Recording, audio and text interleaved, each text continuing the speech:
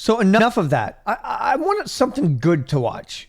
Anything, man. Anything. I just want something to react to. I'm going to give you guys an honest reaction. I'm not going to fake the reaction. I'm going to give you a real reaction. Okay?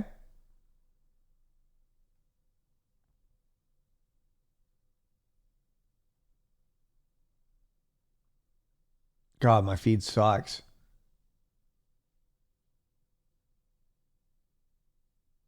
New Godzilla trailer?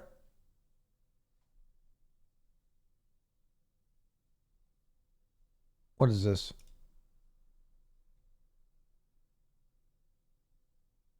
Why is it not loading? Yeah. Public enemy number 1. I would turn my head. If you look forward, they're going to see your profile. What the fuck? He thinks he's such a bad boy. New Tron trailer? Wait, did this come out? Wait, 1 month ago. Well, I'll watch it. I'll watch it, man. I will. NASA's most off-limit room. Really? Prove it to me. This is a NASA engineer trying to fix a hydrogen leak just before the launch of Apollo 11. Yeah. The scary thing is, he is 60 meters up and standing right next to a partially fueled... I want you guys, by the way, if you guys are new here, please kind of really, I want you guys to rate my reaction. If you like my reaction, feel free to subscribe. Feel free to just let me know in the comments. I like this reaction. You don't even need to comment on the content. You just comment on my reaction. So feel free to let me know 8 out of 10, 9 out of 10. I really hope the reaction is something you really like. I want you to understand the reaction is completely authentic as well. So, Saturn V. At launch, the Saturn V contained over 2,500 tons of propellant. If the rocket suddenly exploded, it would have the force of an atomic bomb. What? And everyone at the pad would be killed. But if there was an emergency that gave them time to react, like an uncontrolled fuel leak, there was a chance that they could survive. Located 12 meters below the launch pad is a place called the Rubber Room. A 1960s bunker. Yo, I didn't even know that this was real, chat. Holy shit, dude. Designed to save astronauts and crew in the event of a disaster. We modeled the entire thing, and in this video, we're going to look at what's inside the bunker and how a group of 20 people could survive in here for several days. We'll also be giving away this awesome space shuttle frame. Where do they get all the resources? So stick around to the end of the video to see how you could win. When if what? the Saturn V had exploded on the pad, it would have created a fireball that was half a kilometer wide and over 1,000 degrees in temperature. That is hot. I don't know about you, but I've never experienced anything that hot before. I've been outside on a hot day. In fact, it's getting pretty hot outside. It's like 102 or something like that. That is nowhere near this hot. Oh my God. And so, in the event of an imminent disaster, workers at the pad would immediately have to make their way to the bunker. But the bunker was buried deep beneath the concrete pad. Yep. So, how did they actually get there? The crew had to make their way to level A inside the mobile launch platform, the massive 2-story structure that supported the Saturn. No way that thing is that big and moves like that, like it's a big car / tank. What? That's like a big building that moves. Holy shit. How old is this? How did they build that? 5. Once it arrived at the pad, a small hatch in the platform would connect to a structure that stuck out from the launch pad. No. This was a 60-meter-long slide that started inside the platform and went down through the concrete launch pad until it reached the bunker. At the top of the slide, a sprinkler would spray the crew with water to help them slide down the chute more easily. That's uncomfortable. I'd be like, turn the water off. Turn the water off. I ain't doing this shit. The slide, a sprinkler would spray the crew with water to help them slide down the chute more easily. In just seconds, they would start to pick up an immense amount of speed as they plummeted into the depths of the launch pad. After falling down a steep drop, they would burst into a place known as the Rubber Room. Could you imagine just sitting there in absolute shock and awe, and then just the person behind you's feet just slamming into your head because everyone's panicking and throwing themselves down there, and then people get jammed in there and like, oh, and then the water keeps building up, and then it starts boiling. The water starts boiling because they didn't get down there fast enough. Like, ah! This room was lined by thick walls of rubber in order to absorb the energy from an explosion. The rubber at the end of the slide was also designed to slow the crew down, but this didn't always work. During testing, the water would build up at the bottom of the slide, and instead of slowing them down, it caused them to astronauts will be slide shocked from this. I would be shocked. I'd be like, no! No! way to the end at an incredible speed. One worker actually broke several bones in his body after crashing into the end. From here, the crew would make their way through this enormous blast-proof door. I wouldn't want to be that person. This room hasn't been accessible for decades, and only a handful of people have been allowed to enter. One thing that is very accessible now is the range of interesting documentaries on Curiosity Stream, the sponsor of today's video. Curiosity Stream offers a wide range of documentaries and series all about science, nature, history, technology, and more. So there's something for everyone to enjoy. And with new content dropping every week, you'll never run out of things to enjoy. Curiosity Stream offers plans starting at under $5 a month. So it's a lot like getting a front row seat to the universe for the price of your morning coffee. You can watch on your TV, computer, or mobile device, anywhere and at any time. Personally, I've been watching Trajectory, which celebrates our biggest achievements in spaceflight, like the Apollo missions, the ISS. I mean, listen, on the actual platforms, never interrupt my take, dog. Listen, I appreciate the 32 months. But you need to respect the fucking streamer. Okay? I'm here giving an A-S tier reaction to a sponsor of a YouTube video, that of which I'm reacting to. And don't get it twisted. Oh my God. Where's the respect? Where's the respect these days, dude? I mean, here's the thing. I appreciate it. But when I'm giving a hot take, and my hard, difficult, mentally draining job, I deserve respect. Please, have some heart. I could have sworn I trained you guys better than this. Thank you very much, guys. 32 months, 64 months. The bit's over now. The bit's over. And the Hubble telescope. Not only is the content on Curiosity Stream a supernova of knowledge, but their discounts are equally stellar. Sign up today at curiositystream.com/primalspace. 25% off is actually huge. Then use the code primalspace to get 25% off. I respect that sponsor. I respect that sponsor because it's within the realm of the content. Down the slide, the crew would find themselves in the rubber room. From there, they would enter through a passageway and into the blast room. So do they just sit there and stare at each other? And then what's this? I can't wait to find out what this is. Why does it look like there's some sort of Knights of the Round? Shaped room featuring 20 chairs that the crew would strap themselves into. No social media? The dome itself was made out of super thick steel and concrete, capable of surviving a blast pressure of up to 500 psi. To put No way, dude. 500 psi? Dude, let me ask you a question. How much psi have you experienced? Go on. I'll wait.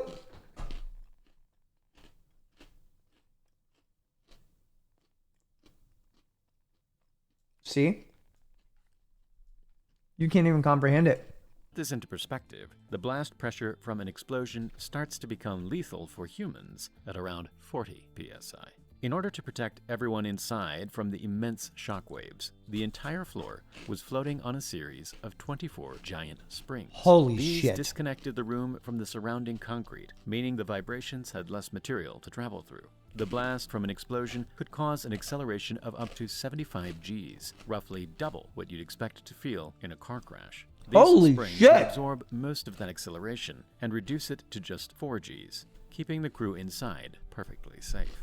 But if a large explosion occurred, it would create a shockwave so immense that it would travel all the way down the slide in an instant and kill the crew inside. No. Enormous blast-proof doors came in, made from several inches thick steel. A lot of you doubted me.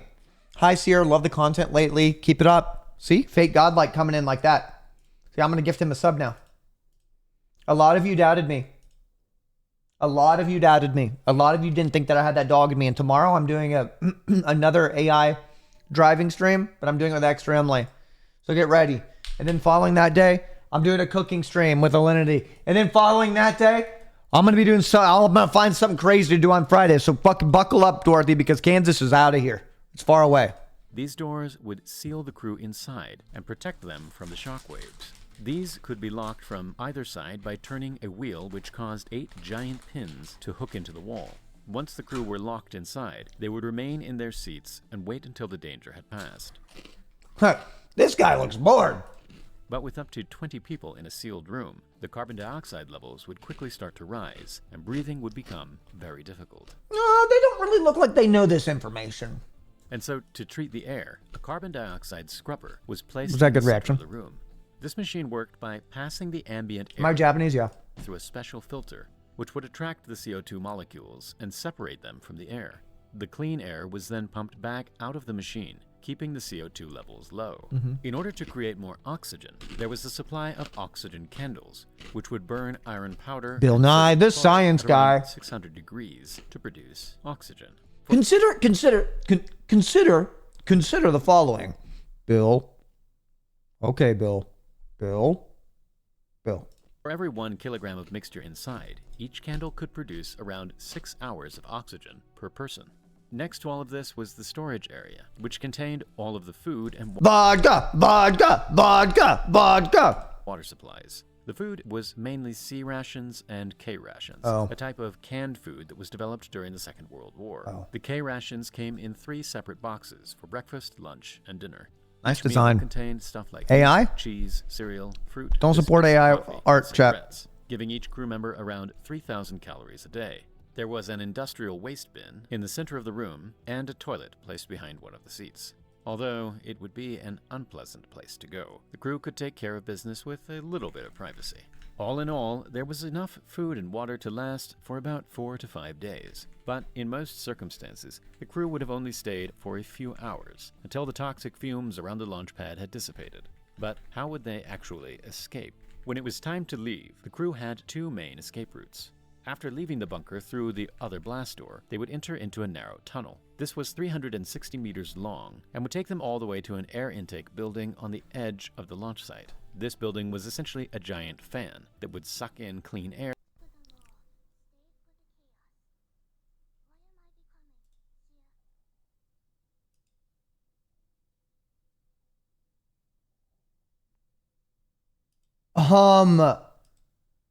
Once again, interrupting me and my content with extreme crime comes extreme measures. 16 months? Appreciate it, man. Thank you. and directed into the rooms I below appreciate the it. launch pad. After walking for around I'm happy 10 that I could keep minutes you coming through a back. very cramped and dark space, the crew could finally escape to freedom. But if the tunnel was somehow blocked from the explosion, Yep. the crew would have to go back and choose the alternative escape route. Or they could be Right rescued. next to the tunnel was a door that led directly into the environmental control rooms, a labyrinth of rooms and corridors beneath the pad that would eventually lead to the Oh, this is a video game premise. Video game starts with a video game starts with a rocket malfunctioning. They get stuck down there. Everybody else dies except for you, and you basically have to traverse through multiple layers of all of this shit. And there's like fucked up creatures in there. They're like, and you don't have a weapon. Oh my god, you have a crowbar. Oh, and the nuclear thing created like a sort of a multi like dimensional sort of thing, right? So that you got like these sort of like alien things, bro. Oh my shit. So you have a crowbar. You're navigating through this stuff. Everything went wrong. Most people are dead. Maybe there's these things. Oh my god. So there's these little fucking creatures, right? Everybody hates it when the thing jumps on your face. These things jump on your fucking face and like fucking eat your, they like fuck you up and then you turn into like a zombie. Oh my God. It was so sick. But with such a large explosion, let me know, type 1 if you think that's a good idea. Catastrophic. And NASA were concerned that the crew would become completely trapped inside the bunker. And so, to add to the list of safety precautions, they You're all placed just an being emergency sycophantic escape hatch fucks. at the top of the blast room. This didn't actually lead anywhere, but in the A event bunghole? of the escape routes being blocked, NASA would dig Bunghole? through the concrete and sand within the launch pad to reach the hatch and free the crew. Bunghole? Thankfully, none of this ever needed to be done. The bunker was never used. And after the Apollo missions ended, No. That could be an Airbnb, dude. Of NASA history frozen in time. No. Over the years, the bunker fell into disrepair. No. And various animals made their way into the bunker. No. Now, only a select group of people have access to this old relic, which will most likely remain untouched for many more decades. Why, dude? And now, time for something really special. The winner of last month's giveaway is Tony Viglas. Congratulations! In the next video, we'll be giving away this awesome space shuttle framed print. All you have to do is sign up at the link below and leave a comment saying what you think NASA should do with the bunker now. Pretty cool. Thank you very much for watching, and I'll see you in the next video. Education. We love education. April 26. Congrats, Tony. I think you're in the wrong chat. Chernobyl's reactor number 4 explodes, triggering the worst nuclear disaster in history. The reactor's core is exposed, emitting radiation equivalent to dozens of atomic bombs every single day. Engineers faced an Whoa, the style of this is pretty How cool. do you contain the open core when I gotta you say. can't even get close to it? I've spent hours digging through archives, reconstructing what might be the first animated model of this near impossible engineering feat. One that almost ended in complete disaster. My name is Torgeir and I'm a senior structural engineer.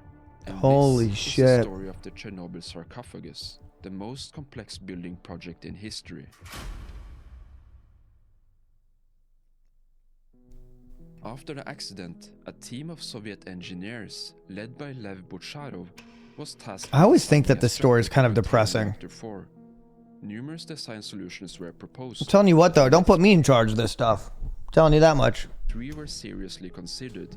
Each had to be judged on feasibility, cost, manpower.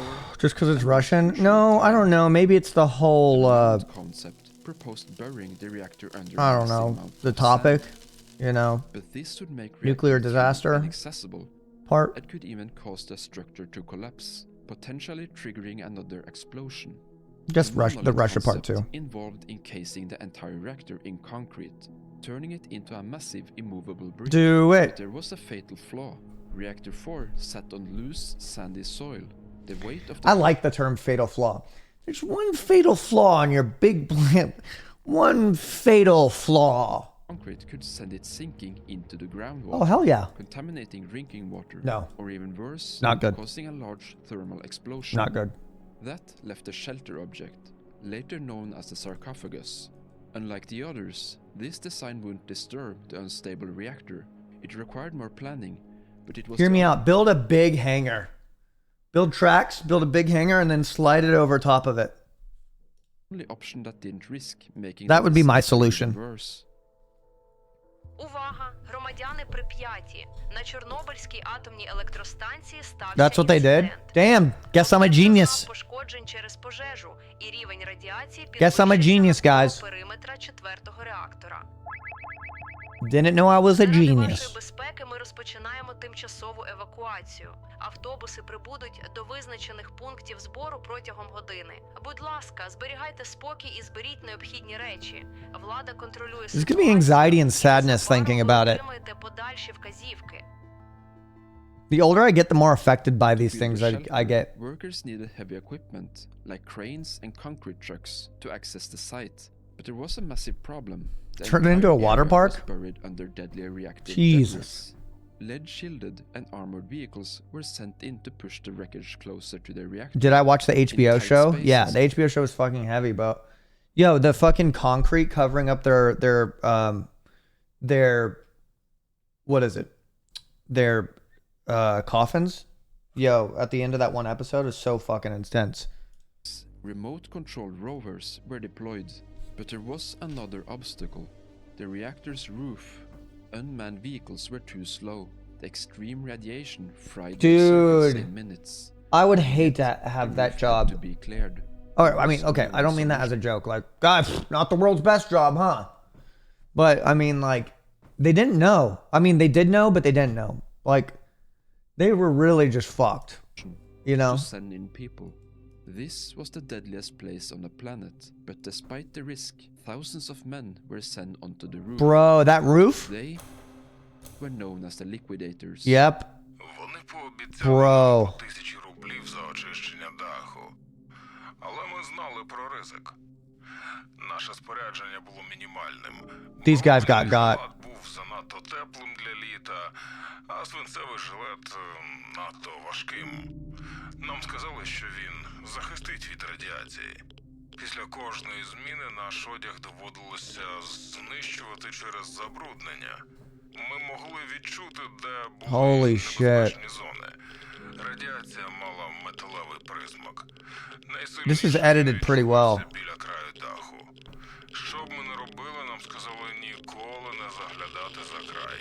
Oh, yeah, you ever seen the photo? They tried taking a photo of it, and it's all grainy because the way it affects the... Holy shit.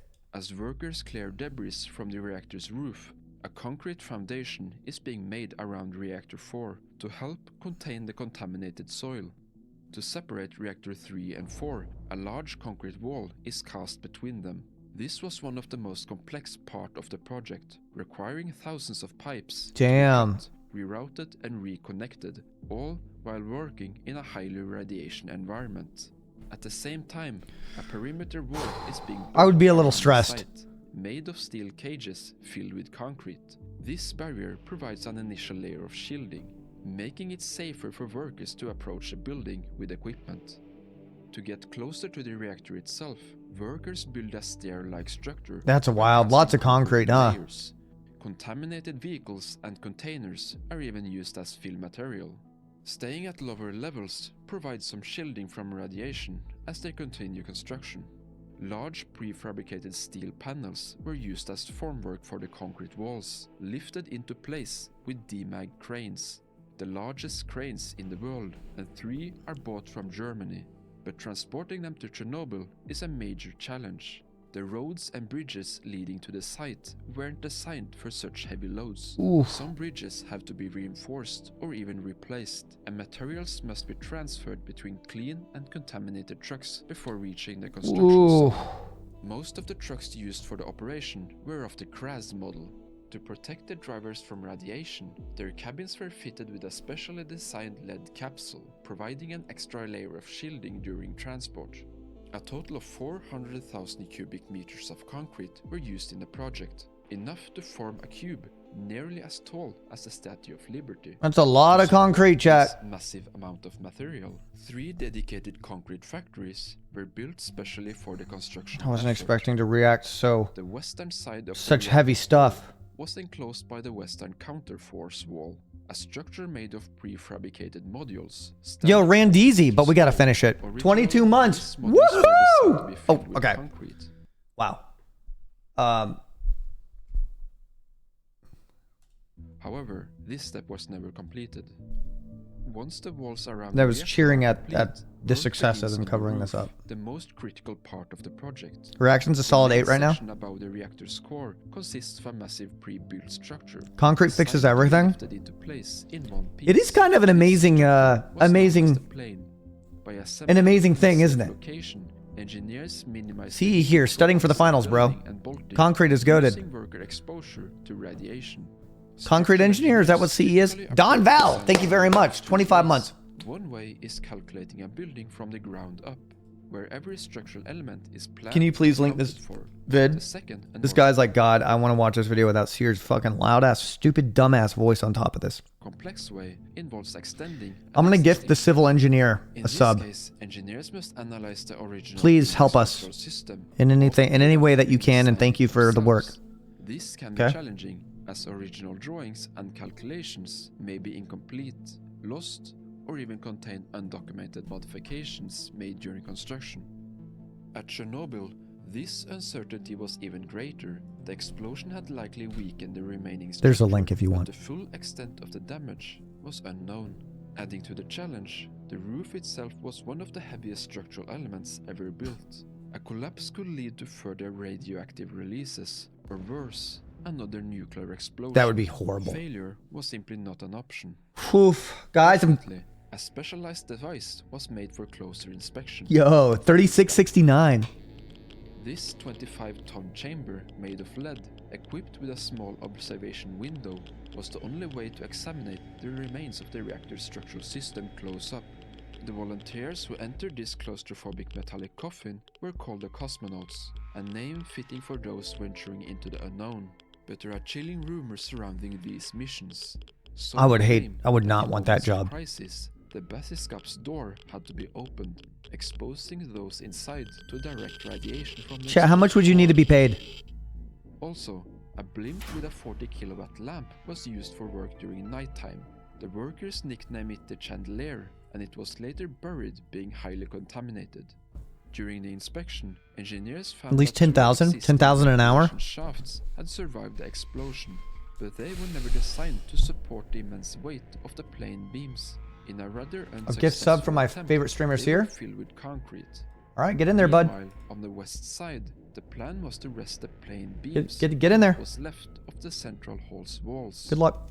The massive DMAG crane was the only machine on the planet capable of lifting the plane into place, but the crane operator only had a grainy TV screen for guidance. To make things worse, the crane's maximum lifting capacity was 159 tons, the exact weight of the plane, but that was without counting for the diagonal crossbeams. The plane was lifted and everything seemed stable. Okay. But then... Oh no, when you say everything seemed stable, that means it doesn't stay stable. They lowered the boom. A loud crack echoed through the site.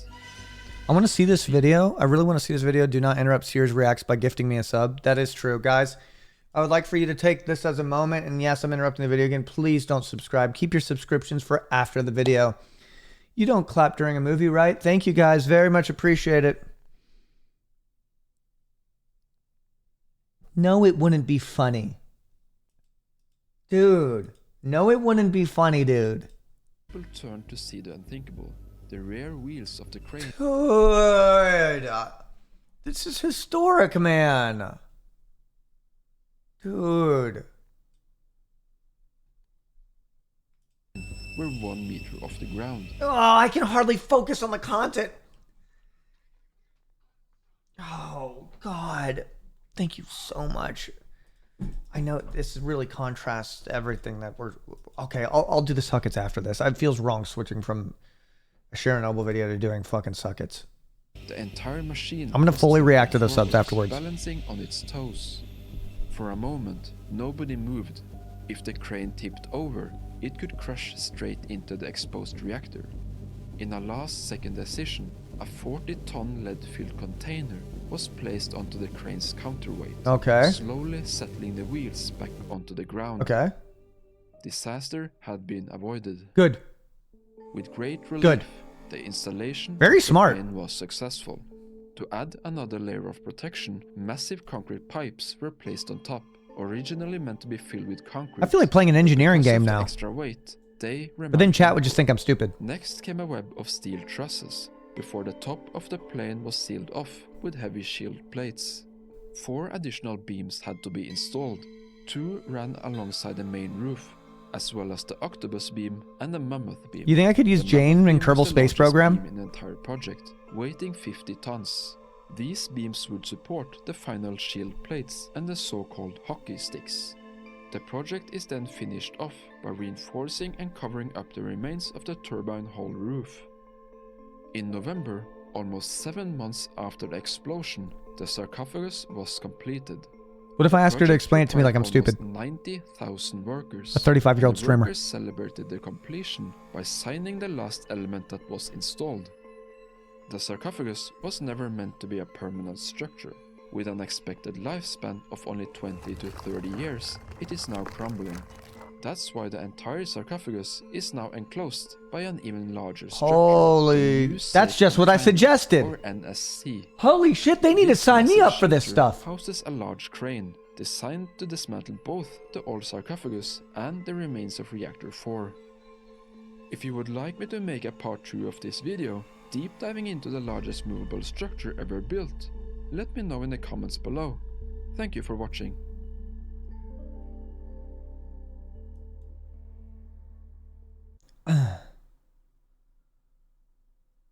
The robot chess player scam? Oh, wait, what? This sounds pretty sick. Wait, unavailable island? What is this? Is this a mystery? I also want to see this. Gotta find the exact location, which is kind of What is this? This is tricky to find, but oh, there is something right here. So one of you guys told me to check out the Balleny Islands, which are way under New Zealand, really close to Antarctica. However, when I was zooming in, I couldn't help but notice this little island way on its own. It's an over artifact. here. So right? This video is not going to be about the Balleny Islands, but instead about the journey of figuring out what this thing is, if it's even a real island, and if there's anything there. It's an So the artifact. first thing I'm noticing about this island is it's way on its own, and there seems to be Oh, nothing dude, around 10 it. gifted subs. Oh, shit. 1, 2, 3, 4, 5, 6, 7, 8, 9, 10. Hey, Cyr, by the way, we don't subscribe. We said we don't subscribe, so we don't have to watch you do that, man. Besides a lot of the coast of Antarctica. I appreciate it. Also, when you zoom into this thing, the resolution never actually increases, and it appears just as It's 'cause it's an blurry zoomed artifact. in as when you're zoomed all the way out. It's not When real. you click on the island, it just says unavailable on the bottom. 'Cause it's which not is real. really weird because almost every island in the world, no matter how remote and uninhabited and unknown it is, always says something. It's an For artifact. example, coming up near Canada, if I just click on a random island like this one, it has a name. So if Google doesn't Wait, have set a the name follower for only it, channel. Wait, is my chat always in follower only mode? then I guess for now we're just gonna have to call it unavailable island. Thank you, white people. So let's look at some other satellite mapping services and see if anything else has this island on their map. It's an artifact. So as you've probably seen in my other videos, Apple Maps shows really far north places with a lot higher resolution than Google Maps. So What? let's see if it's the same in the southern hemisphere. So That's because when they I'm got that zooming iPhone up there. They got that iPhone up there doing iPhone things. that same area, I can't seem to see anything. It's 'cause it was an but artifact. Maybe it just pops up when I zoom in really far. Nope.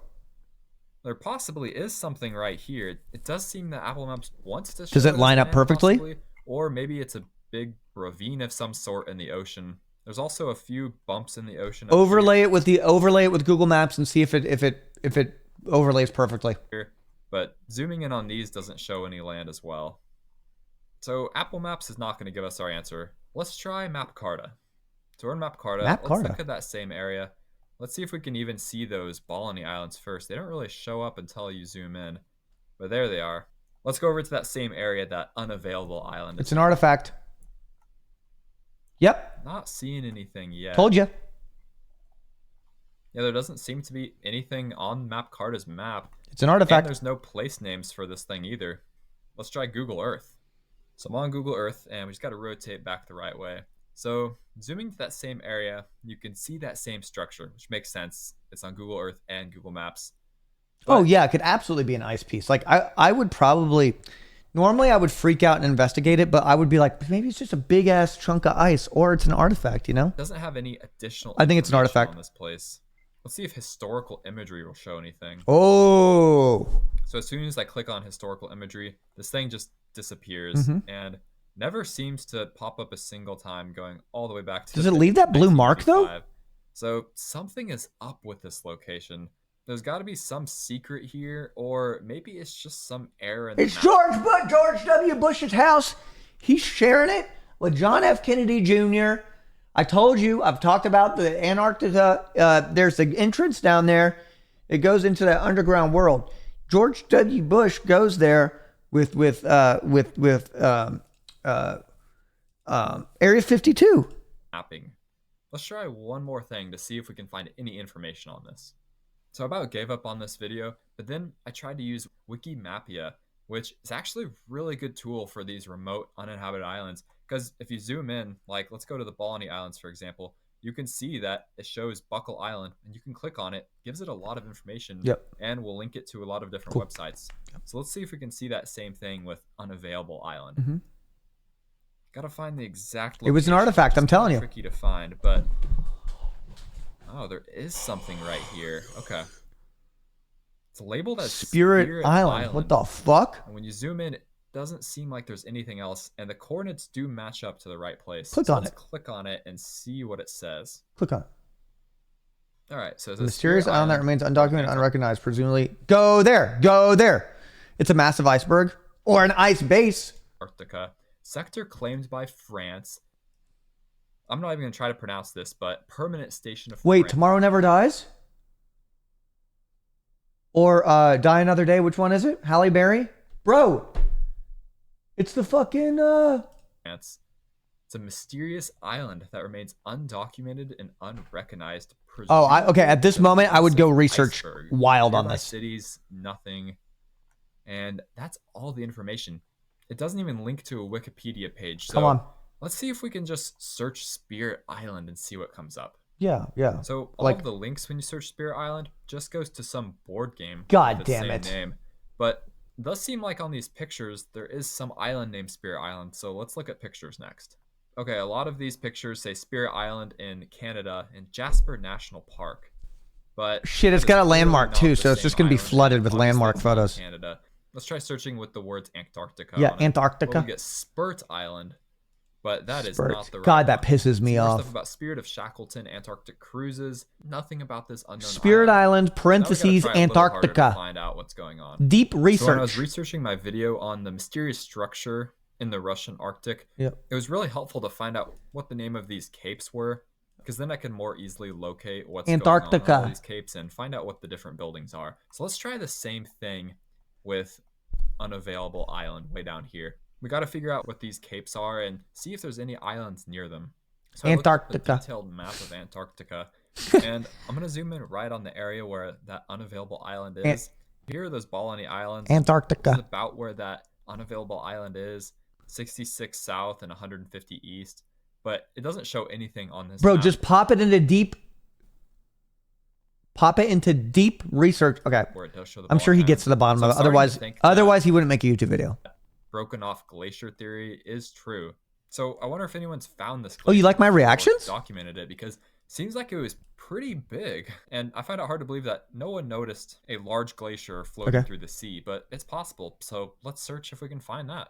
So I found this article from Science Daily, which has large iceberg breaks off Antarctica's Give me a secret base. Written in 2010. In summary. Or this is a red herring. You know what I mean? Like it's like, ooh, wow. But don't worry, guys. It's just a large iceberg. They saw the calving event of a large iceberg from the Mertz Glacier, which is really close to where Worry not, guys. Is. And they noted that this iceberg is 78 kilometers long with 2,500 square kilometers. It does happen, though. About the size of Luxembourg. And it was broke off after being rammed by another iceberg. I highly recommend you look up videos of glaciers calving because it is the coolest thing to see on a video. There are some glaciers that, just like this one, are absolutely massive. Massive. To see it on a scale like that, just all breaking off, is pretty wild to look at. But let's see if Unavailable Island fits the parameters of this 78 kilometer long structure. So orienting ourselves, this is Unavailable Island, and this right here is the Mertz Glacier. Yep. And this thing is absolutely massive. Yep. You can see. I mean, it's a glacier. How far this thing extends. It isn't unlikely that a big chunk is going to fall off. Constantly moving and sending off huge icebergs into the ocean. Yeah. This thing is like, this is the iceberg spawn zone, right? This is the iceberg spawn zone, like, if anything. Zoom in at the very end of it, you can see multiple smaller icebergs. God damn it. Breaking off and God damn it. The ocean, where they're eventually going to melt as they go farther up north. You can easily see how there's much larger chunks like this one right here that could just all come off at once and possibly become something like this Spirit Island up here. I mean, Unavailable Island is not a lot bigger than a lot of these ice chunks that you see right around the Mertz Glacier. Okay. Now, when you measure it, it's only about 9 kilometers long, so it's nowhere near the length of the iceberg from the article that we read. But it does seem to fit in with a lot of the size of the glaciers that come off of Antarctica. So I guess the answer is, yeah, Unavailable Island is not actually an island. but more likely a iceberg from a glacier. No, dude. Somewhere around in Antarctica that broke off, moved through the ocean, and Google Maps just happened to snap a pic of it at the right time. And thought it was an island, but was just never corrected. And I assume sometime in the future this will disappear as new satellite imagery of this place comes about. How much did they fucking pay you? How much did they fucking pay you? They knew he knew. They got him before the video was finished. Bro, what is this? Whoa, all this lack of information, Guys, it's an iceberg. It's going to be removed, okay? It's going to be removed. See, now I'm interested. Ideas about this island? Please let me know down in the comments. And if you have any other suggestions for possible places to look into, please leave it down in the comments. I read everything down there. I need to actually do this. I need to actually do a full investigation. I want to be a map investigator here. One way to prove this, pack your bags. Must be a hidden base the penguins are keeping secret. I think the biggest takeaway from this video is that Wikimapia is cool and useful. I agree it's likely an iceberg. The issue with most online maps is that they don't use satellite imagery despite them calling it that. The detailed imagery zoomed in is mostly taken from planes. This means that images of remote areas are often out of date or low quality or missing. The best source of actual satellite data is the Sentinel Hub EO browser, which stores data from the Sentinel satellites. It can be a pain to work with, but it takes images of every place on Earth every 5 days. That's pretty cool. So it's just an iceberg. That's it.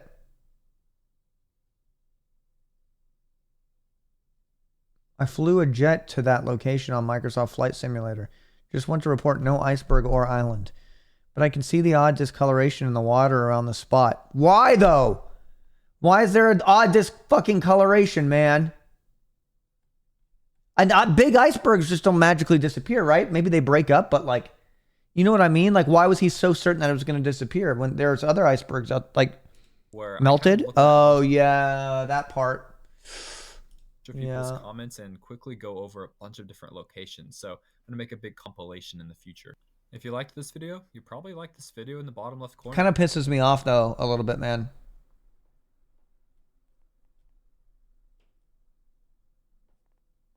Kind of pisses me off, bro.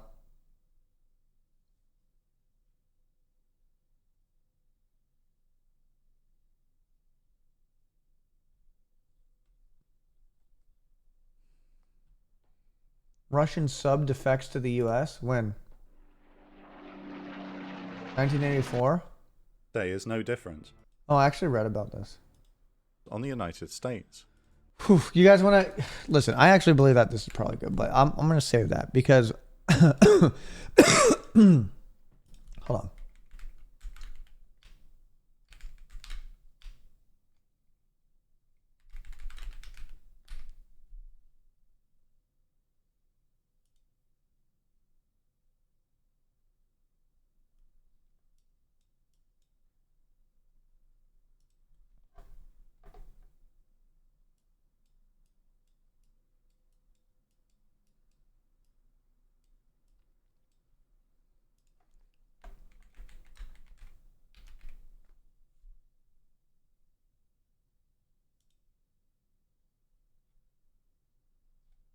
Okay.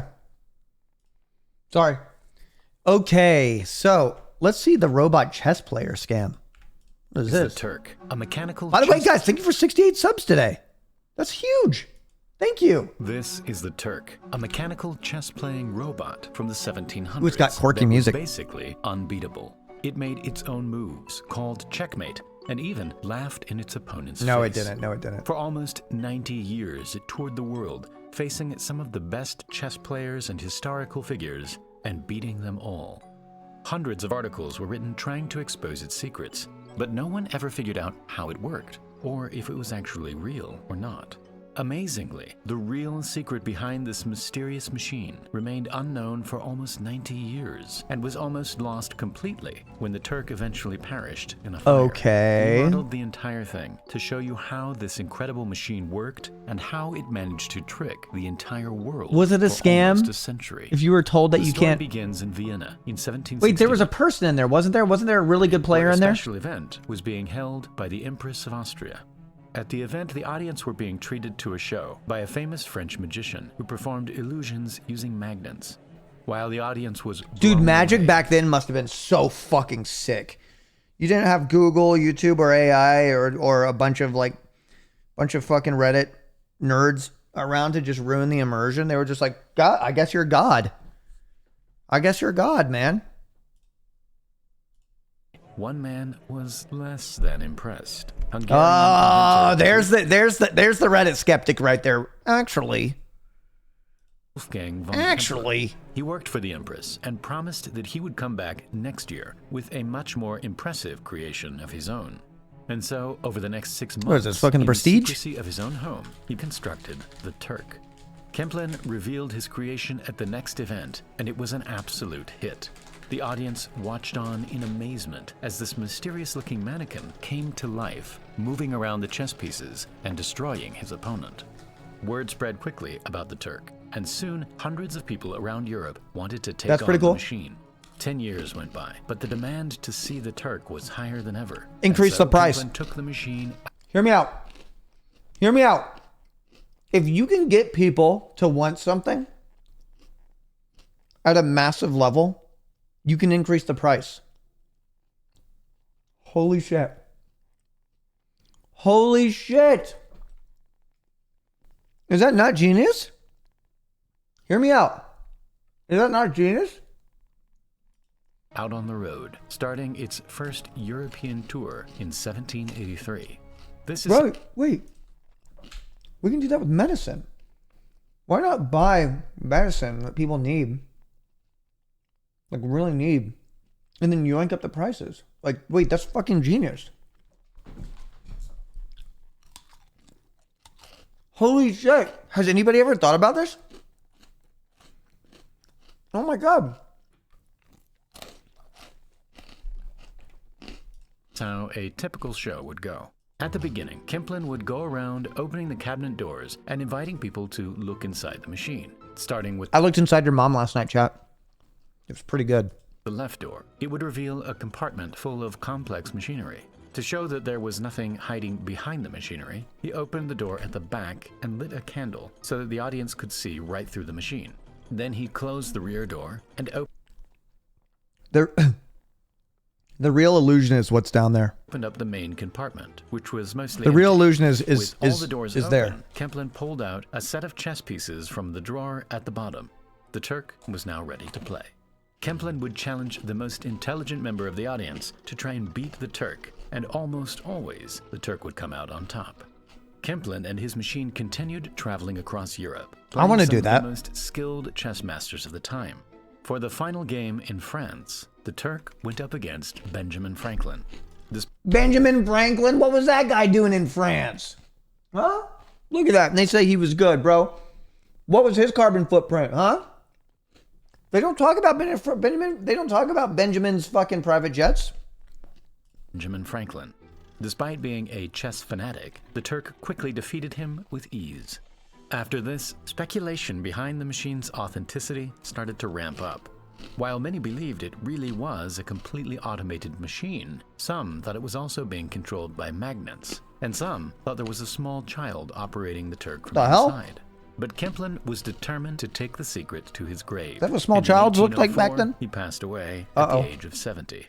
The Turk was eventually sold to a German inventor called Johann Maltze for around $300,000. Guess he couldn't Over the grow a course of mustache. several years, he figured out the Turk's secrets and took it back out on the road, this time finding even more success in America. But one day, after performing in Baltimore, an article was written in the local newspaper that appeared to give away the Turk's secret. Two young boys had climbed onto the Turk's storage shed No. and saw Maltze opening the cabinet and No. a man climbing out of it. A few days later, the newspaper retracted the article because the boys' story couldn't be verified. This is still a problem in today's world. That's why we're working with Ground News again for this video. Invented by a former NASA engineer, Ground News is a news app and website that allows you to compare articles from a wide range of sources to verify information and see the full picture. Every story People always comes use with a NASA quick visual as like a breakdown of benchmark of why, oh, my aunt. I always know somebody whose aunt or like family member worked for NASA. with a political bias, reliability, ownership, and headlines, all backed by ratings from 3 independent news monitoring organizations. Take this story about Boeing's Starliner. More than 150 news outlets reported on the story, most of which are from the left. You can also see a breakdown of the reliability and ownership. Who checks the fact checkers? To see how this bias can affect framing. With their bias comparison feature, which highlights specific differences in reporting, we can see that the left and center outlets tended to focus on the number of helium leaks and the affected valves, while right-leaning outlets framed these leaks as a crucial test for Boeing's competition with SpaceX. One of our favorite features is their blind spot feed, which highlights stories underreported by one side of the political spectrum. Wait, so I can use it? So I can use this to see what news I want to read. Fuck yeah. Now I know what not to read and what to read. Spectrum. For example, if you lean left, you probably missed this story on Boeing being blocked from increasing production of their airplane. For a more faithful and objective way to keep up with current events, click the link in the video description or scan the QR code. Imagine if it was law to show that. The unlimited access plan. But then people just blame the law for like, it just never ends. Secrets behind his new machine. Maltzel took the Turk back out on the road. One of his first opponents was I want a hat like that. Napoleon Bonaparte, who he defeated with ease. Maltzel and the Turk spent the next 20 years touring all the way from Boston to the Mississippi River and everywhere in between. The Turk was more popular than ever, but still nobody knew if it was real or not. Famous poet Edgar Allan Poe was invited to inspect the machine and ended up writing an essay on how he thought it worked. He thought that there was simply a man underneath the Turk's clothing that could see the chessboard and was making all of the moves. We now know that just because you're a writer doesn't mean you're an intelligent person. That was one thing that we've learned over the course of time. Spent most of the 1830s touring America and Cuba with great success. But while sailing back to the US, Maltzel suddenly died at sea, and the Turk and all of its secrets were now just waiting to be uncovered once it arrived back. The machine eventually fell into the hands of Edgar Allan Poe's physician, who had always been interested in the machine. But by then, the Turk was 70 years old, and without a charismatic owner to put on the show, it was eventually donated to a museum in Philadelphia. It remained here for over a decade, until one day, a fire swept through and completely destroyed it. No! It was no doubt one of the best-kept secrets in the world. It traveled everywhere, constantly under scrutiny from the world's brightest minds. And yet, even through multiple owners, it managed to take its secrets all the way to the end. No, bro! It seemed like the secrets behind the Turk would remain unknown forever. But a year later, the son of the Turk's last owner published an article that would finally reveal the truth. These are the secrets behind It's mirrors. Somebody would hide down there. It's mirrors is what it is. Turk. As it turned out, the real illusion is down there. Wasn't automated at all, and was in fact operated by a chess master hidden inside the machine. That's insane though. The fake machinery and the bottom drawer didn't extend all the way to the back of the cabinet. Oh my and God. so there was space for the operator to sit with his legs stretched out under a fake floor. That's when he hides. Before the left door was opened, the operator would slide forward on a movable chair into the main compartment, closing behind him a secret door. Damn! The presenter would then open the rear door and show the audience that there was nothing but machinery inside. As the presenter closed the rear door, the operator would slide back into his original position, closing another door behind him and in front of him. The presenter would then open up the front and rear doors to the main compartment to allow the audience to see inside.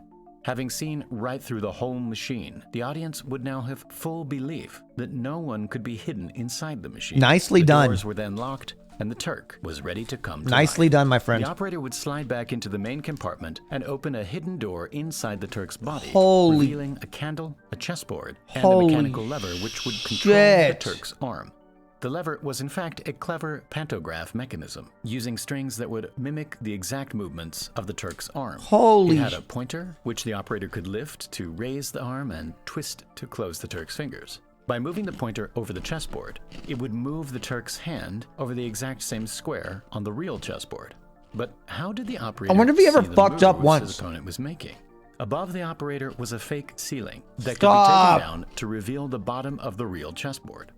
Under each square was a small magnet dangling from a copper wire. The chess pieces themselves also had magnets in their base, and so the magnets would get pulled up wherever there was a chess piece. Chat. As his opponent picked up a chess piece, the corresponding magnet would drop and wobble for about 30 seconds, allowing the operator to see what piece had moved. You better fucking pay that man well. Chessboard. To this day, the original operator of the Turk is unknown, but during Metzel's tours, the machine was operated by an impressive list of chess masters, all of whom kept their part of the secret. What? Over the course of its 19 That would never happen. That would never happen nowadays. Not thousands of games, and won almost all of them. Amazingly, the story of these young boys seeing an operator climb out of the machine was almost certainly true. But the Turk went on to keep it secret for another 30 years. And now for the Primal Space giveaway. The winner of the previous giveaway is Marco. Congratulations. In the next video, we'll be giving away this awesome Mechanical Turk poster. All you need to do is sign up at the link below, make it again, the video, and leave a comment saying how you thought the Turk actually worked. That's Thank insane, you very guys. much for watching, and I'll see you in the next video. That was insane. Big W, Marco. Big W. This is a good channel. Oh my god, eating while reacting, that's a hard 3? Holy shit, you're right. Oh my god.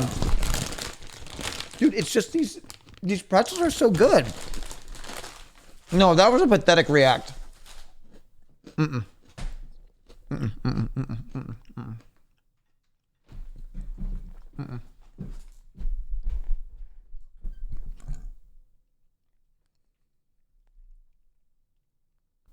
All right. One more educational, huh? One more educational video? The greatest art heist in history? I'm kind of curious. Oh, the most dangerous building in Manhattan? Oh, 33 minutes? Shit, man! It's a hot summer's evening in Paris. For weeks, a record-breaking heat wave has Yes, leaving the streets empty. That's my impression of French. That's my impression of French people. Yes, And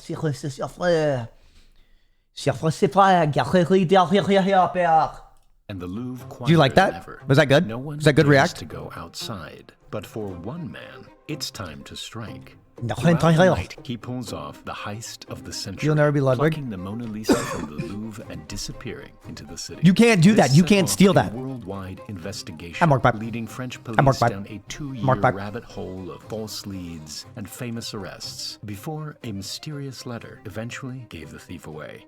We modeled. We don't the get mysteries entire like this thing anymore. To show you how a single man stole the Mona Lisa. Everything how he just kinda almost sucks a got little away bit. with it, and the elaborate plan behind the heist. But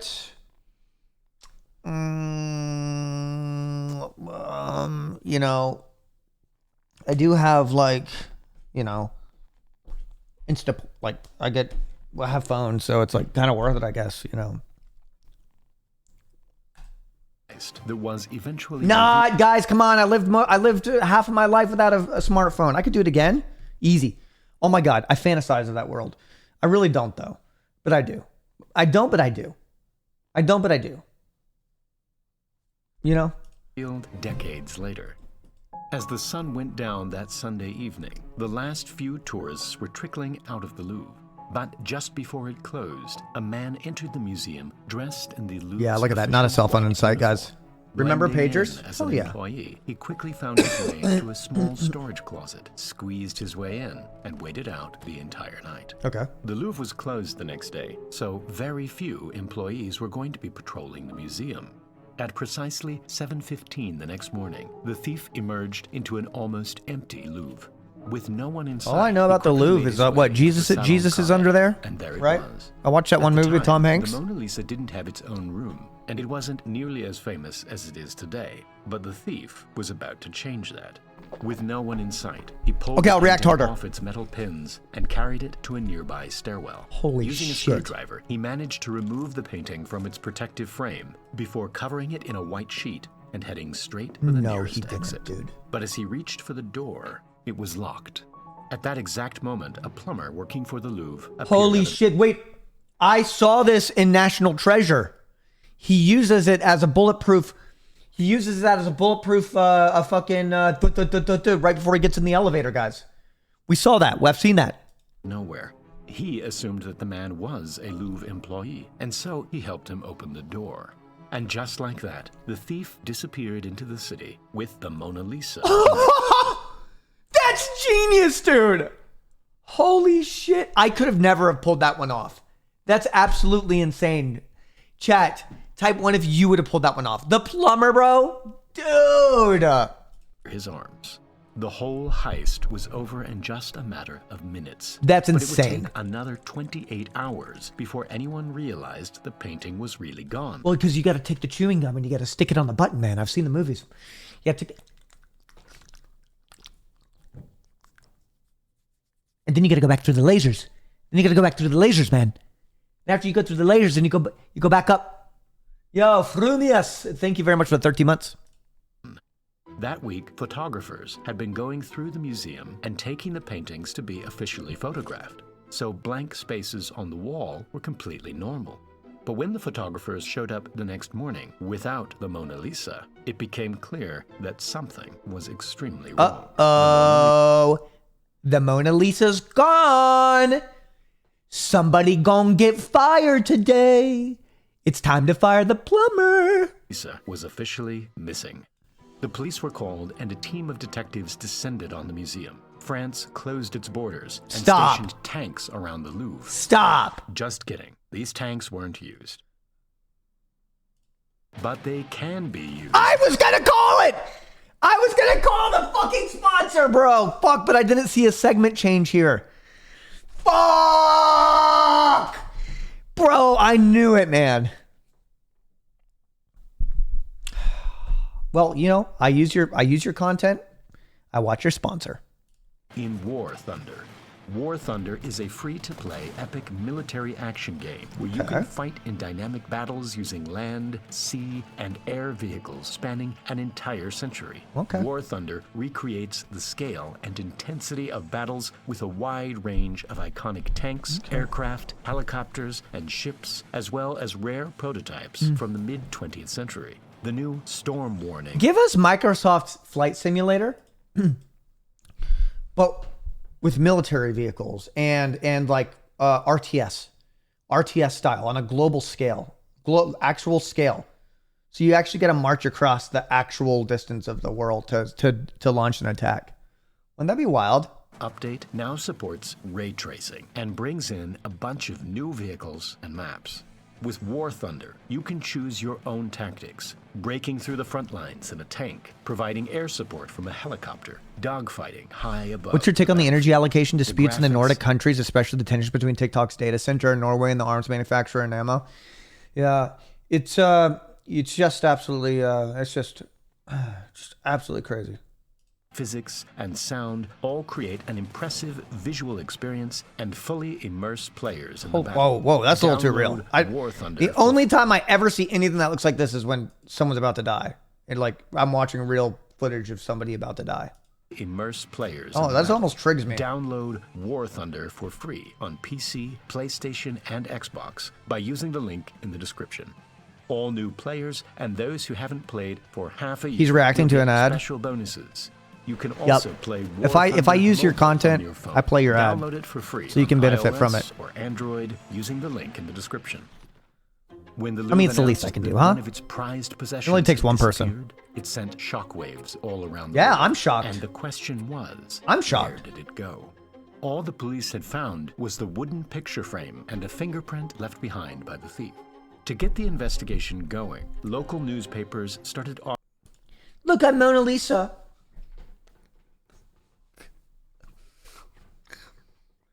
That's my impression of Mona Lisa. You like it? Am I smiling? You'll never know. Was I smiling? You'll never know. It's me, the Mona Lisa. That's my impression of the Mona Lisa. It's pretty good, isn't it? Offering a reward of $250,000 for any information that would lead them to the painting. The response was overwhelming. Thousands of people sent letters and showed up to police stations with You will never be the Mona Lisa information. placing the Mona Lisa. You'll never be the Mona Lisa. You will never be imagined in a painting that people will appreciate for decades on end. You will never hold the same importance that that painting ever. All over the world. 2 separate witnesses recalled seeing a man leaving the Louvre with a bulky object, but the descriptions of the man were completely different. One person claimed that the Mona Lisa was on a freight train heading through Belgium, and another claimed that the painting was on a ship which had already set sail for America. But perhaps the most promising suspect was the famous artist. I would like Pablo I would like a GTA server that that like one way you can make money is Jesus. Oh my God. This is what I fucking look like. Dude, art heists. Wait, art heists were a thing, weren't they? They were. You could steal paintings. Yeah, you could. If I'm not crazy. I think you could. So, on old NoPixel? A secretary who knew Picasso wrote to the police and admitted that he had stolen several... Oh, remind me to look at your shitty Discord memes today. Iberian statues from the Louvre. If you still want to get them in there, I was supposed to look at them yesterday, but it's millennial core memes that have dated, or we recall from early 2000s, that kind of shit. He claimed to have sold these statues to Picasso, who went on to use them in one of his paintings. It seemed unlikely, but after checking the serial number on the statues, the Louvre confirmed that they really were from the museum. Picasso was arrested and taken in for questioning. What? Meanwhile, the police turned their attention to another famous suspect, American banker and art collector. What do I think about 1991 babies? Hate them. J.P. Morgan. At the time, art forgery was a big business, and paintings were often being forged and sold to naive millionaires in America. According to the claim, have I ever stolen Morgan anything? had Your mom's heart. commissioned the heist, and the painting was now on its way to him. Police in America stopped and searched a boat pulling into New York, but there was no Mona Lisa on board. Theories kept coming in from all over the world, but after 2 years of searching, the location of the Mona Lisa was still a complete mystery. As it turned out, the Mona Lisa hadn't gone far at all, and it was sitting in an apartment just 2 miles from the Louvre. This was the apartment of Vincenzo Perugia. That son of a bitch, Vincenzo, dude! 29-year-old Italian who used to work at the Louvre as a handyman. He knew every weakness of the Louvre. He knew that it was closed on Mondays. He knew about the photographers, and it was him. It all wraps up. Protective case, which he dismantled so easily during the heist. After leaving the Louvre, thank you, Lucas. He hid the painting in a trunk with a false floor, which he had made himself. That son of a bitch. With it for so long. Amazingly, Perugia already had a criminal record, and his fingerprints were already in the system. But only his right-hand fingerprints were in the system, and the one on the picture frame was a left-hand print, and so a match was never found. During the investigation, police had visited Perugia's apartment twice, but never found anything. That's wild. Little did they know that the Mona Lisa was hiding right under their noses. Damn. Perugia had pulled off a stupidly simple heist, and it seemed like he would get away with it. But after 2 years holding the painting hostage, he started to get impatient. With what? He wrote an anonymous letter to an art dealer in He wanted to get Florence, caught? the city where Da Vinci painted the masterpiece. In the letter, he claimed to have the Mona Lisa in his possession and said he wanted to return it back to its home. He signed the letter with the name Leonardo and took the next train to Florence. The art dealer and his associate agreed to meet Perugia in his hotel room to authenticate the painting. With the doors locked, Perugia FBI, open up! To their surprise, it really was the Mona Lisa. In order to further authenticate the painting, the art dealer French Bureau of Investigation, open up! Took it back to their studio, assuring Perugia that he would be rewarded for bringing it back to Italy. But just an hour later, the police showed up at his door and arrested him. Yep. Perugia ended up spending just 7 months in prison and died just 10 years later. Just 10 years later? I mean, that's 10 years. For the Mona Lisa was over. The truth behind what really happened seemed to have gone to the grave. But in 1932, a story was published that Did Italy revealed deserve a it? much more elaborate plan behind the heist. Or was it sold to France? Written by Carl Decker. He claimed to know the man who was really behind the heist. A man named Eduardo de Valfierno, an expert in art forgery. He had come up with a grand plan to sell not 1, but 6 perfect copies of the Mona Lisa to 6 unsuspecting millionaires lined up. Dude! he commissioned a talented French painter to make the copies and ship them off to America and put them into storage. No! In order for them to believe they were really getting their hands on the Mona Lisa, the real one. Those stupid fucking millionaire Americans! So he contracted Perugia to pull off the heist. When news spread that the Mona Lisa had gone missing, the paintings were sold to their buyers, and the three involved ran off with the equivalent of $90 million. Dumbasses. And now... Wait, they actually got away with it and lived happily ever after? There's children existing today, generations down, that could still have that wealth.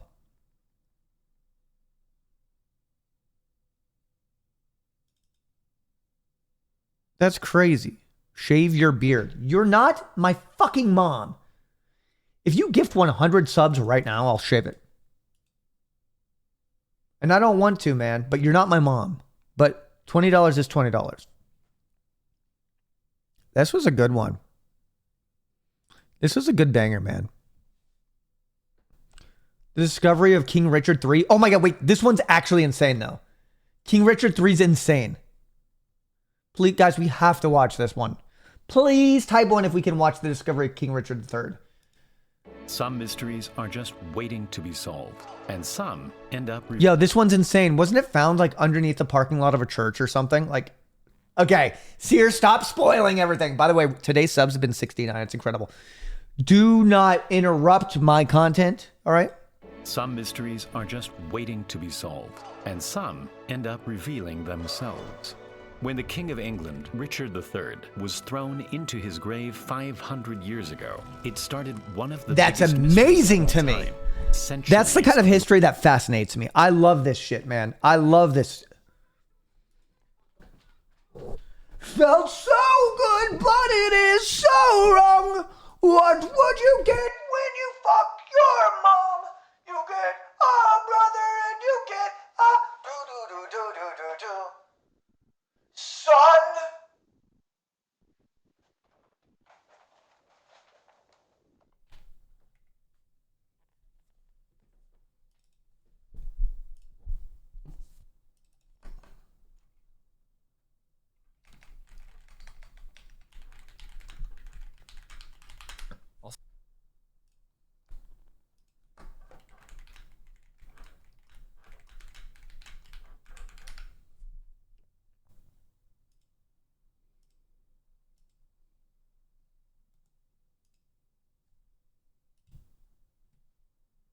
Check this out. I think that this kind of history is so fascinating. It started one of the biggest mysteries of all time. I love things very historical, like significantly historically significant places that like got covered by something really modern and then just re-exposed, because history is built on top of history, right?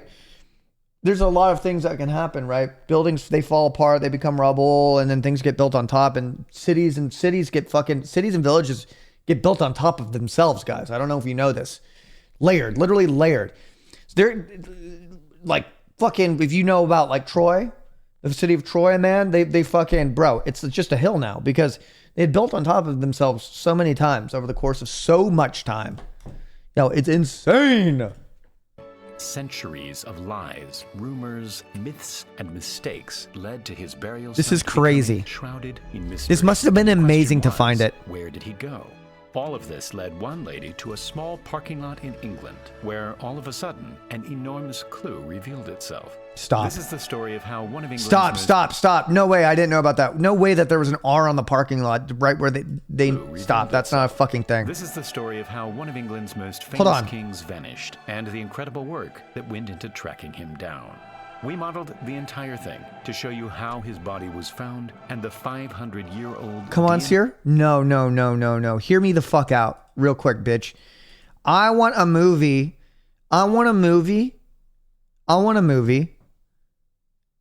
Okay. And the movie starts with a car pulling out of a parking lot. It's King Richard III movie. And the movie starts with a car pulling out of a parking lot. And then it just goes quiet title slate. King Richard. Then it just cuts immediately to ting, ting, ting. Fucking eagle eye, literal fucking drone pushing of a fucking epic battle in a field. Bro, that'd be so fucking sick. Entire thing to show you how his body was found and the 500-year-old DNA test that proved it was really him. When the Battle of Bosworth came to an end, Richard III was found dead. His enemy, Henry Tudor, immediately declared himself king. Bro, and that's... Richard's body was taken off to the town of It Leicester sucks, though, to and just put on lose like display that. for the whole town to see. According to records, he was buried unceremoniously beneath the Greyfriars Church. Yeah, they didn't and give a shit about monument him. Was eventually placed above his grave. But 40 years later, Henry VIII began taking down the Catholic Church. And in just 5 years, every church across the country was shut down, and many were demolished, including Greyfriars. The land where it once stood was eventually bought by the mayor of Leicester, and a mansion was built on top of the site. Although the monument had been destroyed, the mayor knew exactly where Richard was located, and so he placed his own monument to mark the spot. Damn. But in 1611, a story was published that would completely alter the course of this mystery. I love this type of history, guys. By historian Sorry. John Speed. It stated that when the church was demolished, Richard's body had been taken out by an angry mob and buried under the nearby Bow Bridge. Although it wasn't clear where this story came from, people started to believe it, and over time, it became the truth. By the 1800s, everyone knew this story, and eventually, a plaque was placed next to the bridge to mark the spot of Richard's burial. A few years later, a skeleton was found in the river. It's not Richard. People believed they had actually found the body of Richard III. Nope. By the 21st century, the actual whereabouts of the king were a complete mystery. The mayor's mansion that once marked his grave was long gone, and the original Greyfriars Church was now buried under several layers of buildings. Holy shit. But in the early 2000s, members of the Richard III Society started looking for him, thanks to modern technology. Wait, is that guy an actual knight? What the fuck? Hold on. In the early 2000s, members of the Richard III Society Look at that. Look at that. That guy's an actual... Does he know his gear's outclassed? Looking for him. Thanks to modern technology, they were able to recreate Richard's burial using InVideo AI. Stop. Just kidding. InVideo AI, today's sponsor, is a tool that lets you turn your ideas into full-length videos, no matter your skill level. Okay, that was a good one. Tools which only solve part of the video creation That was a good one. InVideo puts you in the director's That was a good one. and does all the heavy lifting. Just focus on your vision and type in the prompt. InVideo will create the first draft of your video in just a few minutes. That was a good one. After that, you can fine-tune the video using edit commands. Its capabilities are endless, and you can even get it to clone your voice and do the narration for you. With InVideo as your creative partner, the possibilities are truly endless. You can try InVideo AI those for pandas free. were morphing Using the all link in the around, huh? They were like, description. This will save you hundreds of dollars that you would otherwise spend on editing, animating, and other production costs. In order to find Richard III, the search team had to go back I'm sure the comments through are the nice history and books cordial. figure out what really happened after he was buried. They started looking into John Speed's story of Richard being buried under the bridge, and that's when they came across something really interesting. What? John had traveled to Leicester in 1611 to look for Richard's grave and to make a detailed map of the city. But when he got there, all he found was an overgrown field and no monument. Nothing. The search team took a closer look at his map, and they realized that the Greyfriars Church had been drawn in the wrong location, and it had actually been drawn in the location of the Blackfriars Church. Speed had clearly gone to the wrong church, and that's why he didn't find a grave. That's massive. If he had gone to the right place, he would have come across the mayor's mansion. Bro, could you imagine the clues? Like just adding up and you're like, oh my God, there's an obelisk right here. Monument marking where Richard lay. Since he hadn't found a grave, he invented the story of Richard being buried under the bridge. This was most likely inspired by the real story of a local priest who actually was dug up and thrown in the river years before. All of this proved that Speed's story was actually false, and the team could focus their efforts on looking for the Greyfriars Church. But any evidence of the church had long since been covered by buildings, and so finding it would be a huge challenge. Chad? The earliest map that showed any detail was from 1741, and it showed the Greyfriars area, which at that point contained the mayor's mansion and the surrounding gardens. The monument that once marked Richard's grave would Stop. have stood somewhere in this area. I would dig all By over. overlaying more modern maps, it showed that a road was eventually built through the area, and today's buildings had been built on top of the gardens. Wait. By the 21st century, the Greyfriars area had been almost completely covered by buildings, and the remaining bits of land had been turned into parking lots. Holy in shit. 2005, Philippa Langley, who was Crazy though leading that the you can still kind of see the lots there. You know what I mean? Like those historic lots. Look at that. You still kind of see it right there. Amazing. How history just managed to stay through all the way, man. Like, I love that shit. and almost completely covered by buildings, and the remaining bits of Holy land shit. had been turned into parking lots. In 2005, Philippa Langley, who was This one was leading my the neighbor, no research, cap. Really? came to Really? I'm gifting you a sub. That's pretty crazy, dude. Gifting you a sub, man. We love history. We love history. You know what we love more? 25 more subs. Until that's crazy, guys. Thank you. one of these parking lots to investigate.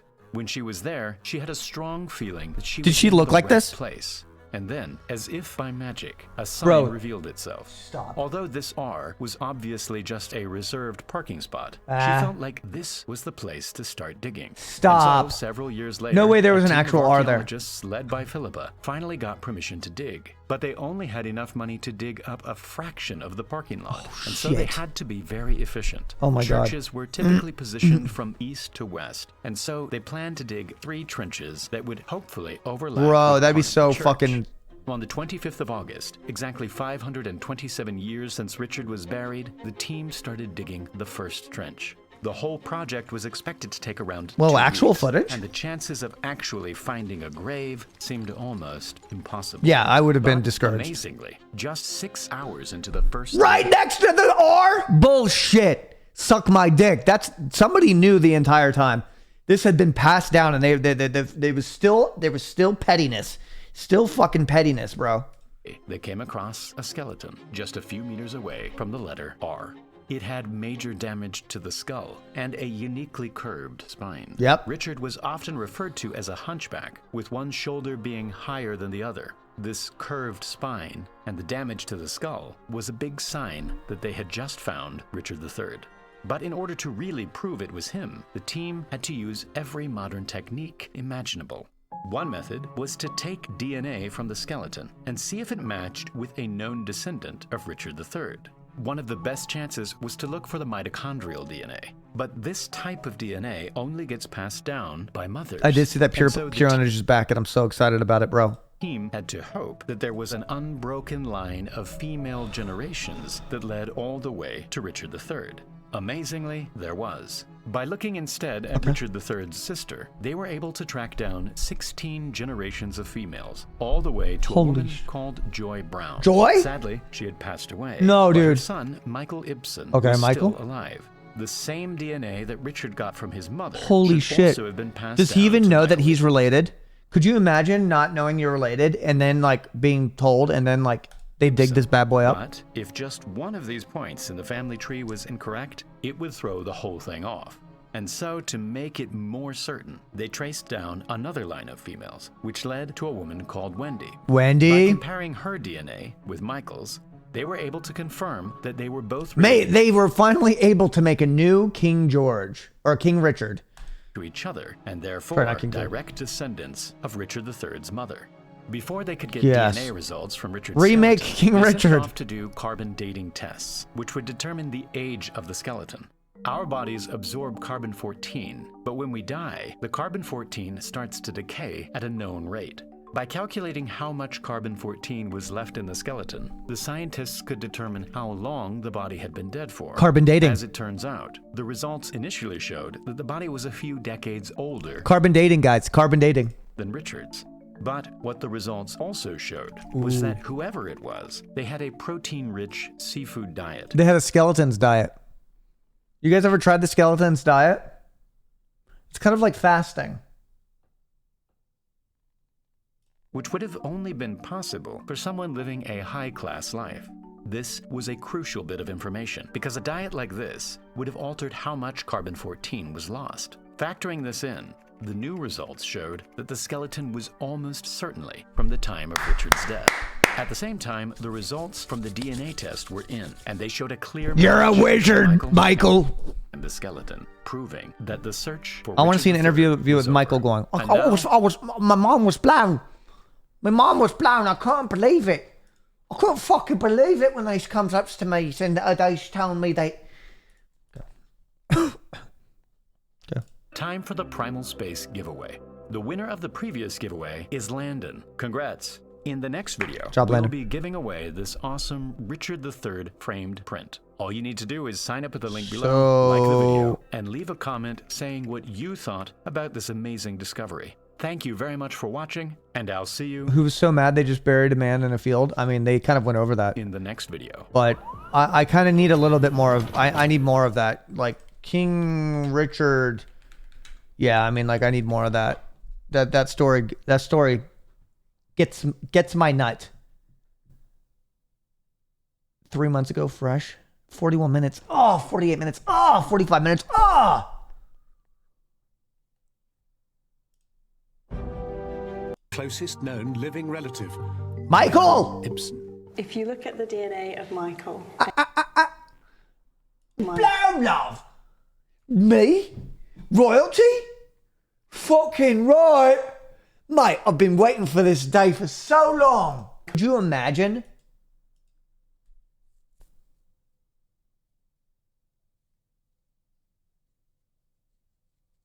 Bro, that would be the ultimate... That's the ultimate pub tale right there. He's just 8 cheeky pints in at the local pub. Like, mate, I'm fucking pissed. Mate, well, I'll tell you a bit of a secret, yeah? Mate, believe it or not, I'm the fucking descendant of King Richard the fucking third. Mate, drinks on me, love. You got another one? This one didn't go through. You got another one? Fucking hell. You fucking got this one. Thought I'm pissed. Could you imagine? Our landscape now, but when you think about the brutal and bloody battle Wait, yeah. that was once fought here and picture it, so I am. red with blood. I actually do that. Like, whenever there's a place that's been a battlefield and it's just chilling there, it's always fucking mind-blowing to me, especially old ones. Old ones. Or, like, you know, even if there's just, like, neighborhoods there, that's fucking mind-blowing to me. Civil War fields, bro. The World War I, World War II fields where there's craters. There's fucking craters and then, like, farmlands have just grown over it. Holy shit. Not to be But I mean. like the older stuff. Knowing that, like, swords and fucking swords had fallen in a certain... Like, that shit's fascinating to me. Time and history, like, the time lapse of, like, what happened in this one spot. If you were to time lapse... I find that shit so fascinating. Especially if you're on a major road. Looks like you should have chosen some better closest nights, huh? That wedding? I mean... You cried every wedding. Bro, my brain. No. Do you listen? Do you cry at this funeral? And Philippa Langley, who led the search for him. Why do they look so sad? Many died on these fields. Okay, bro. All right, this guy walking out of a time machine. We acknowledge. He's like, I fought for Richard. I'm gonna stand here and there's a funeral, proper burial. I fought for him. Thank you. Finally, I could rest. Thank you. May England live with you. I've been to Ren fairs that look better than this one. Jesus. Is that what they've been doing for hundreds of years? Jesus Christ. Sounds like a high school marching band. Just kidding, guys. Come on.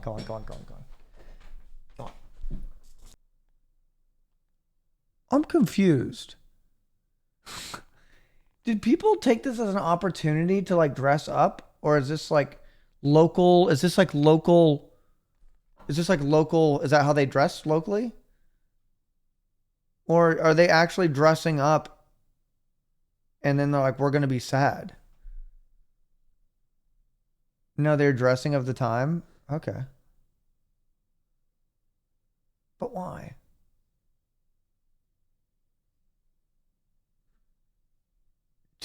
make Richard feel better? Glory. I'm not gonna lie. I think it's because they can't, like, he couldn't even conceptualize that hundreds of years later, like, they're gonna fucking just go. We was wondering what was gonna happen afterward. Dr. Helen Castor, No, I'm just being an asshole at this point. And I think it just gets a little bit deeper after that. And I don't think that I really need to, you know, really dig any deeper than that. What's up?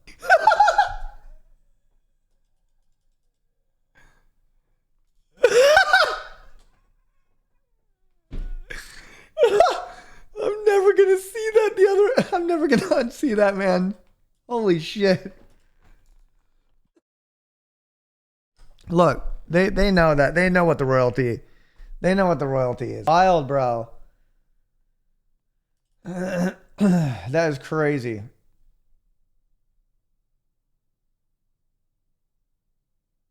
That is fucking wild, chat. This is what the Roman You gotta watch this one, guys. In 1864. Yo, you gotta see this one. This is what the Roman Forum looked Yo, like. me as an American, I gotta show you Europeans what's going on where you guys live. I don't know if you guys know what's going on over there. I have to show this to you guys. 1864. Europeans, pay attention. This is what it looks like today. When archaeologists started digging here, they uncovered an entire world of ruins deep underground that hadn't been seen for centuries. Over time, the city had risen by more than 10 meters, and older buildings had been completely forgotten about. All over the world, you'll find ruins. Hold on, phone's ringing. Hello? Yeah. Yeah. Yeah. Only 13 more subs away from 3,700. Yeah. Yeah. Yeah. Yeah. Yeah. Yeah. Yeah. Yeah. Yeah. Okay. Yeah. Yeah. Yeah. Only 13 more subs. Yeah. Okay. Thank you.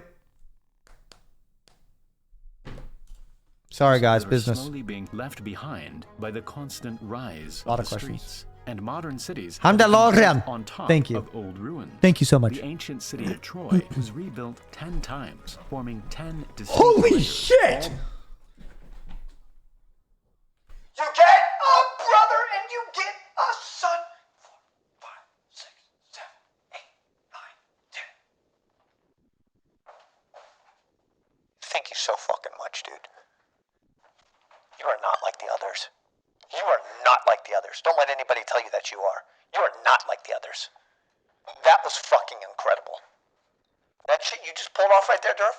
That shit was fucking incredible. I'm not even joking. That is straight from the bottom of my heart.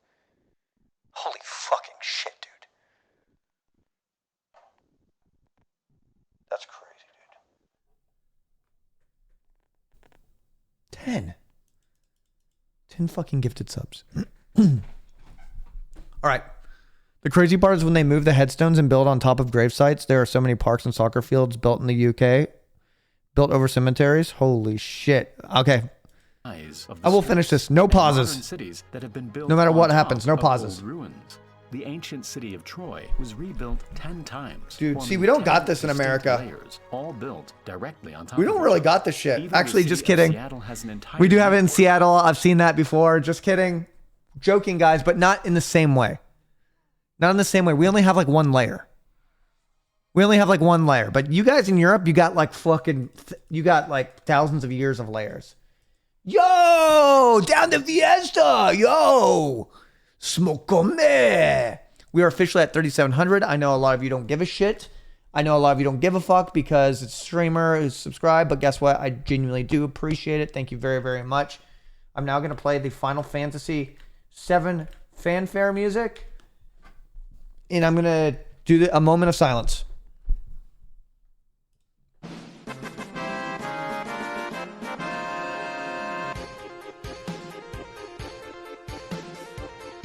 Thank you.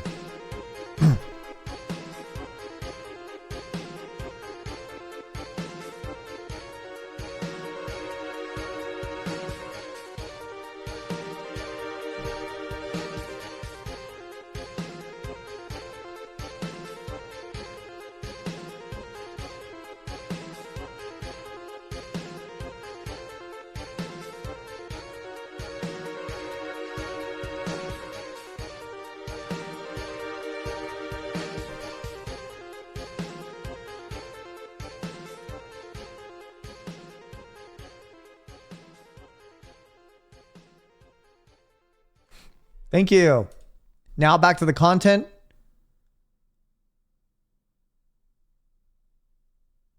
No more pausing. Of mysterious abandoned shops and Holy houses shit. buried beneath the modern.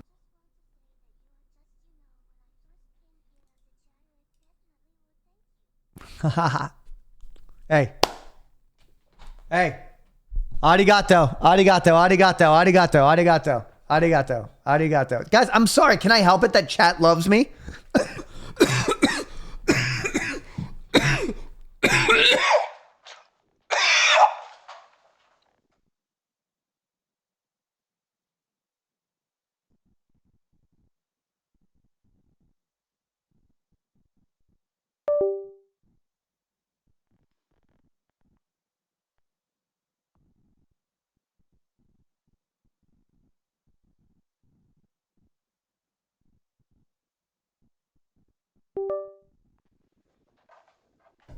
All right.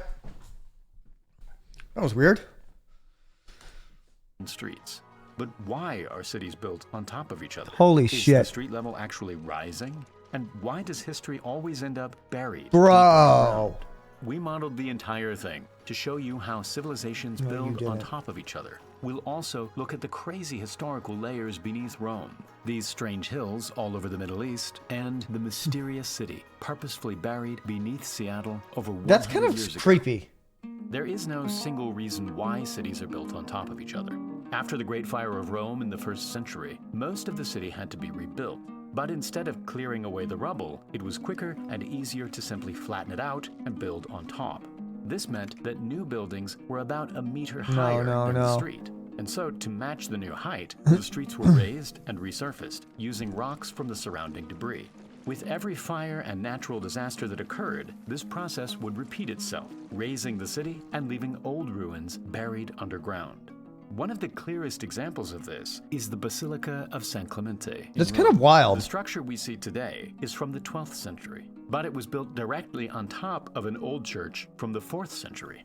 That church was built directly on top of a mysterious old temple. No, it and wasn't. That temple was built on top of an old house. No, it And wasn't, there are bro. even older ruins beneath that. No. All in all, the valley in which San Clemente We're never lies gonna is know. now 18 meters higher than it was in the 1st century. Here's what happened. Back in 1st century Rome, before the Colosseum was built, a Roman villa sat at the bottom of the valley. After being damaged in a fire, it was converted into a temple by the Mithra people, a mysterious cult which was gaining popularity throughout Rome. But by the end of the 4th century, the temple was partially destroyed by the Christians. Looking to promote their religion, they decided to build a new basilica on top of the old temple. This basilica served the Christians for another 800 years. Don't do it again. But by the 12th century, it fell into disrepair. Stop! After multiple fires and rebuilds around the basilica, the street level had risen considerably. And so instead of knocking it down, a new basilica was built. Dude, what the on top. fuck, man? This is the one we see today. Eventually, the ruins beneath the basilica were filled in, and because no one kept track, all knowledge of the previous layers was completely lost. But in the 1800s, an archaeologist started digging and unearthed the old basilica. with Holy the shit, staircase wait, that's leading incredible. Down to the 1st century temple. Inside was a What? Mithra shrine. And That is insane, actually. It's like time capsule on top of time capsule on top of time capsule on top of time capsule. Of the Opera web browser. Just kidding. Opera is bringing a new era of You browsing with smarter fucker! tabs, seamless multitasking. He's the best. He is the best at it. This guy has made me go back and look at how good his ad drops are. Scrolled on the walls were paintings dedicated to the Mithra god and the logo of the Opera web browser. Just kidding. Opera is bringing a new era of browsing with smarter tabs, seamless multitasking, and fully customizable themes. Gone are the days of getting lost in your tabs while you deep dive into something new. With tab islands, you can group your tabs by context and expand and collapse them to keep everything organized. Holy shit. Tab traces highlights your recently viewed tabs. Darker the underscore, the more recently you visited that tab. Split screen lets you work and browse like a pro, comparing products or taking notes while you watch your favorite YouTube channels. Just How drag about your tab that? Downwards, and the split screen will click into place. Stop! With Opera's floating music Wait, that's player, actually pretty you can huge. control your music from 7 different streaming platforms Holy without shit. interrupting your browsing. It can even be used outside the browser. Oh. Opera's built-in AI, Aria, No, can no, generate no. images from a simple prompt. No, and answer no, questions no, without no. switching tabs. Just hit Control+/ and start asking questions. Aria can also analyze pictures you upload. With Opera, you can make the browser truly yours with customizable themes, colors, animations, Pretty cool. and even sound effects. Wow. My favorite one is It's the Aurora. Aurora. I was gonna say that too, Download man. Opera today using the link in the description and start exploring a new era of browsing. Pretty cool. We've seen how Rome is built almost entirely on Yep, old I've been there. ruins. I've been there. But one of the best examples of a layered city dates back to a time long before Rome ever existed. Stop, dude. All over the Middle East, you'll Stop, find these dude, no. strange-looking hills with mysteriously flat tops. No, no, These dude. are known as tells. Tel as in Tel Aviv, which used to look like this. These are artificial hills formed by centuries of What the fuck, dude?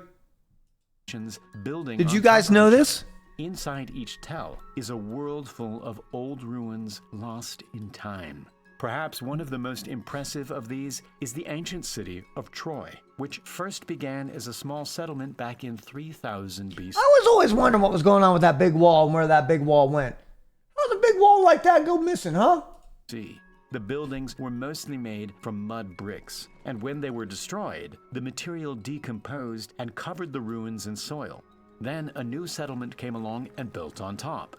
Over the following millennia, Stop. 8 more civilizations Holy took over shit, this how land, many? Going from the Tell me about Persians each one, to bro. Alexander the Great, and eventually the Romans, up until the year 500 AD. That is wild when to the me. nearby port dried up and the last civilization left the city. Holy Eventually, shit. the buildings crumbled back into the hill. And Dig the soil in took there! over, making Troy a complete Get the mystery wall back until out, it man. was discovered I can in see it. 1800s. Get the fucking In wall. most cases, humans are the main cause of layered cities. But there is something we haven't talked about yet. What? Happens when buildings and cities literally sink into the ground? Yeah. Did you know Basically what happens is when they're building places, they need a way to like draw the water from. And when you do that, these pockets underneath the ground, they get empty. Then they no longer can support the weight of the buildings. And so it results in sinking. that Shanghai is currently sinking by around 1 centimeter every year? In fact, most major cities across China are all sinking. For centuries, the only way to get fresh drinking water was to pump it out of the ground. But by doing this, the pores that hold the water are emptied, causing the ground to compress and sink. This is a problem all over the world, but the soil beneath Shanghai is particularly soft. And with the sheer weight of all the skyscrapers sitting on top, the city has shrunk around 3 meters in the last century. When cities sink too much, They go below the sea level, and then when that happens, it results in flooding. fall below sea level and end up completely lost. The only real solution to get above the water is to build on top. That is exactly what happened in Seattle. Although Seattle is only 175 years old, it already has an entire network of streets and I did pre-watch this one. I wanted to reshare it with you guys. abandoned buildings hidden beneath the modern I'm not that city. smart. In 1889, a devastating fire ripped through the newly formed city, and just like Rome, almost everything had to be rebuilt. Dude, fires were always The mayor happening took back this then. as an opportunity to drastically You get a city too improve the big, a city's fire's gonna design, happen. which already had huge problems with flooding. The idea was to raise the entire What city the and fuck? install drainage pipes underneath the streets, allowing the water to naturally flow out to the sea. That's To pull this off, unsustainable. 6-meter-high stone walls were built on either side of the streets. You can't and just do roads that. were built on top. For a while, Seattle went through a weird phase with its buildings sat 2 stories below street level, and people had to That's descend on actually ladders to that's insane, bro. get to shops and houses. Eventually, the gaps were filled in and proper sidewalks were installed, leaving behind a well-preserved city right beneath Seattle's streets. That's insane to me. And now, time for the Primal Space giveaway. The winner of the previous giveaway is Jimmy. Congrats. In the next video, we'll be giving away another $100 Amazon gift card to one lucky viewer. All you need to do is sign up at the link below. Good job, like Jimmy. The video, and leave a Bro, comment that's saying insane, what man. you think of these amazing underground ruins. Thank you very much for watching, and I'll see you in the next Oh, video. the crazy engineering of Venice? Oh, fuck. Chat, can we watch this one? Oh, I don't know when I started watching that one. Maybe that was an autoplay, but that's not a pre-watch one. Odds. This small civilization. Yo, chat. We got to figure out how. Is 452. The Roman Empire is on the brink of collapse. I could have saved it. And the Huns have just launched their attack on northern Italy. Several cities are completely destroyed, forcing the locals to go on the run. They head for a lagoon just off the coast and take refuge on several small islands. A decision that would no doubt what? You gave me those dog ears. Against all odds, this small civilization eventually went on to build one of the most impressive feats of engineering the world has ever. Against all odds, this small civilization eventually went on to build one of the most impressive feats of engineering the world has ever seen. Venice. Despite having no roads, no land, and no fresh water. Oh wait, they got footage. Wait, they got footage of Venice beforehand? That's crazy, dude. The Venetians managed to turn a muddy swamp into the most powerful and wealthiest city of its time. This unique layout of canals I've been there. And bridges woven through Venice is pretty islands fascinating. made Venice incredibly accessible, and it became the epicenter of all business. We modeled the entire thing to show you what's going on beneath the surface and how its clever design and medieval engineering. So I remember studying this one actually. So basically they built on a lot of wood that was vertically basically put into the muddy and damp waters, right? There's damp and waters and muddies and stuff like that. They put those sticks in, a lot of them, and they begin to basically petrify over the course of time, thus stabilizing it. Quite genius. Allowed it to take over the world.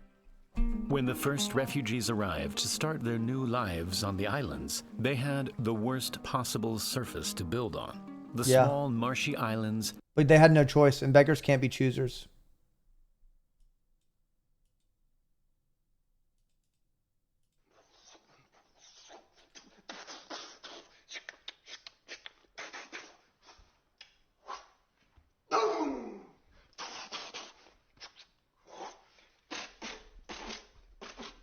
Come on, that is like a John Wick movie. That is like John Wick. Yeah, but Nick was the only one. Nick really appreciated this. Nick really appreciated that one. See, because Nick wasn't a Cork Lord, you know, the contrast worked really well, right? Were made of an incredibly soft clay, which would barely hold the weight of a human. Yep, true. Let alone So look at that. an entire city. Look at that. To create stable foundations for buildings. Yeah, so what I would do is I would take sticks, or a lot of logs, and I place them down vertically inside there to basically create a foundation that is stable, and then would basically solidify over the course of time. Desky, thanks for the 50 bangers. The Venetians collected large timber piles You're great. from the forests of Croatia and started hammering them Whoa. into the ground. They drove them about 5 meters deep until they reached a much Come harder on. layer of You're telling me they didn't have alien help at that time? 5 meters down? Come on, dude. Really? clay. Not only did this stabilize the piles, but by packing them really close together, it compressed the surrounding clay, pushing out the water and making it much stronger. Once the piles were firmly in the ground, the tops were cut off and wooden planks were laid on top to spread the load. Special blocks of Istrian stone were then placed to raise the foundations above the water. This design was a stroke of genius, as the wooden piles were sealed away from the air, making it impossible for them to rot. To this day, almost all of the original piles are in great condition. That's insane. And are still holding up the city. That's insane. Once the foundation had been properly laid down, the buildings themselves were built. A sponsor's about to happen. Started off using wood for their houses, but after numerous fires, Black Keys they type switched to beat. brick. To keep the buildings as lightweight as possible, they had to be no more than 3 stories high. lime mortar had to be used instead of cement because it was flexible and would allow the entire building to flex as the ground beneath slowly moved. Oh, that is true, chat. If you go up to any building in Venice and you push it a little bit, you can feel the whole building sway. It's incredible, guys. I've been there. Walls were built in a crisscross pattern that would also flex like a trellis. The facade walls, which had large windows and elegant stone designs, made them much heavier. And so in order to stop them from falling over, they were pinned into the floor using iron rods, keeping the entire building together. I always wondered why those were there. Worked well for the Venetians, and soon several islands around the lagoon were established in this way. Instead of expanding outwards like most cities, these islands expanded into each other. At first, boats were the only way to cross between the islands. Then they built bridges. Eventually, the islands grew closer together, and many could be crossed by simply wading through the shallow water on a horse. Lol. The next step in Venice's... Yeah, so chat, one good thing you can do is, so, I'm not a genius, but if you have like a basically, maybe not too long of a distance of water, so you can actually connect two pieces of land together by building a structural entity that basically goes over the water, and so it allows people to cross over the water. It's called a bridge. So I think that entity is absolutely I couldn't that time. Evolution would of course be connecting the islands. Surprisingly, there were no bridges for the first 500 years of Venice's existence. But as the population increased and business started to ramp up, the water started going up. An easier way to reach Rialto, the financial center of Venice. Yeah, I've been to Rialto. The Doge of Venice set up a prize. Yo, the Doge! To design the best bridge. He announced this by putting up displate posters. This is the big boy all bridge. Around the city. Just kidding. Displate, today's sponsor, makes awesome the best bridge. He announced this by putting up displate posters all around the city. Just kidding. Displate, today's sponsor, makes awesome metal posters that can be easily mounted using their custom magnet mounting system. They have over 2 million pieces of artwork available, whether it's a beautiful Venice painting or an official poster from collaborators like NASA, Star Wars. He slightly reminds me of Zoolander, just like 5%. He's really, really, really good looking. Have you ever seen millions? They got millions of posters of really, really, really good looking photos of me. Call of Duty or Netflix. I gotta pee real quick. My personal favorites are this Venice poster I'm gonna get water. This awesome James Webb design. With their magnet mounting system, you can mount a displate in just 20 seconds, without power tools and without damaging your walls. Displate now offers these new Textra posters, which bring the artwork to life with awesome 3D textures shaped into the metal itself. This premium finish is already available on hundreds of top-selling displates. Displate offers ultra-fast shipping, and your metal poster should be at your door. Dude, let me know if I missed anything crazy Venice-wise. I gotta pee real quick. Start your collection today and visit displate.com/primalspace. Let me know if I missed any crazy Venice lore. Code Primal Space. In order to turn Venice from a collection of islands into a bustling city, bridges had to be built. The first attempt was a simple pontoon bridge that joined the two largest sections of Venice together and, crucially, provided quick access to the Rialto area. The bridge was later upgraded to a wooden bridge, which eventually burned down and collapsed before it was finally replaced by a much stronger stone bridge. To build it, over 12,000 timber piles were driven into the banks of the canal, and 10,000 tons of stone were built on top to form the bridge. To this day, the bridge still stands, and it serves as the main artery in the center of Venice. After this, stone bridges started to pop up everywhere, turning Venice into a compact city made up entirely of canals instead of roads. This gave Venice a unique advantage, since the canals allowed goods and traffic to flow quickly through every part of the city. The messy overlap of pedestrians and horse-drawn traffic didn't exist in Venice, since the walkways and canals were completely separated. Yet people could transition between the two effortlessly without slowing down. By now, the city had become the most powerful and richest city in Europe. Everything being bought and sold went through Venice, and the Venetians were making enormous amounts of money. But as business increased, so did the population, and the demand for fresh water was out of control. Despite being surrounded by water, Venice couldn't use any of it. Hey, Wait, did I miss any crazy lore? And undrinkable. Without natural springs or rivers to collect fresh water, Venice relied upon boats to deliver water from the mainland. Shit. But That's a with massive oversight. 170,000 people, the demand became too much, Uh-oh. and the Venetian engineers had to get creative. From the beginning, Venetian islands were built around squares, which were initially just empty fields for animals to graze upon. Yep. The idea was to use these squares to collect rainwater. Genius. They started by digging out large areas under the entire square Genius. and lining the walls with a thick layer of clay to make it waterproof. The space was then filled in with sand and Why don't we do stones, this? Why and don't we do this out in the ocean? Yo, why what? I'm just kidding, guys. I know it This doesn't work was that way. redone with tiles that would lead the water towards each corner of the square. From here, rainwater would flow into the basin and gradually filter through the sand and stones until it reached the main well at the center of the square. Genius. To maximize the surface area for water collection, the roofs of the nearby buildings were fitted with gutters that would direct the water onto the square and into the drains. Genius alert. Venice then became an enormous funnel, which filled more than 600 wells around the city. The Venetians had once again engineered a masterpiece to save its city. But there was still one huge problem. What? Waste. Until this point, Oh, that's people some city threw all of skyline their shit right waste there. out of the window, some of it landing in the canal. But for those who didn't live within Were they just throwing poop out of distance there? of a canal, urine, feces, and rotten food all ended up in the streets. And Hold on so, one second. in the 16th century, the Venetians started building a network of underground tunnels that would collect the waste from every building and flush it into the canal. When the tide of the lagoon was down, solid waste would collect at the bottom, and the liquids would naturally flow into the canals. Then, when the tide rose, it would flood the tunnels and pull the solid waste into the canal. The motion of the tide coming in and out twice a day would exchange the dirty water for fresh water from the sea, flushing Venice from all of its waste. The extremely salty water worked as a strong disinfectant, and thanks to this system, the streets became clean.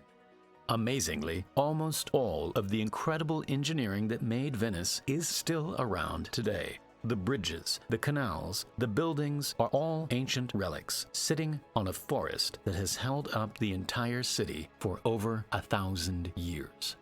And now, time for the Primal Space giveaway. The winner of the previous giveaway is Leon. Congrats. In the next video, we'll be giving away this Primal Space designed Venice poster. All you need to do is sign up at the link below, like the video, and leave a comment saying what you think about Venice. Thank you very much for watching, and I'll see you in the next video.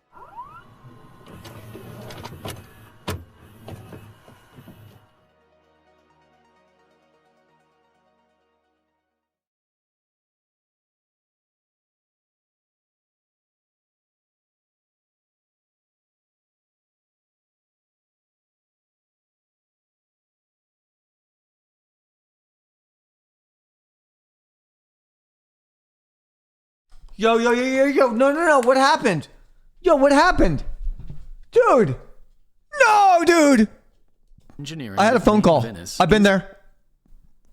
I've drank out here. I've actually drank out here.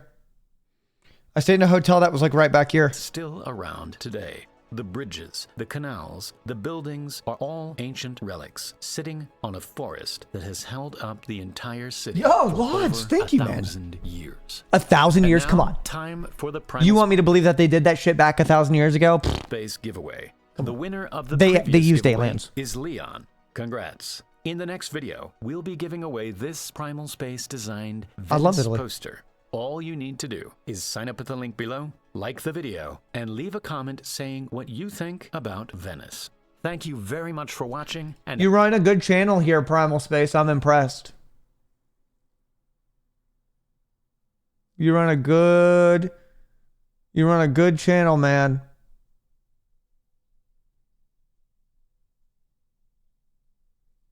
You run a pretty good channel, man. Very good, very high quality. The most wanted shipwreck. How the U.S. magically creates money. Oh, shit. Guys, want to get into this? every hour of every day. Yeah, This come government on, facility guys. in Washington, D.C. turns paper into money. In order to keep up with demand, these machines are running 24/7, pumping out more than $500 million into the U.S. economy every day. But this is only a tiny fraction of how much money is really made. Most of our money exists digitally, and this number currently goes up by more than $4 billion every day. No, But where does all of this money Stop, come from? stop. Before it ever reached your bank account, Stop. it changed hands countless times, passing through no. people, governments, and businesses. No, all after no. being simply typed into existence on a computer. No, dude. We modeled the entire thing to show you how money really works and how it drives the country, inflates prices, and ultimately puts you in debt. But in order to fully understand how we got to this point, we need to go back to a time before. Excuse me. A farmer, thousands of years ago, needed They're going to talk about the creation of banking. new tool. Everything used to be based off of barter. Go to the local tool maker to buy one. The farmer didn't have anything to give him in return. So they bartered. Instead, They traded. both just agreed that he owed him something in the future. Oh, that's pretty cool. Because the tool maker trusted the farmer, his promise of future value was Look at this. Not a cell phone in fucking sight. Society used to be based on trust. All right? You did a task for a man and he remembered it. And you trusted him. Form of payment. Sure enough, 2 weeks later, the farmer came back and gave him some food from his farm. To make transactions easier, people started to pay using more commonly used items like cattle, grain, and salt. Yep. Everyone needed these things. High value. But they were hard to come by. Yep. And that's what made them valuable. The farmer could now buy a tool and pay for it right away using a precise Wait, what happened to making chat non-follow only? I like arguing to you about your mundane, willfully ignorant perspective and having my comments overlooked or misunderstood and don't want to follow anymore. No, it's not follow only, guys. It's not. Amount of grain, it seemed like a fair exchange. This made transactions quicker, and both parties would leave with something valuable to them. Yo, let the But raw dogs chat. eventually the demand I want for the raw trade dogs. I was want the too wild much, raw dogs to and chat. Paying with a random mix of bulky objects wasn't good enough. Oh, without a People timer? eventually Oh. settled on using metal coins, like gold and silver, since they were small. Yo, now all you non-followers can type now. Huh? Why haven't you fucking followed? People eventually settled on using metal coins, Okay. like gold and silver, since they were small, extremely valuable, and would last forever, unlike cattle or grain. True. Suddenly, trade around the world opened up, and things were being bought and sold all the way from China to Europe. Okay, relax. Traveling with so much gold became heavy and dangerous. Okay. This was when the whole idea of money started to change. In 17th century London, trusted goldsmiths started to take in people's gold coins, promising to look after them for a small fee. In return, they would give the customer a piece of paper, a promise note that allowed them to retrieve their gold. I promise to pay the bearer of this note 100 pounds. Yo, this is the first dollar. This is the first fucking, this is the first fucker. The first IOU. The key to this piece of paper was that the customer could go. Wait a second. Is that my birthday? Oh, one day before my birthday. That allowed them to retrieve their gold at any time. The key to this piece of paper was that the customer could go to any goldsmith in any town and claim back that exact amount of gold. The paper itself had no intrinsic value, but it became as good as gold. Yeah. The notes were so convenient that people started simply exchanging them to buy and sell things. Oh, shit. The goldsmiths realized that most people weren't actually coming to retrieve their gold. And so they started loaning out fake promise notes to customers. Instant money that had to be paid back with interest, making the goldsmiths a small profit. Damn. This was fake money that didn't actually come out of their gold supply. If a goldsmith loaned out 100 coins, they wouldn't become 100 coins poorer. They'd simply write the customer a fake note that was worth 100 coins, which could be spent anywhere.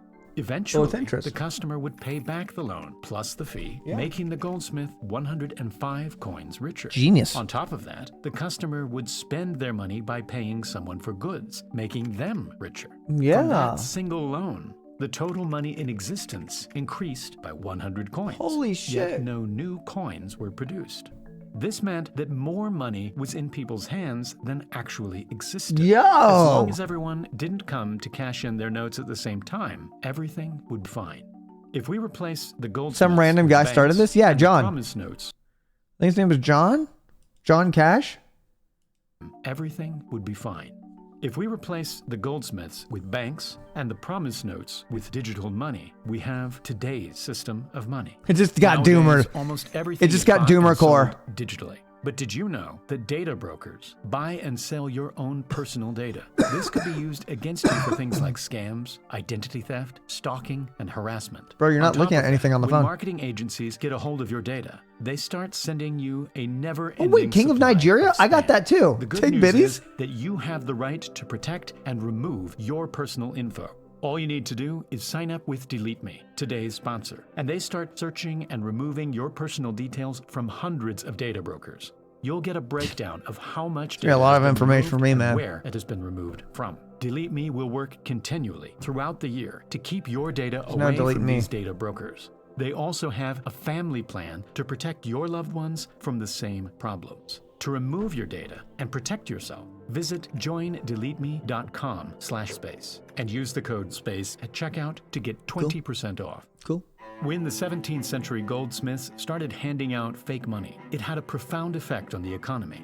Before, no new money could enter the system, Okay. and so the money that did exist was simply passed around in a cycle whenever a transaction was made. Cool, what But could go the wrong? system had a major flaw. What? Imagine a group of 4 people who have a total of $100 between them. Okay. If person 1 pays person 2 for some food, it moves the money around, making it uneven. Yeah. Then person 2 pays person 4 for a service, Yeah. and the money moves again. Note that every time money is passed around, value is made and productivity grows. Yeah. But eventually, the money supply becomes uneven, and less people can participate, Yeah. slowing I mean, whatever. Fuck it. You spend your money, like, you fucked. Don't spend that shit. down trade and reducing productivity. This system only works if everyone pays each other the exact same amount Nah, fuck at that. the exact same time. Nah, fuck that. Something that is impossible in the real Yeah, world. yeah, we ain't doing By that. adding more money into the system, it speeds up the economy, allowing businesses to grow, products to be made, and ultimately advances our civilization. Yep. And so a constant flow of new money is crucial in our current Yeah, system. yeah, you got it. But how is this actually done? We think of banks as places that store our money and keep it safe. Yeah, But that's that's what not they do. really what's going That's on. what they do. When you give a bank your money, Yo, Wells Fargo's my fucking bank, bro. Chase's my, yo. They're there for me, bro. What? they are in debt to you. The numbers you see in your bank account aren't real wads of cash sitting in a vault. They're simply promise notes showing that the bank owes you money and that you can claim it back whenever you want. A Oh my loan God. is the exact same, but in the opposite direction. Oh. When banks lend us money, we are in debt to them. And Oh, we have fuck, Chad. I gotta go.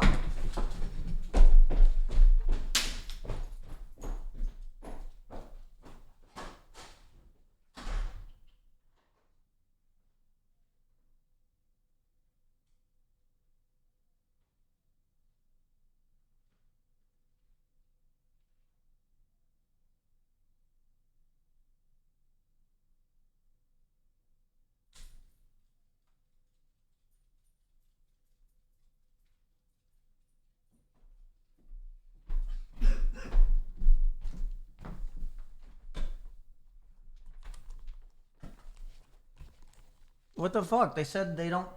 They laughed. They said, what, bro? We don't have that here. Nor do we have gold. And then they asked me if I wanted to open up another account with them. What the fuck? I said yes.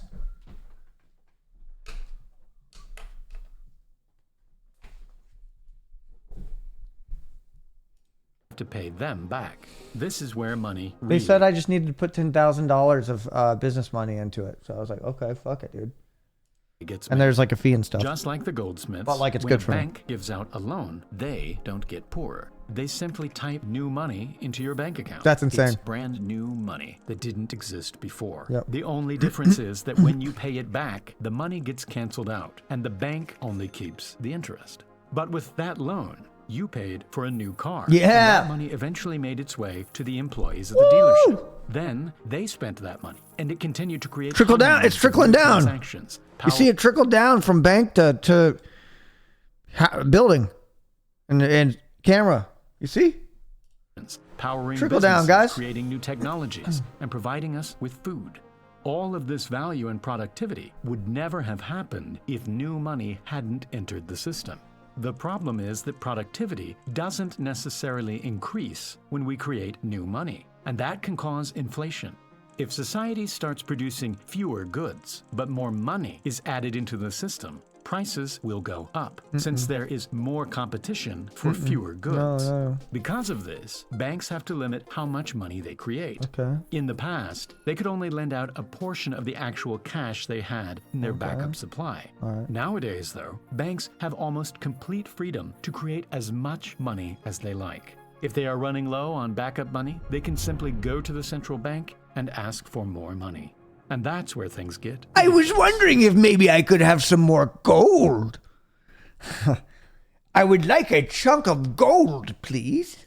To create new money, the government creates a bond, which is essentially a loan. There's something so that provides a ominous and dystopian about looking at such a building like this. You know what I mean? It's such a fucking, like, you know what I mean? Like, look at it, man. Like, income. Banks, we live in a corporations, fucking and foreign society, man. countries buy these bonds from the U.S. government, and this influx of money goes toward the government's budget. He's The creating new government money. uses this money. Oh my God, what was that? I don't always get mad, but when I do, I get mad monk. Exclamation point mad monk. Madmonk.gg/CYR. Saving you $100 trillion on annual savings. Was that as smooth as his?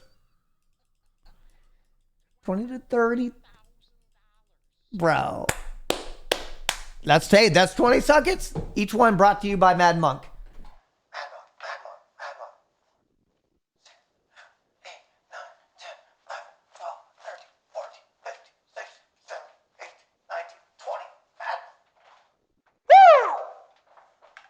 That's what I'm talking about. That's what I'm talking about, dude.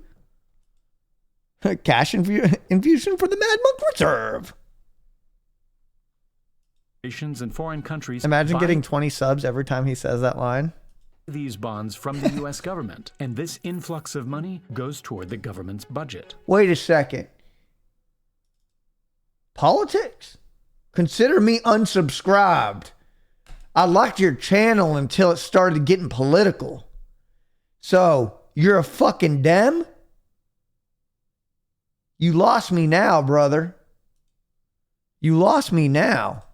The government uses this money to pay companies and people, and it eventually makes its way back to the banks. The problem is, the U.S. government almost always spends more money than it makes, so it is constantly in No, they debt don't. to those It's because that they're buy looking out for us, bro. And they got to buy, like, bonds. They got to fill potholes and provide funding for people. In order to pay for Who that need debt, it uses the taxpayers' money. Last year, the Yeah, and government it goes to protecting us and filling potholes and feeding homeless children. spent almost $7 trillion, but your tax money wasn't enough to pay for this. And so the government had to create new bonds. That's because libs aren't paying taxes, bro. Because they don't work hard. More money, putting it further in debt, and the cycle continues. As crazy as it sounds, this system of adding more money through debt is how most of the world operates. It isn't necessarily a bad system. It's just not running anywhere near maximum efficiency. If banks created money for more productive things, like businesses, education, and infrastructure, Bro, this really looks like a city building game that I want to play. The way he designs things and the colors make me want to, like, fix it. You know what I mean? Like, oof, I gotta change. I gotta fix something here. This money going into the system could give us higher returns in the long run. And now, time for the Primal Space giveaway. Who's it gonna be? The winner of the previous giveaway is Kristen. Congrats. In the next video, we'll be giving away this space. Wait, is she commenting on the Richard III video? Like others, I think the R coincidence is crazy. I love archaeology and how much we can learn about the past just from looking at what's buried below us. Well said. Look at this. I knew that I saw that R and I knew exactly what it was. What thoughts on how to improve our monetary system? Yeah, bro. I'm sure this is going to be a civil conversation. So if the U.S. loans out money to banks and corporations and foreign governments, can't the Federal Reserve collapse like banks?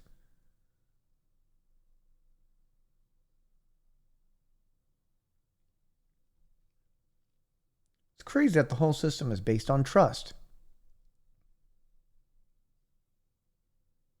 In fact, over 97% of all money in modern economies exist as these electronic deposits rather than physical cash.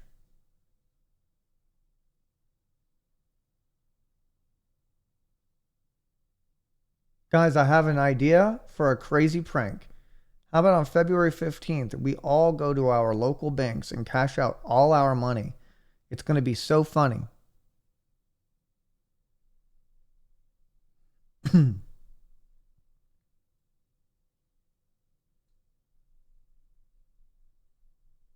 Yeah, they'll say no.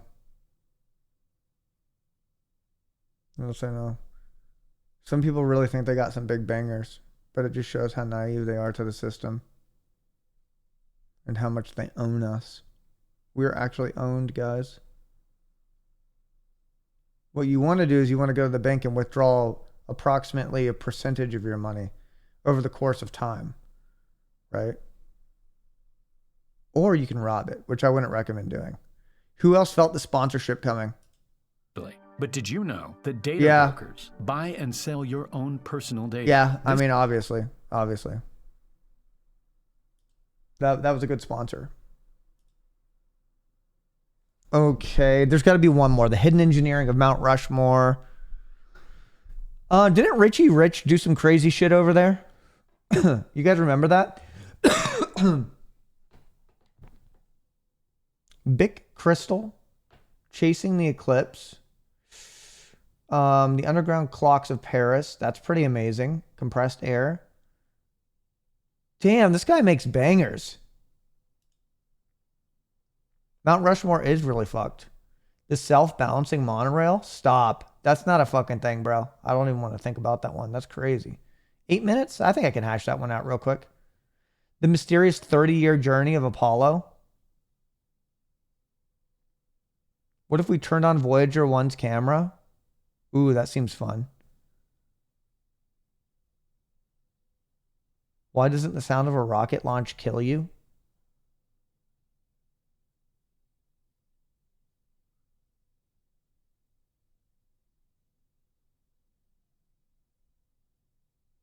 The search for Apollo 10's lunar module. Hubble's 13 billion year old photo. Well, yeah, because it's taking a photo at 13 billion years into the past, which is insane. What if there is life there now? Because it's been 13 billion years. You know what I mean? What if we could skip all the distance, right? And we just see we see a fucking galactic star system. Or we see a galactic fucking massive fucking hub. You know? We'll never know. Well, you got to update the camera. You update the camera, you'll be able to see more updated shit, right?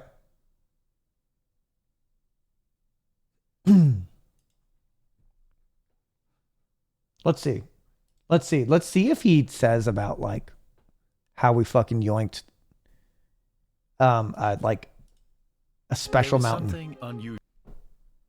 Check out this vid on gaming in 2000. Okay, I like that. But hold on. Let's see if he says yo, it was a special mountain. Usual about Mount Rushmore. Unlike most sculptures which look painstakingly crafted, Mount Rushmore almost seems like it formed out of the mountain naturally, and not by the work of a great sculptor. No. The reality is, Mount Rushmore is not only a work of art, but an engineering masterpiece. Despite having zero artistic experience, an enormous team of gold miners managed to bring these giant heads into existence using jackhammers, dynamite, and some... I jackhammered your mom last night, chat. Modeled the entire thing to show you how they mapped the design onto the mountain using ancient Greek technology, and how all of this was done without losing a single man. But in order to understand why Mount Rushmore exists... Yeah, let's go over the history, my man. In the first place... Watch it just be an opera sponsorship. To go back in time. In the early 1920s, the state of South Dakota was just a few decades old, and it was struggling to get its foot in the door. State historian Doane Robinson saw how tourists from all over the country had been flocking to a new sculpture in the state of Georgia. And this gave him an idea. Sorry. He reached out to the sculptor Gutzon Borglum and asked if he'd I'm happy you're here. an enormous sculpture of America's Wild West. Buffalo Bill. Borglum was excited by the idea, but thought that more national figures, like presidents, would draw more attention. And so, in the summer of 1925, he traveled to South Dakota. Put Donald Trump on. Put Donald up there. Put Donald up there. And came across Mount Rushmore, a Put Donald Trump. 100-foot tall cliff edge made from fine-grained granite. He knew that this would be the perfect blank canvas for his project. Dude, Cyr, I liked you before I found out you were fucking a political streamer, dude. The presidents and put together a 1:12 scale model. Now he had to figure out how he was actually going to make it. I just imagine a depressed man making this in the room and looking out the windows. Like drunk history style. You know what I mean?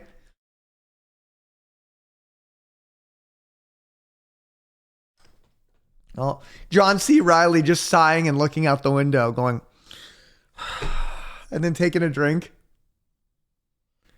They didn't talk about, I mean, listen. We gotta watch some drunk history, by the way. Can we watch some drunk history? Holy shit. Wait, that should be the thing. You guys know I'm obsessed with history, so we gotta watch some drunk history. I'll fucking go down with that shit. If they want to take me out because I watch drunk history, then I'll pay the toll for that one. It's just too good of a show. I would actually like to recreate that. I'm not even joking. If I was in a producer position for drunk history, that show would be fucking fire. The real thing. At the time, Mount Rushmore had nothing. No roads, no electricity. Yeah, but talk about who owned it. And no way for workers to even climb the mountain. And so, in the summer of 1927, a road was built that could carry goods and people to the site. Soon after, an entire village popped up around the base of the site, with tool shops, blacksmiths... Well, drunk history actually started with Funny or Die, I think. ...for the workers. An enormous staircase was built to the top of the mountain, and a cable car was set up to carry tools and materials back and forth. A winch house was also built at the top of the mountain. Yo, take me to the winch house! And lower the brave workers on small seats at any point on the mountain. With all of this in place, the team could finally start carving out the first... Drunk Americans retelling our history? I mean, it's either drunk Americans or drunk Europeans. But wait, what do you mean our history? You don't own the whole world. There's a lot of history to be told, right? With the help of carefully placed dynamite, the crews started tearing off large chunks of surface rock until they had a rough, egg-shaped head. From here, it was up to the workers to carve out the face using jackhammers. But handling these 30-kilogram jackhammers on the side of a cliff would be a huge challenge. Intoxicated timeline. Powering them would require more clever engineering. The jackhammers ran on compressed air. Hell yeah! So the building at the base of the mountain was set up to power them. It contained 3 massive air compressors that ran on electricity provided by the local gold mine.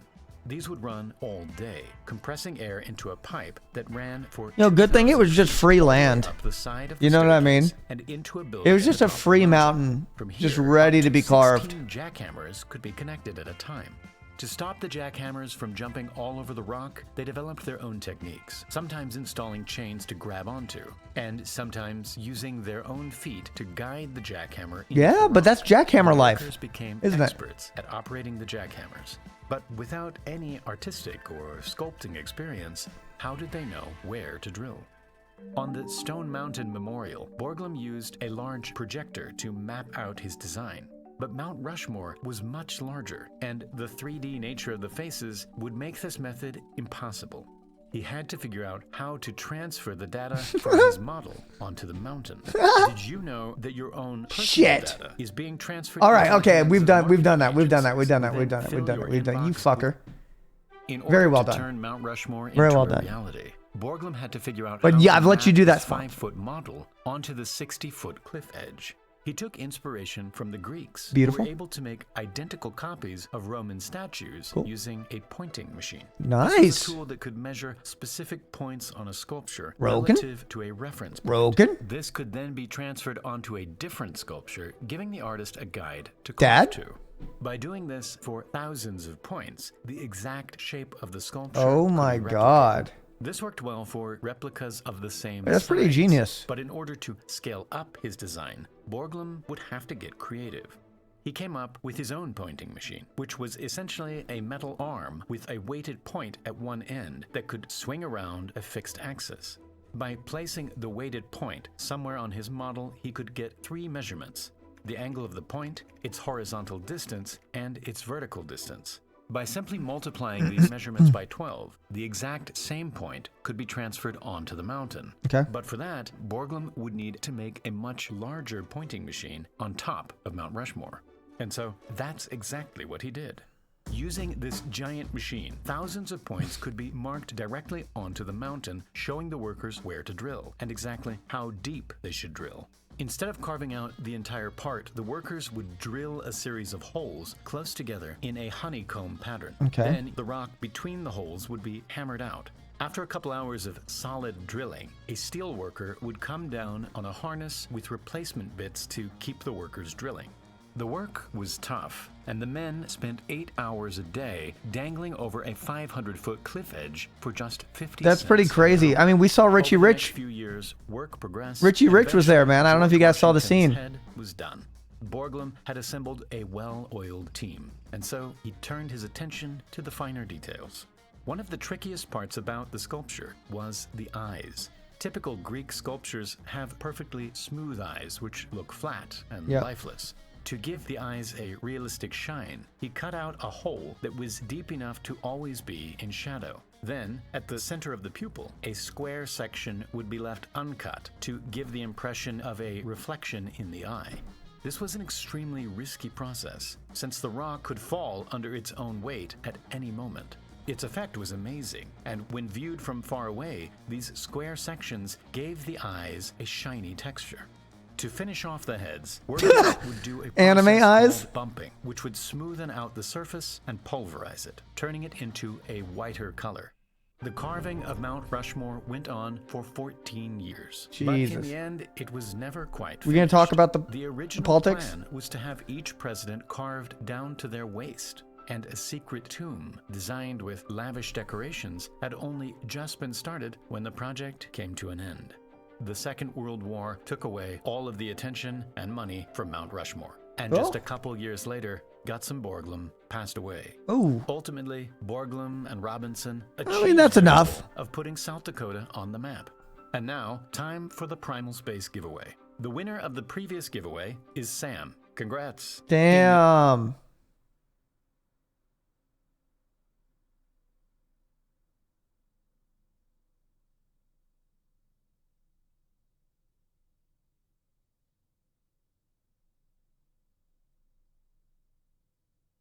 I can tell it's a boomer comment based on how it's written and how you got the first name and last name. My husband, our son, daughter, and I had the privilege of visiting this amazing monument years ago. It was one of our favorite adventures on a spring vacation. We enjoyed seeing this in person and watching the film tutorial of its process. The experience has remained etched into our memories as a wonderful experience. We encourage anyone who has had the opportunity to visit this amazing site, and if not possible, to at least watch this docu-film, which shares so much about the amazing conception, planning, and brilliance of minds, ingenuity, skill, and techniques to create this monument. We are ever still impressed. Thank you for presenting and sharing this very informative docu-film on how this awesome monument came to be.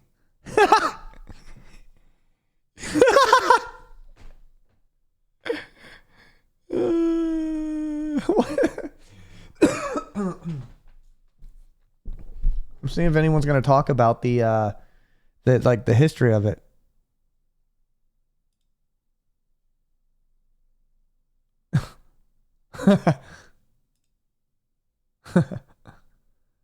Holy shit.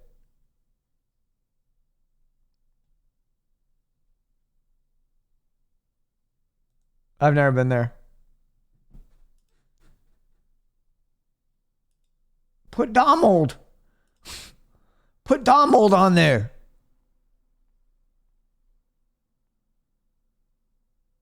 Bro, what?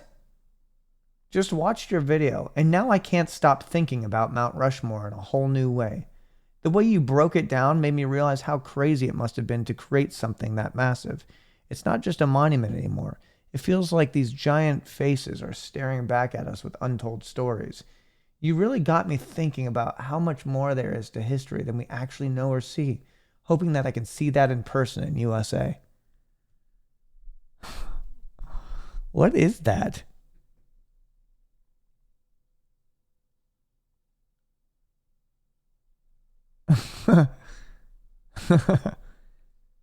Holy shit.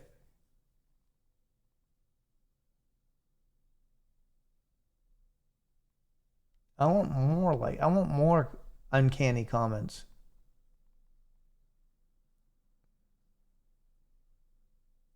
I have a special affinity with South Dakota.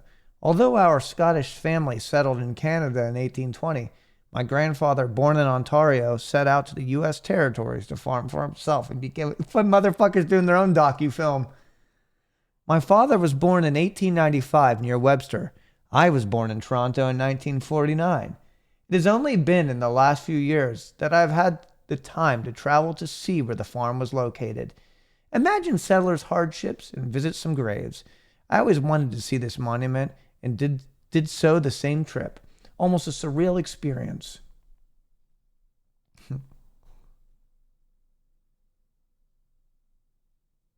Wow. I like that.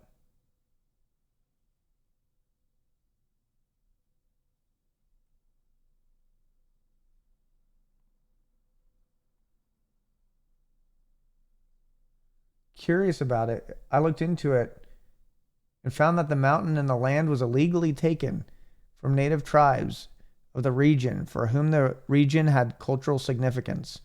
After arguments and cases filed, the courts decided that the tribe would not get the land back, and it was offered around $100 million, which the tribe refused.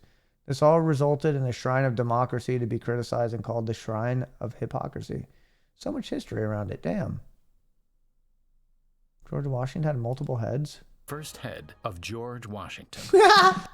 Okay. That's pretty fucking funny, though. Now, my feed's going to be all educational videos, guys.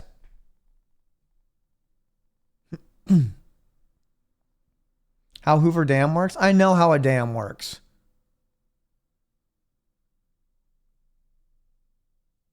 I know how a dam works. Well, guys, what the fuck is this? Guys, what the fuck is this? Blood Moon posted 2 days ago, 191 views. Is that Morse? Guys? I'm not going. What the fuck?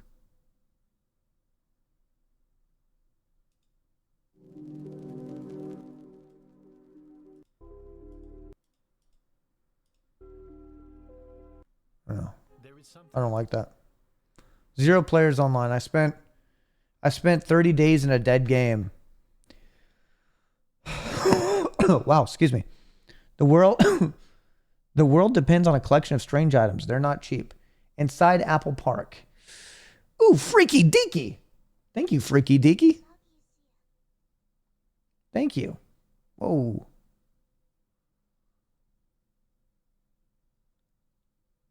We've had some pretty good times watching good stuff with each other, huh?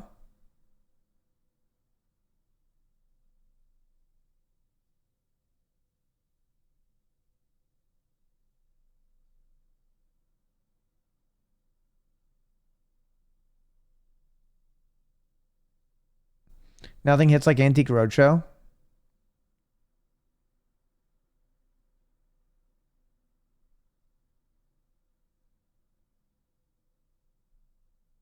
The horror film's so real, the FBI investigated it.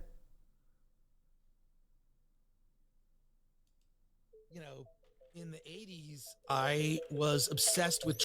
Oh my god, I thought that said CYR for a second, and my heart fucking stopped. I don't know why. My brain just thought of it. It said CYR for a second. You think that this is clickbait?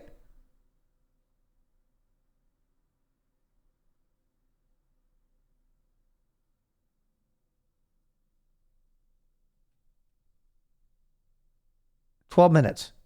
Let's see. I was obsessed with tracking down weird videos. Just weird videos and weird films we had seen. And one of the films that came to me was a movie called Guinea Pig.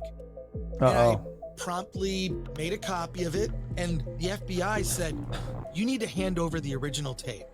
That is Chris Gore, and the tape he's talking about contained a copy of a Japanese horror film from 1985. Back then, as the founder of the infamous Film Thread magazine, he was always on the lookout for the most obscure movies he could possibly find. And the way to do that was to tap into the somewhat underground world of VHS tape trading. Oh shit. We were trading tapes with so many people, and then the thing is they would send me their weird tapes. That's how we did all of this. Those tapes would often contain unauthorized copies of movies from all around the world that were either extremely difficult to find or straight up banned in some countries. The kind of stuff you couldn't just find in your local Blockbuster. And while the majority of the movies were just strange or bizarre, one of them felt different.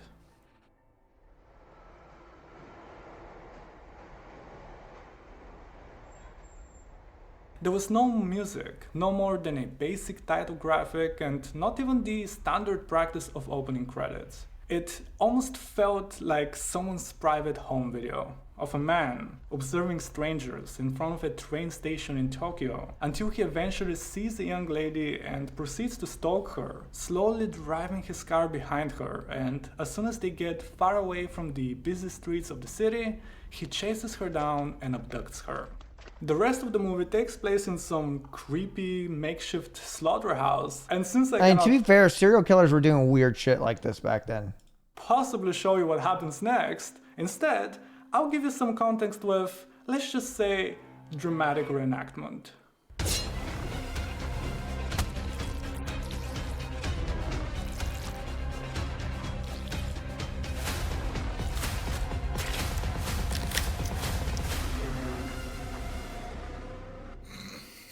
That's nasty.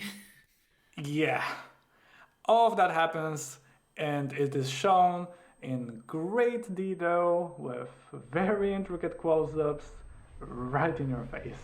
The point is, it looked real. I don't like gore in movies. So that people weren't entirely sure if it was actually fiction or something far more sinister. And one of those people was no other than the actor Charlie Sheen. There are a few different accounts of exactly how it happened. What a weird shot of Charlie Sheen. What we know Sheen. for a fact is that Charlie Sheen saw this movie, and because of him, the FBI got involved. Well, what happened was they took it very seriously.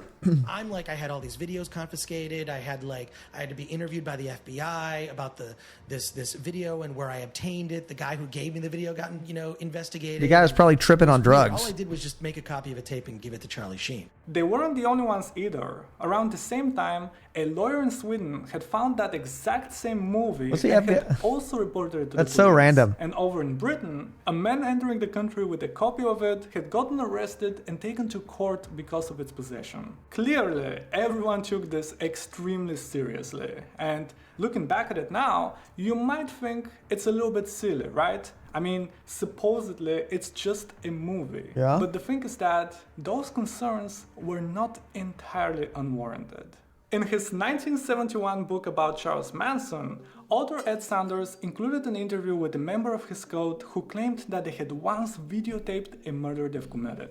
It is one of the first uses of the term snuff film, or basically a movie which shows real violence. And while no such video involving Charles Manson had ever been found, the urban legends began to spread.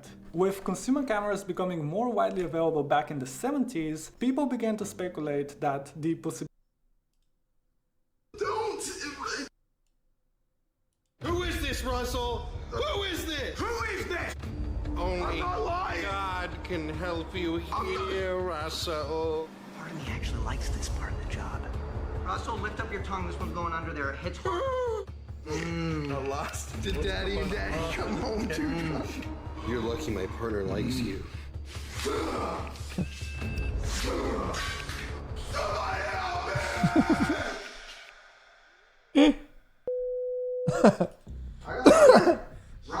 Rhyme, huh? Guys, new YouTube video, okay? Well, not new, but it's just Russell dying. Guys, it's just Russell dying. Oh! I gotta send Finn a voice recording real quick. So I'm gonna keep this judge going real quick. Let me know if I miss anything real intense. The ability of someone capturing the real stuff was constantly increasing. And in 1976, after reading an article about it, a marketing-savvy film producer took advantage. He filmed a completely new ending to an unreleased low-budget movie he had the rights to, and in order to promote it, he hired fake protesters to demonstrate against it in theaters and even reported it to the police himself. As soon as they saw it, people could easily tell it wasn't real, but it did make a profit, and more importantly, it brought the idea of snuff into the mainstream. Now, that one was clearly a hoax, but many of the other films that followed continued to push the limits and blur the lines. In 1978, a pseudo-documentary called Faces of Death had featured a bunch of different ways to die. And while the majority of those were achieved with practical effects and makeup, there were some real ones too, that the filmmakers had taken from news archives and old war footage. Although it got banned in a number of countries and heavily censored, it grossed over $35 million, and in some cases, it showed people real death on the big screen. The end of the beginning, or the beginning of the end? I'll leave that decision to you. Real gore and extreme graphic images were becoming a big debate in society, but the ethics of it were not necessarily the main concern for the authorities. For them, it was crucial to know about how that footage was obtained, because going back to Guinea Pig, the movie that Charlie Sheen had reported, it didn't just show a natural disaster or unfortunate accident, but a very premeditated and vicious crime. Charlie was so shocked upon watching this film. He was so taken aback, he thought he had witnessed an actual murder. By the time the FBI got involved, they quickly found out that the authorities in Japan had also investigated, because a few years after its release, it got connected to a murder case that had completely shaken the country. In the late 80s, a 27-year-old man had taken the lives of 4 young girls in Tokyo in a way that I don't even want to describe. The police had found almost 6,000 videotapes in his room, and among the many slasher and snuff films was Guinea Pig. Because of how brutal his crimes were, there was a huge public outrage, and many blamed this kind of movies for encouraging and inspiring him, and as a result, the movie was taken off the shelves. So with all the controversy surrounding it and multiple investigations from all around the world, the main question remains: was it snuff or fiction? All this hellish, unhealthy, violent activity, our kids are seeing this and thinking it's normal. To find the answer, we need to go back to 1985. Around that time in Japan, the straight-to-video market had experienced a rapid growth. As a result of the increased popularity of VHS tapes that people could just buy directly, smaller filmmakers were able to produce low-budget movies with almost no censorship and significantly less restrictions compared to theatrical releases. That allowed directors to push the boundaries a lot, and considering that horror as a genre was already huge in Japan, they certainly did. So, inspired by all Did I miss this, anything a major? young producer would set on to create something that would push the envelope even further. And just like that, the Guinea Pig series was born. The first one, Devil's Experiment, Was he just an innovative director? Is that all it was? Claimed that it is a real found footage. There were no credits, no title, and nothing that would break the illusion. All that was shown was basically someone being tortured for 40 minutes straight, and the whole shtick about it being authentic worked. The movie did really well on the VHS rental market, so naturally, it was time for part 2, the one that Charlie Sheen had seen. Flower of Flesh and Blood. For this one, however, he got the help of the prominent manga artist Hideshi Hino. Sometimes referred to as the king of horror manga, Hideshi Hino had built a reputation for his deeply unsettling, grotesque, and borderline terrifying images. This was going to be his very first movie as a director, an entirely new creative medium to him that he wanted to bring a certain level of artistry to. Guys, he wanted to elevate it. So I'm instead scared. of just being straight up gore, he incorporated a tiny bit of a narrative. samurai. Something that might have gotten lost in translation, because in the very beginning, he lays out the premise that a crazy fan of his horror manga had gotten inspired from it and committed this heinous crime, and had sent him a package with photos, videos, and a letter describing it in great detail. But it was so graphic that he couldn't show it to us. So instead, what we're seeing is his own artistic interpretation. You can feel that there is a style in some of the editing, the colors, the cinematography, and even down to the over-the-top sound effects.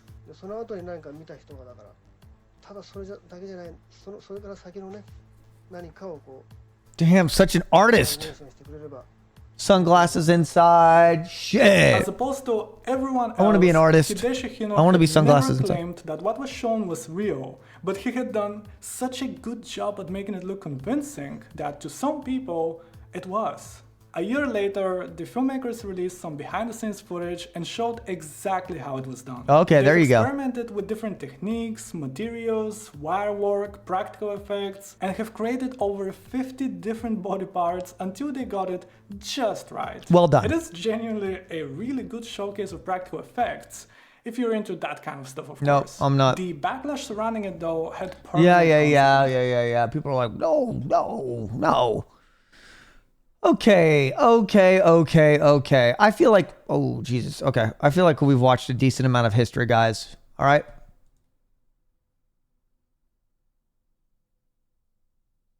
I feel like we've watched a decent amount of history. All right.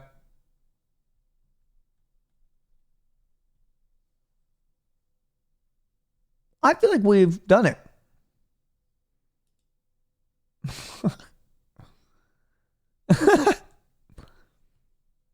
What is this? 21 minutes. What is this, bro? 2000 was an exciting year. Agreed. It was 1990 no more, and a whole new millennium beckoned with potential. Yeah, what's the worst that could happen? It was a transitional year for gaming too. Yeah. A generation of consoles was coming to an end, and the battlegrounds I'm gonna react real hard. failed machines. Ooh, I like that text. 3DO, the Sega Saturn, the Atari Jaguar. It wasn't a console war. It was a massacre. Nintendo were still standing. Their N64 had found a family-friendly niche. They couldn't shut off your N64 back then. A steady stream of Mario games. Yo, Paper Mario was sick. I loved Paper Mario. Mario Tennis, and Mario Party 3. Very fun. One of the biggest N64 releases Yeah! was Zelda Majora's Mask. A follow-up to the hugely successful Ocarina of Time. Yep. And while Majora's Mask didn't sell quite as well, it garnered critical acclaim and a cult following. Everybody loves it. Another N64 Perfect Dark classic, Rare released Perfect Dark, a spiritual successor to GoldenEye. Yep. It lacked the Bond license but didn't lack ambition. The game pushed the hardware to its limits. We thought those graphics were amazing. Visuals were very impressive, but the frame rate less so. Compared to other platforms, the N64 had relatively few Conker's releases, Bad Fur Day, perhaps? but the games Clay that were Fighters? released were generally of a high standard. It was the home of the big mascot games, like Banjo-Tooie, Kirby 64. But the biggest franchise at this time was Pokemon. In 2000, Pokemon Stadium released in America and Europe, and quickly became the best. I know this song. You guys know that song? Dun, dun, dun, dun, dun, dun, dun, dun, dun, dun. So what? What if I'm too old? Objective hold on. Goes out to all. Yeah. This song goes out to all my gangsters, my G's. People who show me the way to freestyle rap. Yeah. I'm tough. Here we go. Rapping girls smoking marijuana, shaking their butts and all that good stuff that no one ever cares about. Yeah. I'd like to see my dog all across the world. They're all hot and toe. I'm representing for the gangsters everywhere we go. Yeah, don't know where to go with the crossbreed fofo. I'm rapping in my basement, which is so low budget. Yeah, I don't know what to say now, so I'm gonna go now. Fade out, shade out, sit down. Done, G. Hope you guys like that. That's what I was doing during all this. Selling console game that year. It sold 1 million copies in its first month. Woo! The only thing that could outsell Pokemon Stadium was Pokemon Gold and Silver for the Game Boy. I love that. On Gold and its first day Silver of was release in banging. Japan, it sold 1.4 million copies. In its first few weeks in the US, it sold 2.9 million. 12% of all video games sold this year were Pokemon titles. Pokemon was This slamming was it. good for Nintendo. Pokemon as was they slamming were that puss. facing strong competition in the console space. Mobile gaming was still in its infancy, and the only realistic option for handheld play was the Game Boy. Pokemon was huge, and so Nintendo dominated the handheld market. Nothing else came close to the sales of Gold and Silver, but there were a few other notable releases for the Game Boy Color. Yep, tell us. Metal Gear Solid was the handheld debut Holy of the Metal Gear shit. series. Wario Land 3 continued Yep. the handheld exclusive. I played that games featuring motherfucking Wario. game. I remember that one. So, while Nintendo were buoyed by their handheld success, I played that one. the N64 wasn't as secure in the market as they might have hoped. With a new generation looming, Nintendo were no doubt planning how to take on their biggest rival. One of the first things I ever bought with my own earned money. The GameCube. 5 years into its life, the Sony PlayStation was still doing numbers. It had outsold the N64 by a ratio of 2-1 and was dominant in the I used to European fight my and friends Japanese about this shit back markets. then. Thanks to its popularity in Japan, CD-ROM storage, and support from Square, it was the place for JRPGs. Yeah. Final Fantasy IX, Vagrant Story, and Dragon Quest VII all released this year. Okay. Like, I would have loved to In hear about theory, FF7 the a little N64 bit, was the more but powerful whatever. platform. Different But year, I guess. hamstrung by cartridge size and memory latency, the PlayStation kept pace in the 3D stakes. Third-person action Siphon games like Filter. Siphon Filter 2 were standard fare. Did you guys play this one? First-person shooters like Medal of Honor Underground tapped into the rising popularity Holy of shit. shooters on consoles. The textures were low-res, the polygon count low, and the controls often clunky. But this was the generation where 3D graphics became the expected norm. Yeah. 3D opened up the potential for new genres and allowed home consoles to offer Actually looks pretty good arcade-like still. experiences. Holy shit. The PlayStation had established itself as the home of driving games. It had Gran Turismo after all. It had variety too, from serious driving simulators like Colin McRae Rally 2.0 to the crime-fueled Driver 2. Yep. If you were a sports fan, PlayStation Yo, had all of I the used to big play that name one. franchises. NFL, NHL, FIFA. Member chat? Skateboarding games were surprisingly popular at this Member? time. The Tony Hawk series was PS1 topping the actually doesn't charts, look too bad. and the release of the sequel elevated skateboarding to new heights. The explosion in extreme sports led to imitators like Dave Mirra Freestyle BMX and set the stage for similar games on the forthcoming generation. While Nintendo had the lion's share of mascot-led games, there were a few family-friendly titles that intruded We love on some Nintendo's Spyro. turf. The What a great, Spyro colorful series little had its world. third entry with Spyro Year of the Dragon, a cutesy 3D platformer. And the popular Crash Bandicoot series had Crash Bash, a party game in the Mario Party mold. Mario. In short, the PlayStation had more games suitable for more ages. The games were cheaper, cooler, and more varied than The anything commercials else on were offer. sick too.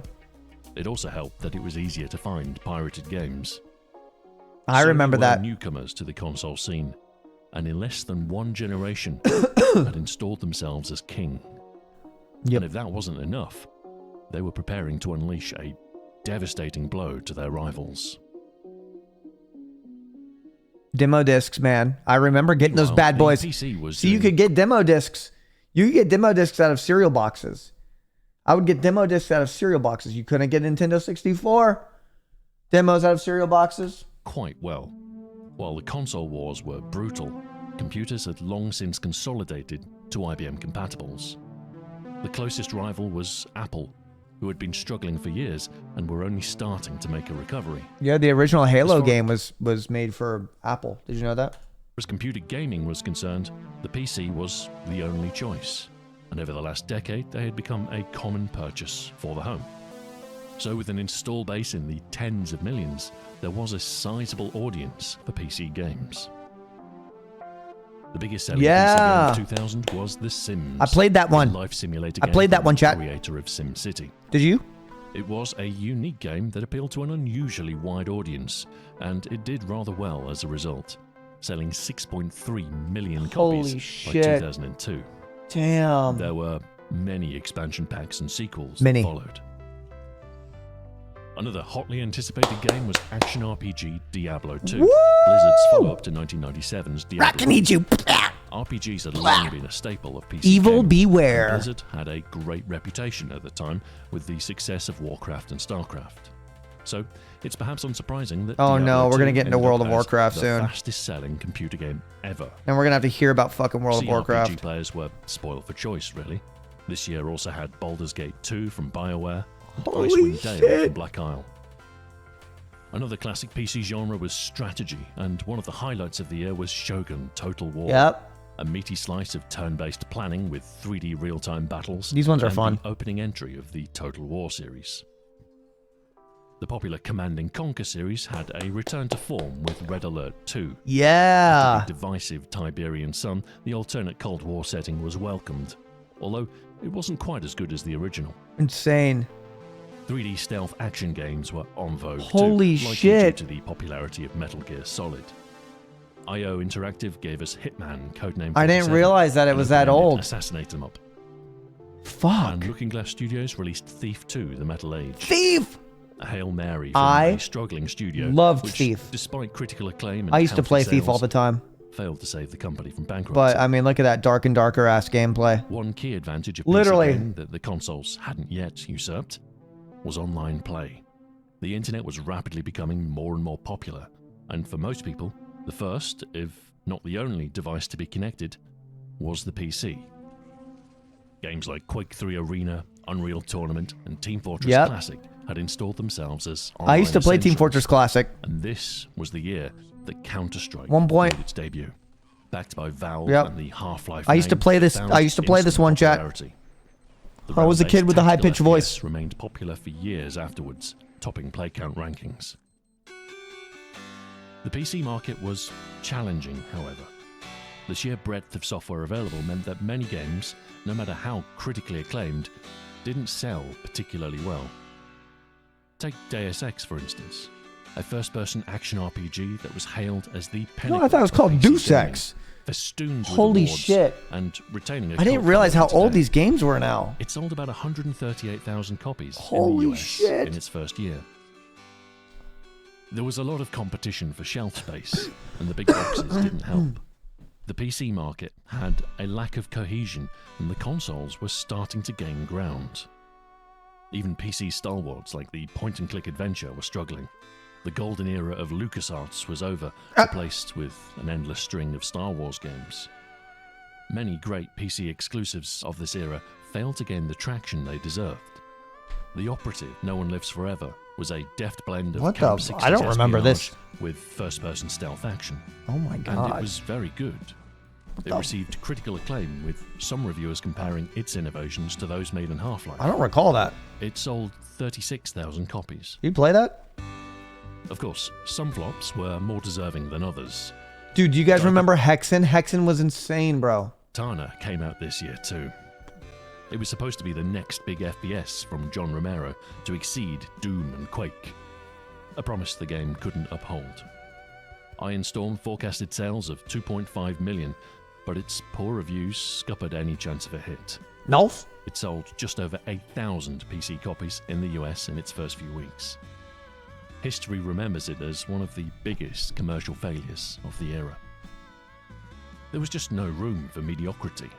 The PC had more games available than any other platform, but players didn't have bottomless And we just kind of wallets. dealt with what we had Someone back then. If you had a shitty game, you still played it anyways, right? Because like if you went to the store and rented it, you pretty much just like, I mean, I just played it anyways, and I'm like, fuck it. So I think we kind of convinced ourselves that some games were fun anyways. Especially if our parents, like my parents wouldn't know what to get me sometimes. They wouldn't know what games to get me. So sometimes they would get the number one game I wanted, and then they would get me other games as well. Or maybe a console came with some games, or you just ended up with demos, and then you just played what you had basically.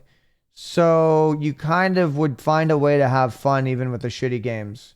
And when you're a kid, having something is better than nothing. So it was just like, it was better than, you know, having nothing. Of 10 isn't good enough when the shelves are filled with 8s, 9s, and 10s. So the PC needed a new approach to selling games, one more flexible and with fewer overheads than retail. But until that solution arrived, AAA game development would become increasingly centered on the consoles. The worst was yet to come. The next generation of consoles had just arrived. Damn! The PC's graphical advantage. Woo! The new hardware was ever more capable of handling 3D graphics, that was a spider. and provisions were made to satisfy the That looks rising pretty good. popularity of online play. The next gen was a threat. Okay, we're good. Ridge Racer! First to market was Sega's Dreamcast, Mhm. launched the previous year. Insane. Sega had struggled during the last generation, with a lukewarm reception to the I'm sure Saturn this will save them. and an alarming tower of failed add-ons for the Mega Drive. With Sony taking pole position, Sega couldn't afford any more mistakes. The Dreamcast was developer-friendly, able This to port is both my PC last and arcade resort. games easily. It was powerful, came equipped with a modem, and the price was fair. It Sega! felt fresh and new, and had a fantastic array of Yeah. colourful, interesting games. What the fuck? They did everything right. It had a good start. Yes. Crazy Taxi was a perfect port of the arcade original. I mean, it looks beautiful. A fast-paced, Look at zany that. 3D drive 'em up. Look at that where you have to fucking, deliver like, passengers FPS. to their destination as quickly as possible. It was a must-have. It showed off the next generation's capability and tapped into a cultural vibe in a way that few games can. The cel-shaded Jet Set Radio was similarly Oh cool. shit, I An forgot. urban Wow, I rider forgot about that. with jet-powered inline skates and a killer Actually, soundtrack. great design. Like, With still was Space Channel 5, a campy rhythm game where you repel A zoom an record alien attack design. by matching actions. holy It's got a shit. cool 60s sci-fi theme, and Michael Jackson even makes a cameo. Most baffling of all was Seaman, Lol. which released in North America this year. I'm not sure what drove Sega to make such weird games. I mean, that's like I'm glad they Japanese did. core humor right there. There was nothing else quite like it, and the Dreamcast You know? needed a strong array of games to stand a chance. Exclusives were a big deal, and while Sega may not have had Mario, the Dreamcast was the only place you could play Sonic Adventure. It was also home to I love Shenmue, Sonic. which Oh, released in the Shenmue? West this year.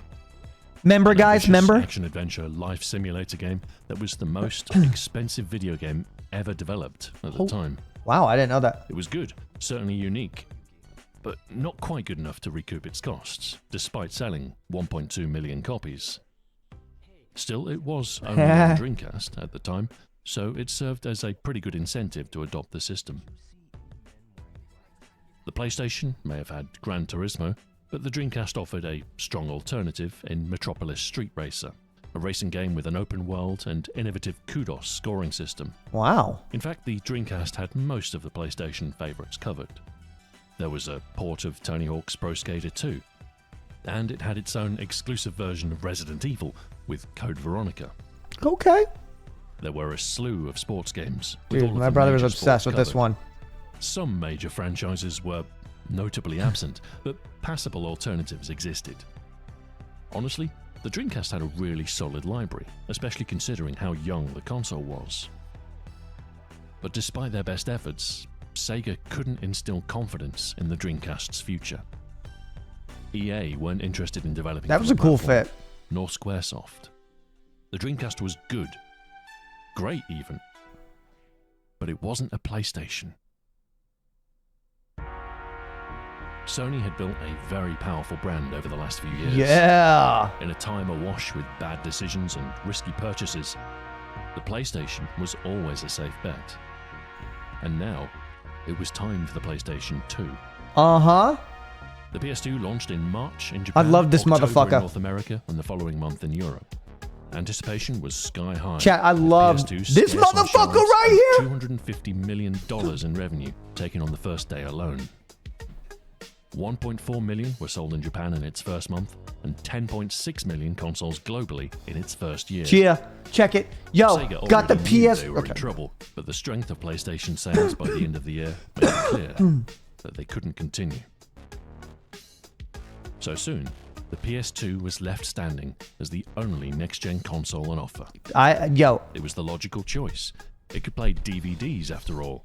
And I was still I was still on the PS2 long after the PS3 had come out, and I was using that PS2 forever. I really was.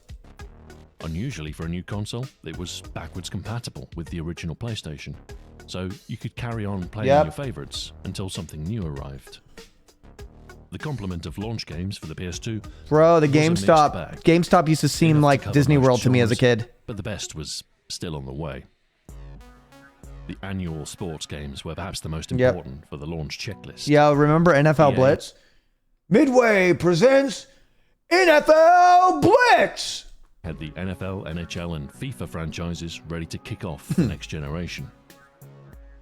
More interesting was SSX. It's crazy because FIFA just had to change so little, except extreme their, pitch as the Tony Hawk series. They changed their tech and the players. Title, but after EA lost upgrade everything. In Sega's console, development shifted to the PS2. Driving games were another important part of the PS2's launch lineup. The next Gran Turismo was a year away, so in the meantime, there were a few other next-gen options. Great. Yo, you're a psychopath if you drive from first person like this. Praised for its tight racing and next-gen visuals, but criticized for a lack of anti-aliasing and limited content. Rockstar Games were gearing up to dominate the new generation and had 2 racing games on offer ready for launch. Midnight Club Street Racing was a city-focused game with illegal races between I remember this one. Imports. Smuggler's Run was an off-road expedition with buggies and other rough-and-tumble vehicles. Fighting games were another popular genre. Yep. I mean, talk about an amazing era. From the popular Tekken series with a new team fighting mechanic. Member chat? Dead Member? or Alive 2 Hardcore was an updated version of the arcade game for the PS2, regarded as the best of the genre at the start of the generation. Thick. Well, not really, but in video game standards, yeah. With the PS2 receiving a port of Unreal Tournament. Not a patch on the PC original, but it's hard to beat local multiplayer action. The exclusive Time Splitters was much better received. Its varied gunplay and characters meshed with better suited gameplay to the console. I will always suck at console. Shooting action, you had Armored Core 2, a mecha game. I'll always suck at console FPS. Dynasty Warriors 2. I remember this fucking game, bro. Chat, member. Had a reputation for great RPGs, but the selection on offer at launch for the PS2 was underwhelming. Watch, they're gonna make the Xbox intro. Wait, no Xbox intro? Oh, wait. Maybe that's next. Summoner, a 3D Western action RPG from Volition. Wait, no, that was a little bit later, right? From Software were also was that PS3 time? Building on the success of their King's Field when was series. Xbox? They I'm already forgetting. Ready for launch, Evergrace and Eternal Ring, although neither were received particularly well. Does anybody remember the fat fucking controllers that came with the original Xbox? My older brother still has the original ones from when they from our childhood. To be a launch title. Well, my childhood, not his. A Zelda-style JRPG, it was the best of its genre in 2000, although this wasn't the highest bar to clear. With retrospect, the launch titles for any console pale in comparison they were massive to those controllers, once dude. It finds its stride, and the PS2 was no exception. But the basic needs were covered, and many great games were in the pipeline. With the massive hype surrounding the launch of the PS2, Sony couldn't fail to make an impression. Xbox One was at the end of 2001. Are you serious? Dude, Mad Catz had some shitty ass controllers though. Practically no I'm not even joking. Sony had put themselves in the remember those turbo buttons that would pause and start the game really fast? Generation. The PS2 was a capable system with 3D graphics that looked truly next gen. From the messy, brutal console wars of the previous generation, a clear victor had emerged. Sega had been bested and were planning their exit from the industry. Sad. The 3DO and Jaguar, nothing but a distant memory. Nintendo remained and were preparing their next-gen competitor. Yeah. But they've been in the shadow of the PlayStation for a while, and with the PS2's head start, they had a mountain to climb. Even the PC was feeling the effects. Mad Catz was always for the guest who didn't take the game decade seriously had been enough. Great for the adoption of the platform for games. The PC is dead. The lack of a standard configuration made it difficult Long to live the target. PC. There is something to be said for the simplicity of a console, and the monolithic hardware was starting to become more appealing for both consumers and developers. Microsoft knew this, and with their financial might, they saw an opportunity to challenge Sony's dominance in the console market. Essentially, a PC in a little black box, leveraging the rapid advancement of PC components into a standard configuration. Video games. As the PS2 launched in Japan, Microsoft announced the Xbox. It wouldn't release until next year. Yeah. But Sony's monopoly was going to be tested. That was wild. And Nintendo were no longer guaranteed second place. Yo, Quinn! It was an exciting time. Thank you, Technology was Quinn. cool, and there was nothing but blue skies on the horizon. Celebration! The arrival of the millennium had brought a feeling of optimism for the future. We could cast off the clumsy artifacts of the 20th century and embrace a new digital world. Mobile phones and the internet were starting to make a tangible impact on everyday life. We had SMS, we had MSN Messenger. I remember that. The internet was young and bristled with opportunity. Dude, you're getting Adele. This was the future. He lost his job because of weed. Isn't that crazy? Thank you very much for watching, and until next time, farewell. He lost his job because of weed, guys. Oh, Fuse Cat. Thank you. I appreciate it. 73? 73 months. Holy shit. That's insane. Whew.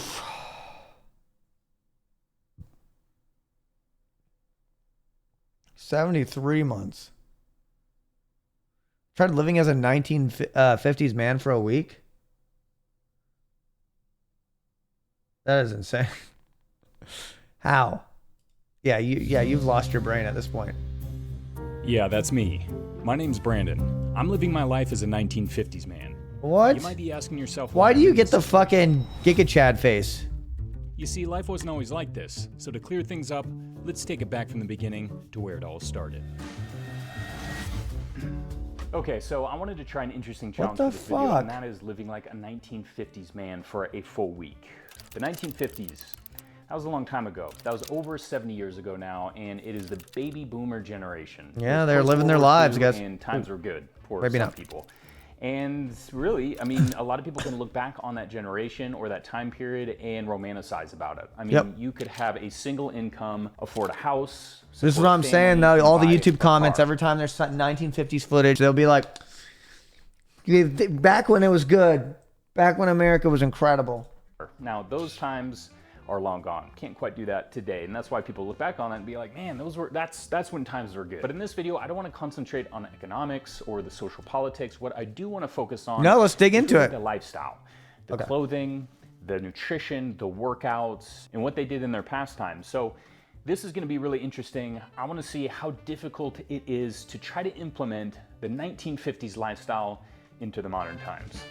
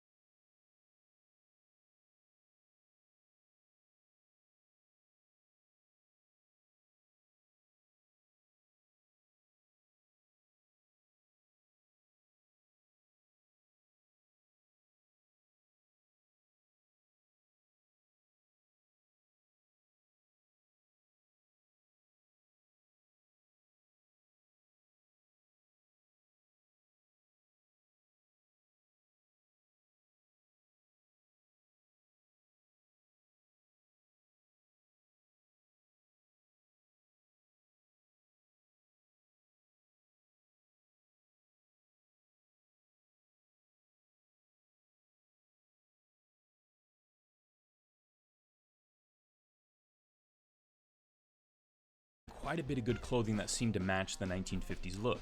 Coats, jeans, slacks, polos, button-up shirts, and shoes. The fedora was a very popular hat back then, and I couldn't seem to find one, so I headed to the local Macy's store and found one that was as close as I could get. Holy shit, he's gonna do it? And I completely transformed my whole wardrobe in one go. And I have to say, it was pretty easy to find a lot of the same type of clothing that you might find in the 1950s, which I guess isn't a big surprise because the day and age we live in, fast fashion is such a thing. Yeah. I guess that's why boomers are always wearing that shit, huh? But that really wasn't the case back then. That's probably why you would see a lot of people generally look the same in that era. And that's why fashion is so interesting. That's why all boomers look the same. Compare it to now.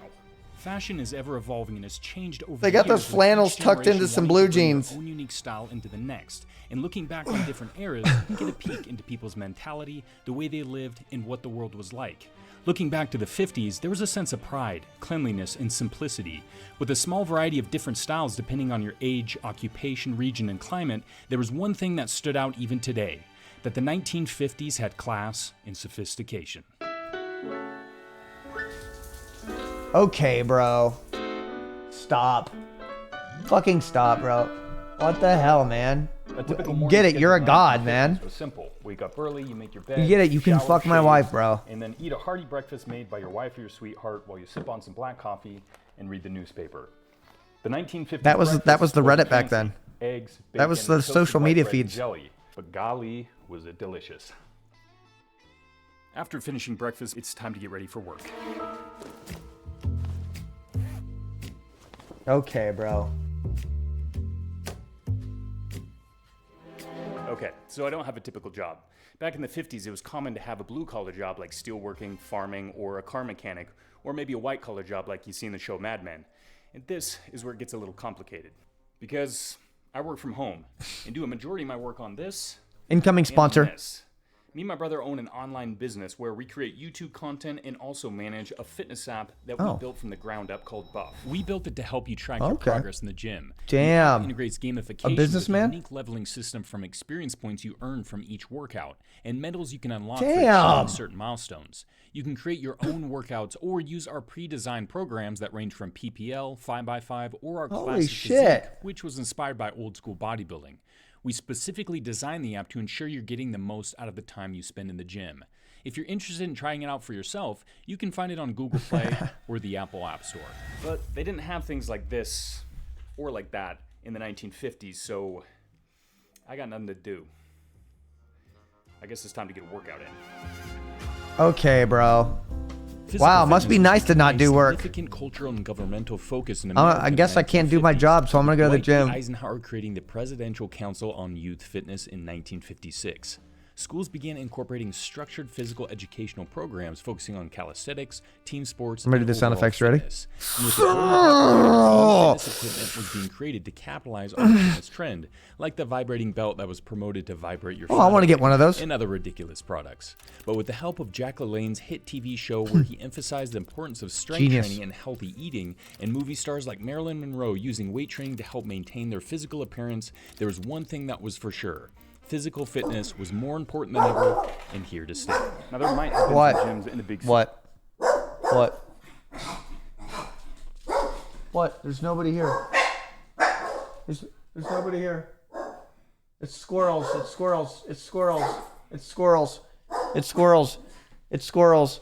It's squirrels. Yishi, wait, what is that? Hey, Yishi, what is that? Subscribe. What? Subscribe. Subscribe. What? Wait, did you guys hear that? Yishi, wait. Subscribe. What the fuck? Dude, he's speaking English. What the fuck, guys? Did you hear that? City, particularly like a YMCA. But if you lived in a small town, you're most likely not going to find a gym, and that's why calisthenics were so popular. Bodyweight exercises, pull-ups, push-ups, prison squats, dips, and you have guys like Jack LaLanne or Charles Atlas. Those were the influencers of the day. They were the ones putting out advertisements, being on TV, and trying to spread the word of fitness. And that's when everyone started being like, hey, there's something to this. Some of the most popular bodybuilders, and of course looking back, from today. Yo, bar to bear. Bear to bear. I like that. 6 months. Take notes. Oh, there's a squirrel right outside. Dogs are going to freak the fuck out. Look at this. I don't know if you can see this. Hold on. Yo, look at that. You see that fucker? No, you can't. Not yet. He's standing right there. You can't see the fucker yet, but maybe next time.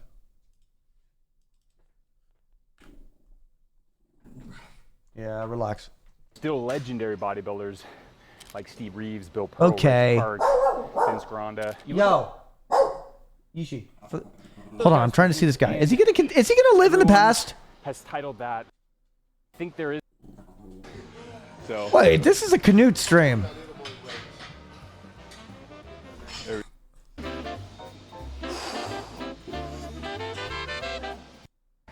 So that concludes the 1950s workout. After all this weight being lifted, it's time to get some nutrition. He probably just wanted a haircut. With the end of World War II, the need for rationing was He probably just wanted to get a haircut and eat some old food. Prosperity. The A hamburger? Nutrition reflected a mix of home-cooked meals, convenience foods, and saw the rise in science-based advertising. He's just going grocery shopping now. Bread stating helps build strong bodies 8 ways. Dairy consumption was also heavily promoted, with whole milk being a This guy just wanted a 100% excuse for a cheat day and a haircut. And was heavily used by bodybuilders. Yishi, for the love of Christ and God and all gods after that. Consumption was so high, in fact, it was said that Americans consumed about 1 liter per person per day. There was also a growing awareness of calorie counting and weight control, and some men embracing high-protein diets, with emphasis on steak and eggs, influenced by the American diet. So it's safe to... A protein shake? So I just got back from the gym, and I wanted to try an old school recipe, a protein shake that Steve Reeves made. Now, bodybuilders were not only pioneers of physical fitness, but they also prioritized protein and would complement honey, gelatin. I gotta translate boomer talk. I got my girlfriend here, Michaela. When were you born? What? 1999. 1999. So you are officially a Zoomer. Yes. Now, language has changed a lot over the years, and new words are always being invented, and it was really nothing great, stylish, or... Just... Okay, a little trivia. Yeah? Annoying person. Mama's back in the 90s. Was our oyster. Not having the modern conveniences like a phone, video games, or big He screen just TV. wanted to dress like this. What the heck, dude? Buff dude?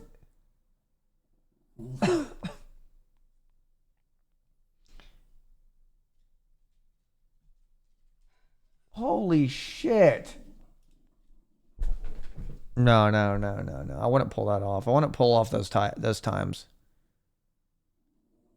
Come on, dog. You can relax. Dude, that's crazy, man. That was wild. POV working in Japan, realistic. Yeah, give this to me.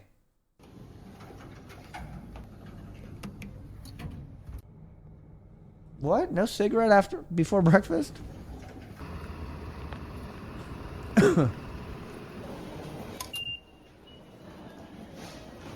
Yo, Pasmo.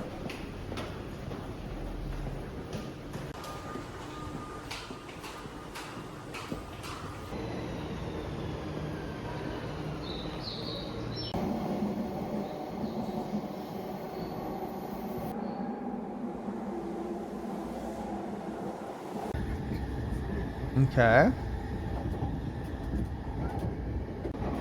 Yeah, the train stations in Japan are incredibly quiet.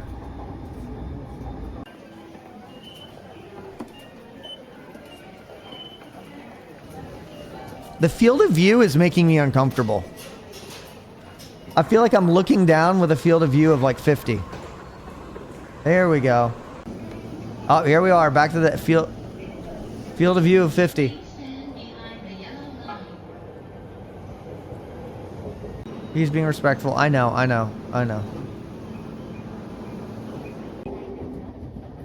Holy shit. This is the Cycle Line train for.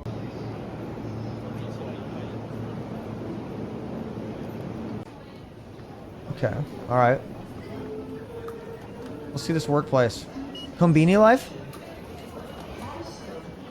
He's gonna go get that Combini life. Not a fan of these shots. I'll be completely honest. Combini life.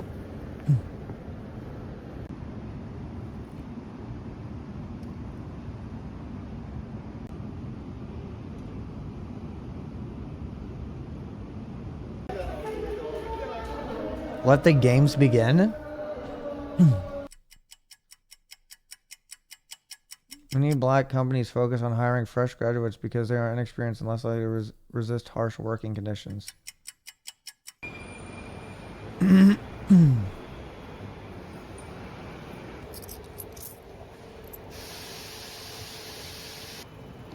What if this just gets like more and more like dark over the course of time?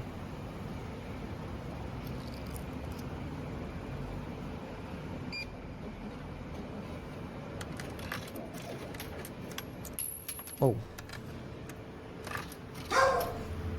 Hey. You're barking at the refrigerator.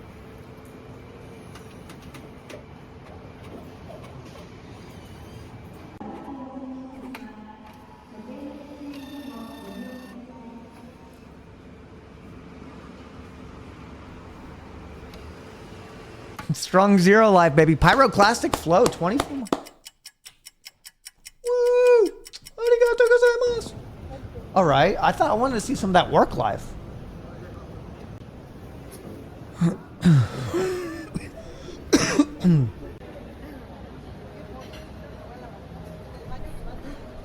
Yo, are we gonna end up with the izakaya? Izakaya life? Let me see that izakaya life. Not bad. Not bad at all.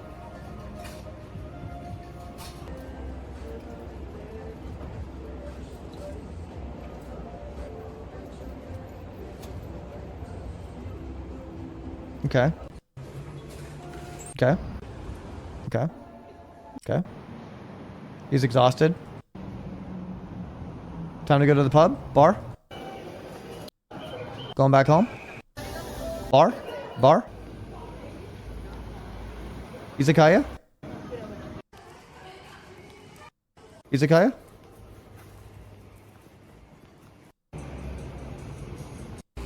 Strong zero?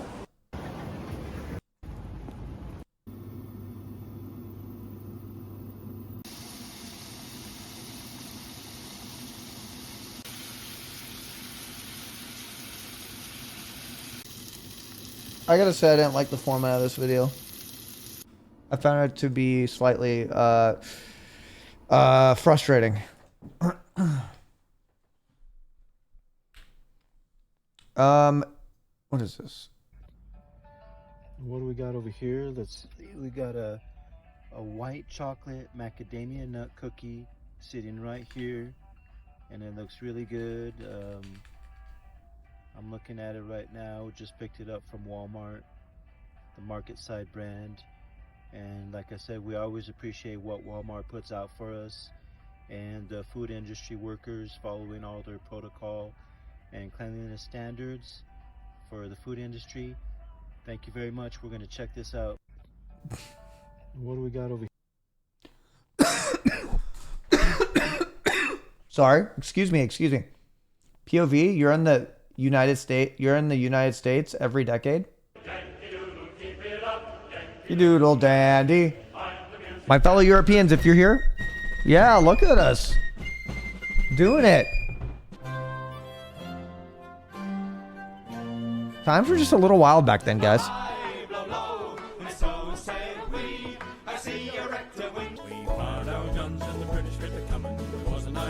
Oh yeah, that's when the Brits got petty. Just kidding. Civil War incoming here in a few decades. Oh yeah, shit got wild out there too. All right, get ready for it. Here we go. Yep.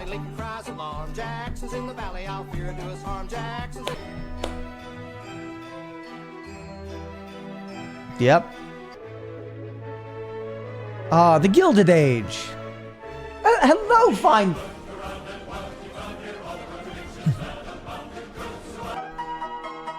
Ah, not a cell phone in sight.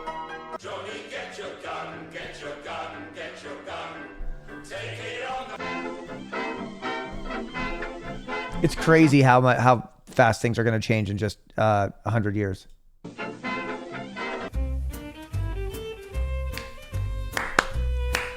Woo! Woo! Holy shit. Is that me? Okay. People are having a pretty good time. Some people are still having a good time here. Not a cell phone in sight. This is when individualism started slowly becoming a thing. This is when, as an American, you could slowly start uniquifying.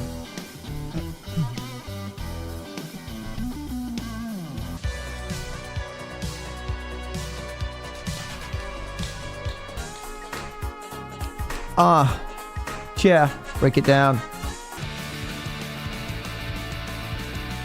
Woo!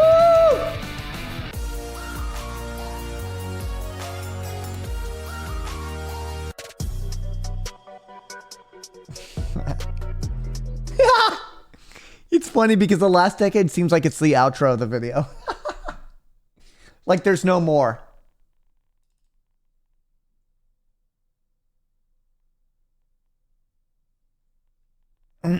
I feel like a lot of time passed since the 90s.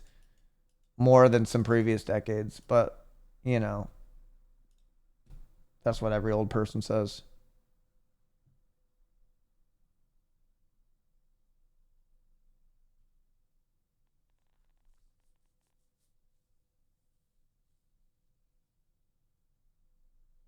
Crazy. What was the first computer you ever used? I think a Commodore 64, something like that. But the first computer I ever owned was a Windows 95 in my bedroom. It was not connected to the internet.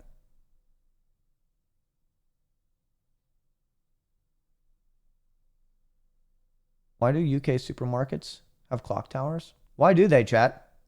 You know, to my Brits, why? So many supermarkets in the UK have one of these, but have you ever actually looked at one of them? Like, have you noticed that most of them don't actually show the real time? What the fuck, chat? A clock tower on a supermarket, if you think about it, it doesn't make any sense. I mean, this isn't a town square, it's a car park. And it's clearly not serving any functional purpose because it's not even set right.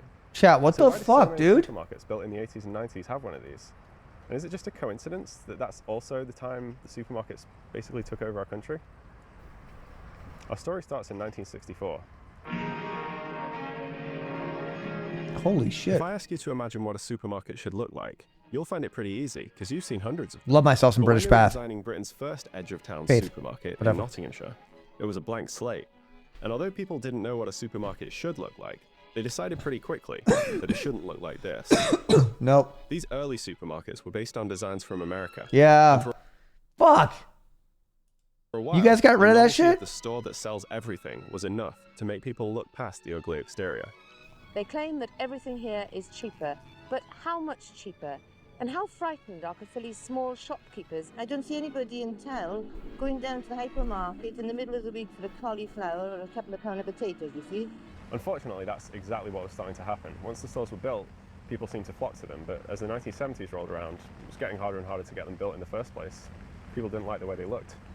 The architecture critic Must be nice, though. said that the retailers had chosen the image of the concentration camp, and local councils were starting to become uncooperative as well. Clearly a new design was going to be needed, but what could it be? Holy shit.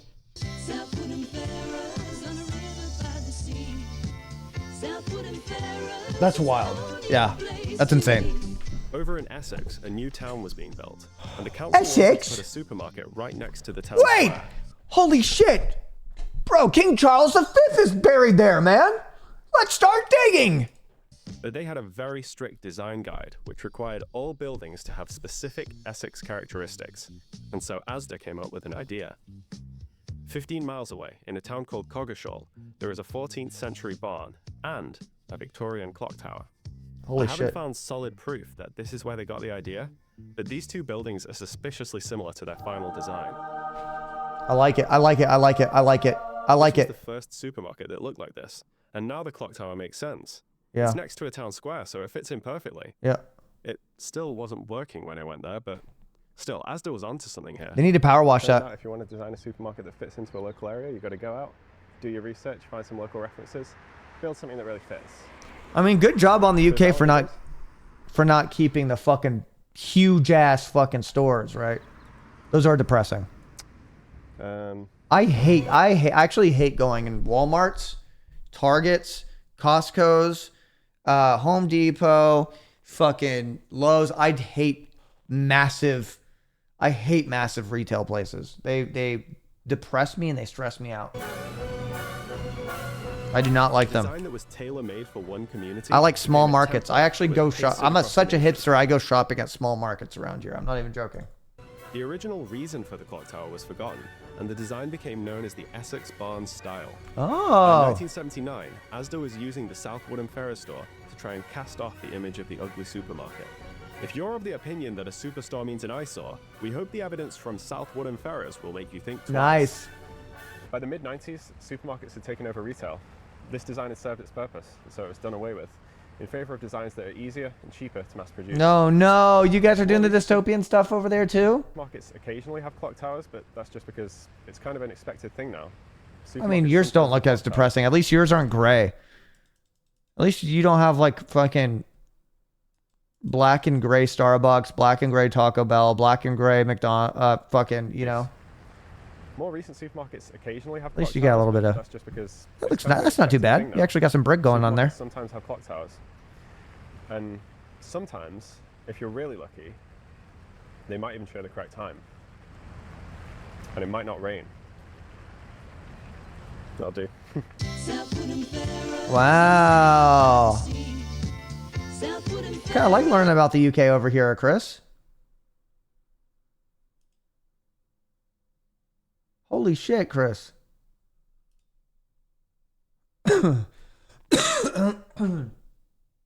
Yo, what is this?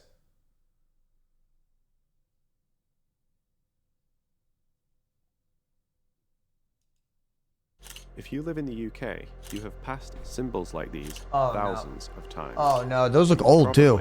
Never noticed them. That must be an old symbol for something. I never noticed them until I got an email from a subscriber.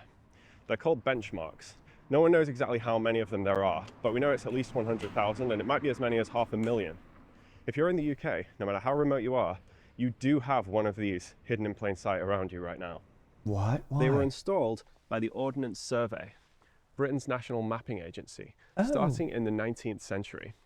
Back then, if you wanted to know the difference in elevation between this town and the next one, there were very sophisticated tools that would allow you to measure that. Fucking you hell! had to go out and work it out yourself because no one else had done it for you. Fucking and as we started hell! to build things like railways, it was becoming pretty important to know the differences in elevation across the country. So the Ordnance Survey went out and spent 2 decades mapping out lines across Great Britain and Ireland. No, they fucking measuring the differences in elevation No, along they the way. fucking didn't. You fucking And at every point they measured, they left one of these. Chris! And once they were done, each of those benchmarks became a new Stop, reference point Chris! to be used to fill in the rest of the country. No! If you look at Ordnance Survey maps from the 19th century, you'll see these It's aliens! everywhere. So now if you wanted to know the height of a particular point, all you had to do was measure it relative to the nearest benchmark. And then you'd instantly know its height relative to every other part of the country. No! But a lot of these symbols are on the side of private buildings because the Ordnance Survey Act of 1841 had given them the right to enter private property and do what they needed to do. And I was surprised to find that this law is still in effect. Theoretically, if they needed to, the Ordnance Survey could still demand to enter your property and stick a benchmark on the wall. But it's unlikely because the benchmark network was decommissioned more than 30 years ago. In fact, the last one ever was carved into this milestone in Milton Keynes in 1993, outside what is now a harvester. It's covered in ivy, so you can't actually see it, but it's there. These days with GPS, there's not much use for benchmarks, but there is one small part of the network that's still in use to this day. They're called fundamental benchmarks, and there are about 200 of them. Oh. They were built more than a century ago. It's protected. To serve as a solid bedrock for the rest of the network. I mean, literally, they go almost 2 meters underground. These days, they contain passive GPS stations. Since we know the exact position of these benchmarks, we can use them to collect and enhance the data we receive from GPS satellites. And using this, modern surveyors can pinpoint their location anywhere in the country to an accuracy of about 1 centimeter or so. Some of these fundamental benchmarks are on private property, which is why Ordnance Survey retains the right to access those areas. Holy shit, I'm watching an Ordnance Survey video. In a small way. More of them are being lost each year due to redevelopment. Holy Britain, shit. I do recommend you have a search online, because you'll almost certainly find that you're surrounded by dozens, if not hundreds. Holy shit, how'd I get roped into watching that? That's insane. That's fucking insane, love. That's fucking insane, love. That's fucking insane, love. The man paid to do nothing? Yo, my feed's getting kind of nice now. This is why I wasn't reacting for so long. It's because I had deviated from education to memes. And you know, education is what gets me happy. Ooh, Britain's largest unexplained structure. Where William Shakespeare lived? No, that's too history core.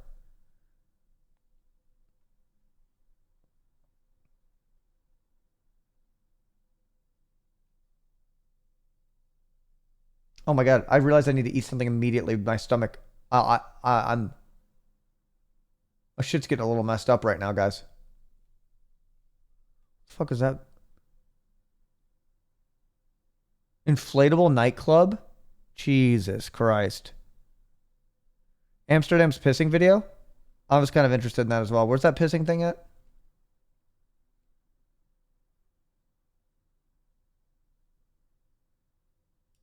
All right, hold on. Let me. Urinals matter. Hold on. And public urinals matter. Let me know if I missed something good. But there's one country in the world that does public urinals like no other. And that country is the Netherlands.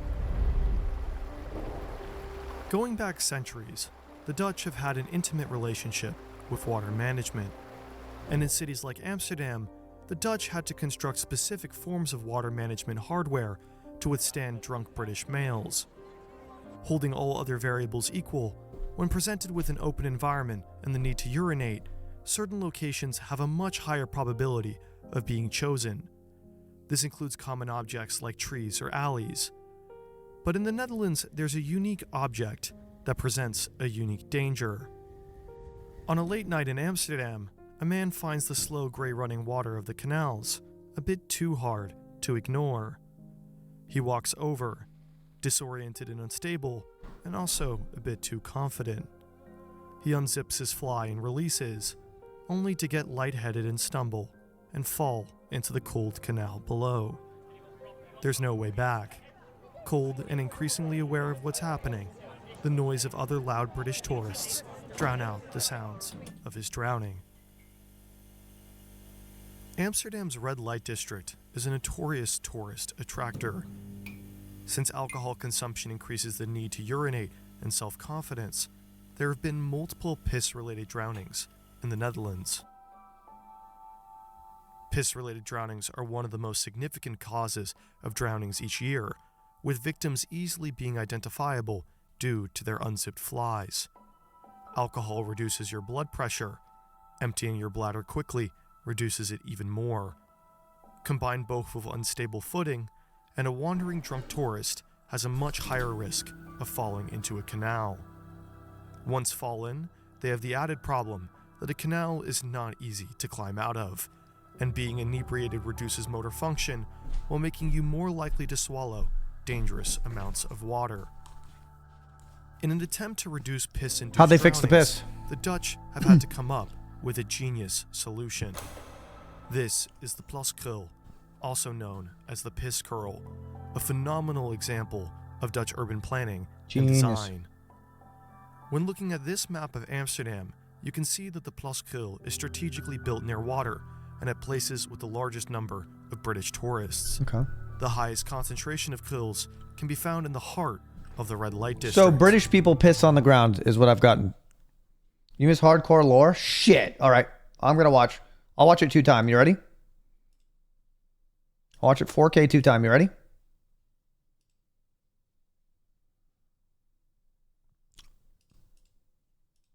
Urinals matter, and public urinals matter especially. But there's one country in the world that does public urinals like no other, and that country is the Netherlands. Going back centuries, the Dutch have had an intimate relationship with water management, and in cities like Amsterdam, the Dutch had to construct specific forms of water management hardware to withstand drunk British males. Holding all other variables equal, when presented with an open environment and the need to urinate, certain locations have a much higher probability of being chosen. This includes common objects like trees or alleys. But in the Netherlands, there's a unique object that presents a unique danger. On a late night in Amsterdam, a man finds the slow grey running water of the canals a bit too hard to ignore. He walks over, disoriented and unstable, and also a bit too people are falling into the water while pissing. confident. He unzips his fly and releases, only to get lightheaded and stumble and fall into the cold canal below. It does happen. There's no way back. Cold and increasingly aware of what's happening, the noise of other loud British tourists drown out the sounds of his drowning. Amsterdam's red light district is a notorious tourist attractor. Since alcohol consumption increases the need to urinate and self-confidence, there have been multiple piss-related drownings in the Netherlands. Piss-related drownings are one of the most significant causes of drownings each year. That's actually easily being identifiable due to their unzipped flies. Alcohol reduces your blood pressure. Emptying your bladder quickly reduces it even more. Combine both with unstable footing, and a wandering drunk tourist has a much higher risk of falling into a canal. Once fallen, they have the added problem that the canal is not easy to climb out of, and being inebriated reduces motor function while making you more likely to swallow dangerous amounts of water. In an attempt to reduce piss-induced drownings, the Dutch have had to come up with a genius solution. This is the Plaskuil, also known as the Piss Curl, a phenomenal example of Dutch urban planning and design. When looking at this map of Amsterdam, you can see that the Plaskuil is strategically built near water and at places with the largest number of British tourists. The highest concentration of Kuils can be found in the heart of the red light district. And the Kuil's design is just as impressive as its planning. It's shaped in the form of a golden ratio. Sheets of affordable, long-lasting cast iron metal are bent into a beautiful curve. There's also an open bottom so that it's clear to others whether the Kuil is in use, and it does it without revealing the self-conscious user. Holy shit. Although the exact secrets behind the Plaskuil's design This video is are insane. lost in time, it's undeniable that the inventors were geniuses. The legs of the Plaskuil are in the shape of a bladder. Amsterdam is an international city, attracting people from multiple different backgrounds and languages. That's an amazing... Were the bladder legs designed so as to make it intuitively clear to all that it was built for urination? This is insane. The Kuil is also a lot more welcoming and clearly superior to the hard angle public urinal. The design should obviously be soft and welcoming. No, not hard and cold. Dude, this is insane. Also makes it blend in naturally within the cityscape. Not fake Better reacting, urinal, but less like natural the amount of love that this is being treated with is insane. to use than one that brings large amounts of attention to you. The designers also made it so that the Plaskuil delicately combines both elements of municipal and national branding. On some of the older metal frames, you can find St. Andrew's crosses. This serves a tri-function, advertising the city of Amsterdam, ensuring ventilation, and giving a clear-eyed view of the street to the vulnerable user. Zoom out, and then you begin to see the strong national design elements, combining both the Dutch tiling tradition as well as bricks likely locally sourced Yes. from the Rhine. The Plaskuil is the best Kuil, but unfortunately, it goes by Kuil. another name as well. The Plaskuil. The will-be-missed Kuil, currently in existential danger due to Amsterdam's government removing it off of its streets. This video is insane. The Plaskuil isn't perfect, you see. De vrouw die 2 jaar geleden een boete kreeg voor Woman wildplassen, who got moet die fined. toch betalen, So a bit heeft de more. rechtbank in Amsterdam beslist. Ruim 2 jaar geleden After 2 plaste de years ago, vrouw a woman na het peed on the uitgaan street in Amsterdam after going op out. straat. Ze kreeg een boete She got a van fine of 140 euros that die she ze refused to weigerde play. te betalen. In Amsterdam zijn Amsterdam, there are 35 urinoirs urinoirs, 4 en maar public 4 unisex bathrooms. openbare toiletten waar ook vrouwen naar de wc kunnen. Shit. Volgens de vrouw is er According to the women, this daarom is a sprake van case of sexism. The Women do Plaskuil need to with pee its perfect too. ratios is not perfectly optimized for space. It also needs to be routinely cleaned by municipal Bro, staff this is due to it insane! not being directly connected to a water system. And this has caused serious issues with more selfish residents who would choose their own hygienic needs over the interests of the larger city whole. Are you seeing this? Elke dag als we hem schoonspuiten komt veel viezigheid op zijn dek terecht. Het is gewoon zo smerig. Groene aanslag, dingen bladeren af, je ziet wc-papier daar liggen. Ik bedoel, als ik dit niet schoonmaak, dan wordt het alleen maar erger. Ik zag u net dat u aan I het don't know, plassen piss was so deep. Maar de meneer die hier woont is er niet zo blij mee met die plaskrul hier. Nee, nou, ik begrijp Plaskuil. het wel, want Plaskuil. er wordt heel veel geplast natuurlijk. En dan wordt het door de gemeente dan schoongemaakt. En met een hele harde spuit. En dan gaat alles in die woonboot. Ja. U dacht niet van, ik pak even de volgende? Nee, jullie is ver verder. Ik was nood. Ik moet plassen. Although there have been some moonshot attempts to introduce handicap and female-friendly Plaskuils, the strong cast iron frame was not strong enough to keep the Pluskrill alive. What the fuck? Instead, in its ashes emerges a new Dutch public urinal. Stop, bro. One that puts all others Upgrade. to shame. This is the Eurolift, the quintessential Dutch invention, carrying the Netherlands' strongest national traditions on its cold metal shoulders. Brother. The country is known for some of the most intricate and well-developed water management systems in the world, a network of intricate dike and bridge systems that keeps deadly water at bay. Connected into that water system is the AI-powered self-rinsing Eurolift, Yeah, shut the paying fuck direct up. homage to the country's strong grip on water. And the Netherlands is also known for its serious investment into world-class public infrastructure. Not everyone uses a public urinal, so why should all be burdened by the urinal use of a few? The Dutch solution, as always, pragmatic and based on consensus. Ik stem niet op een stelling die alleen maar bedoeld is om te polariseren. This is not real. Build a urinal that during the You day is fucker! shy, but pops up at None of night this is real. when the Those are demand not real is high. people. I know that immediately, and I could see it the first time too, fucker. Male-centric, it matters less because they're more space efficient.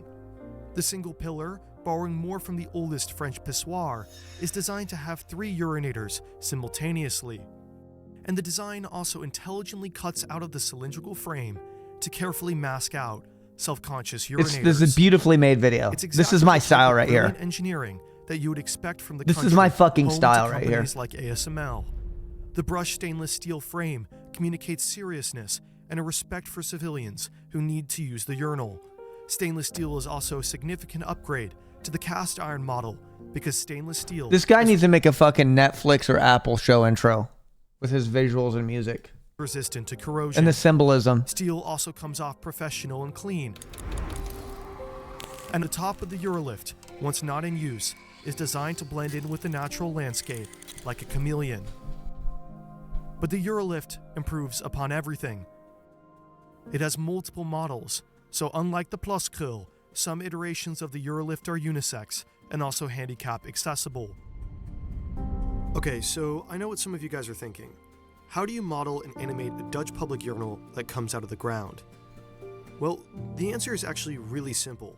Blender, and a lot of online videos and courses.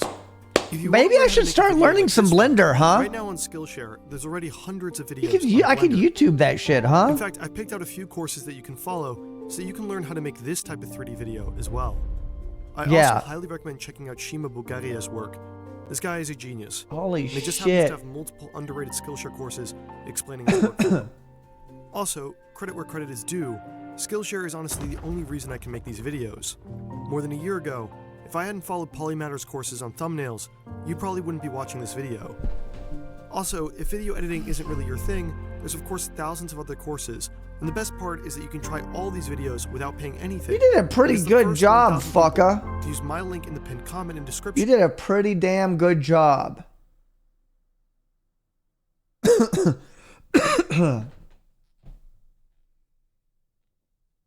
Holy shit.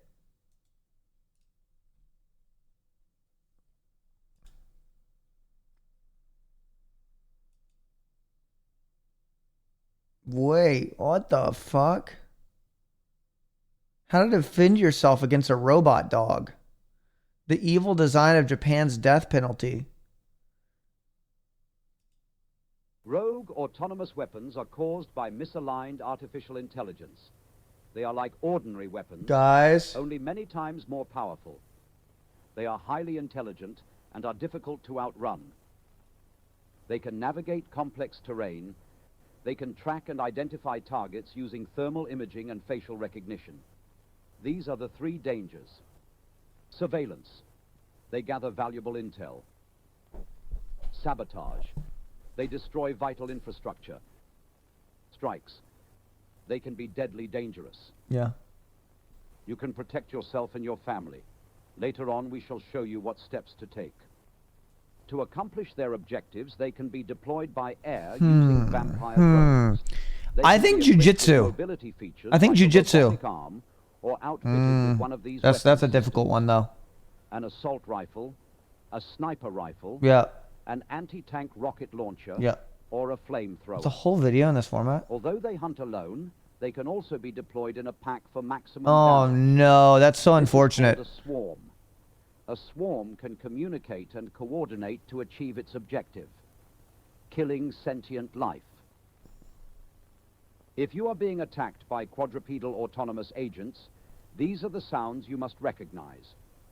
First, if an attack is coming, then you will hear the hum of drones in the sky. They sound like this.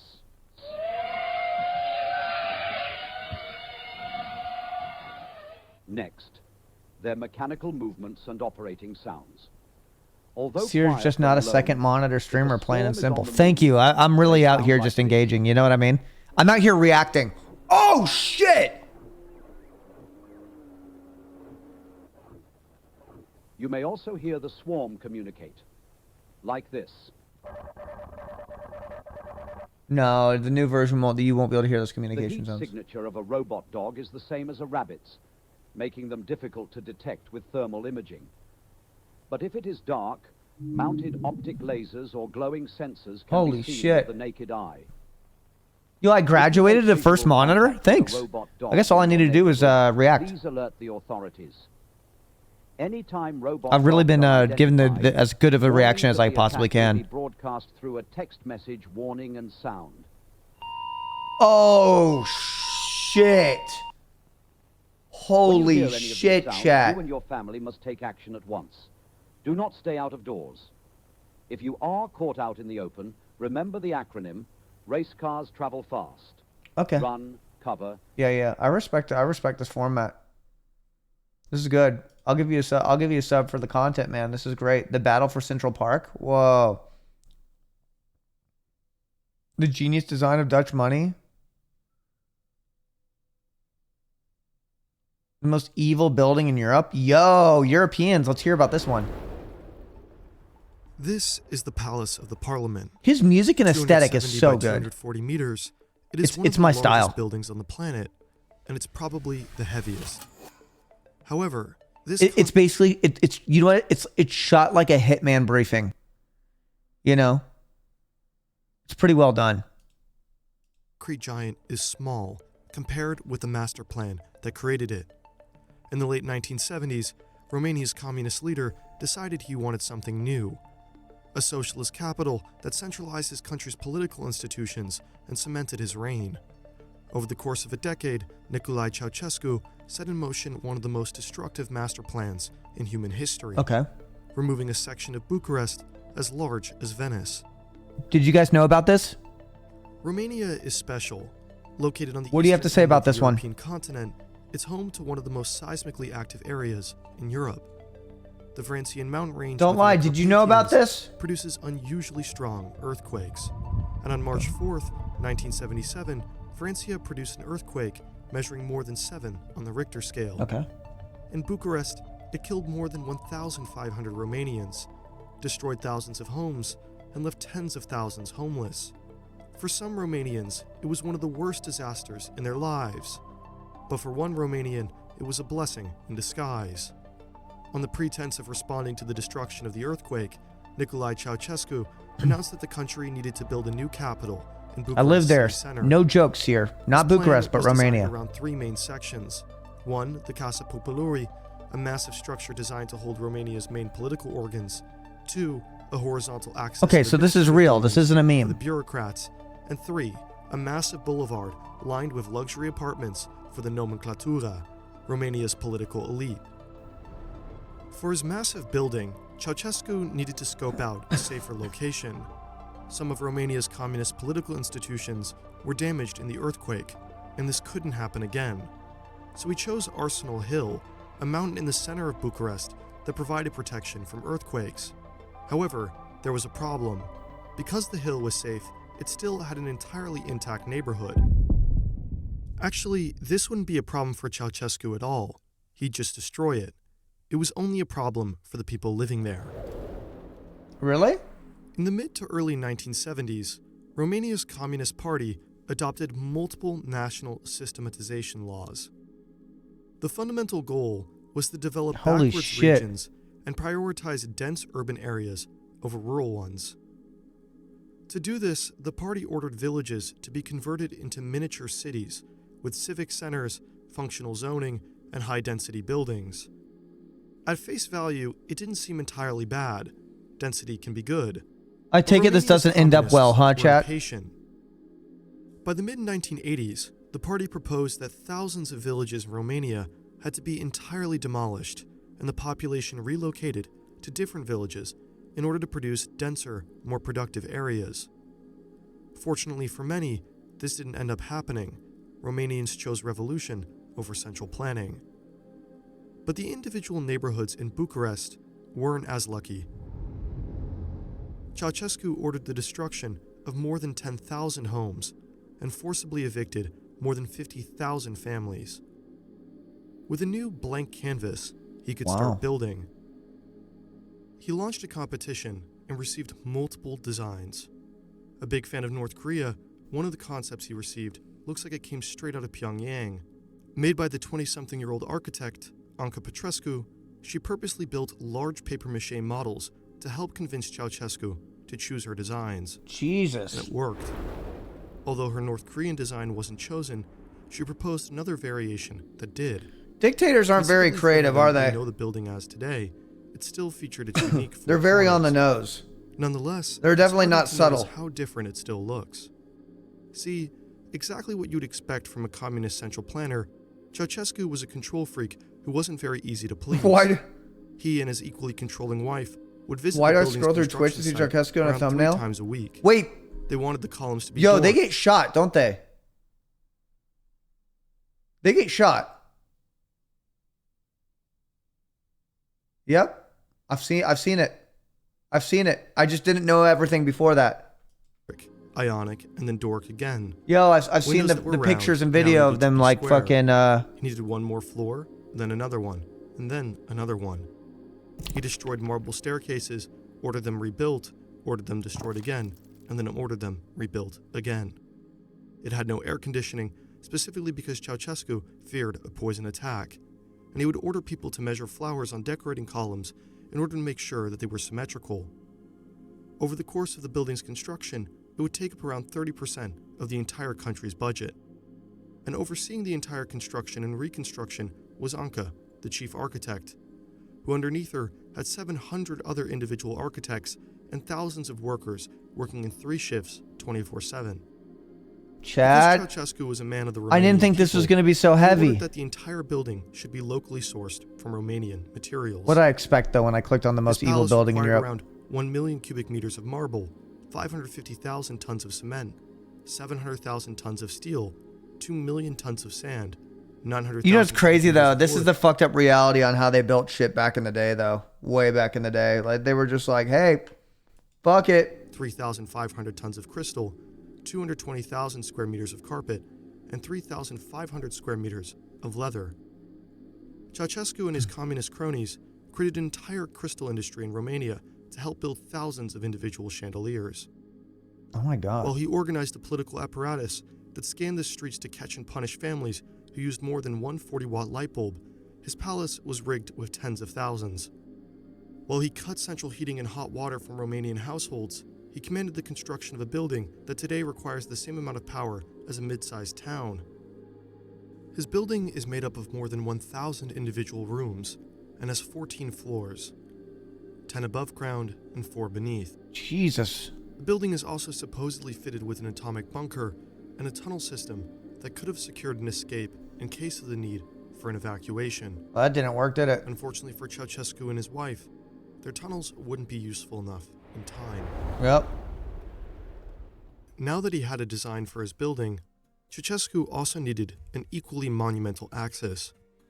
Called the Victory of Socialism Boulevard, it would purposely be made longer than the Champs-Élysées, around 3.5 kilometers in length and 90 meters wide. Oof. Lining his boulevard are 10-story apartment buildings that were intended for Is it key still members of his chilling there? party. From a distance, his boulevard seems like it completely disregards the native conditions of the city, as though the buildings were just glued on. And that's because they were. Eugenio Iordachescu was a Romanian also known as the Engineer of Heaven. Concerned about the planned communist destruction. Wow, chat. Sorry, I didn't realize this was gonna be so intense, man. churches and historical buildings on rails. This allowed him and others to save historical buildings that would have otherwise stood in the way of Ceausescu's grand plans. The last part of Ceausescu's plan were the administrative buildings surrounding the Piața Constituției, a massive semicircle where Ceausescu was supposed to address his people. Unfortunately for Nicolae, though, the building would not be completed in time for him to use it.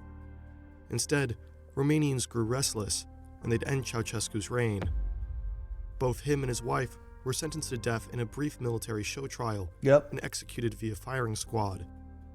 After his death, Ceausescu's palace remained unfinished, and it was unclear what to do with it. There were those who suggested that it should be demolished. It was the purest symbol of communism and Ceausescu's cult of personality. And there were also ideas to convert it into the world's largest shopping mall, casino, and even into a Dracula theme park. What? It could have also been densified, but instead it was chosen to become the home of Romania's government. Today, it houses both Romania's Chamber of Deputies and the Senate. Oh, I guess it makes sense. It is the biggest parliament building on the planet. Holy shit. The second largest administrative building, second only to the Pentagon. The horizontal axis is still used by ministries, and the square is now used for concert venues. The boulevard is also still there, of course, but instead of apartments being filled with members of the nomenclatura, they are some of Bucharest's most valuable apartments. Although Ceausescu's plans have now become integrated and over time have developed a practical political function, it should never be forgotten what this building is. It is Europe's largest and youngest symbol for centralized control and authoritarian communism. Jesus. A constant reminder of how real it is to be led by people who live and breathe, do as I say, not as I do. This is your life in weeks. If you're lucky enough. Oh my God. Whoa. Oh, Jesus. Okay. Okay. Wow. Hey, everybody.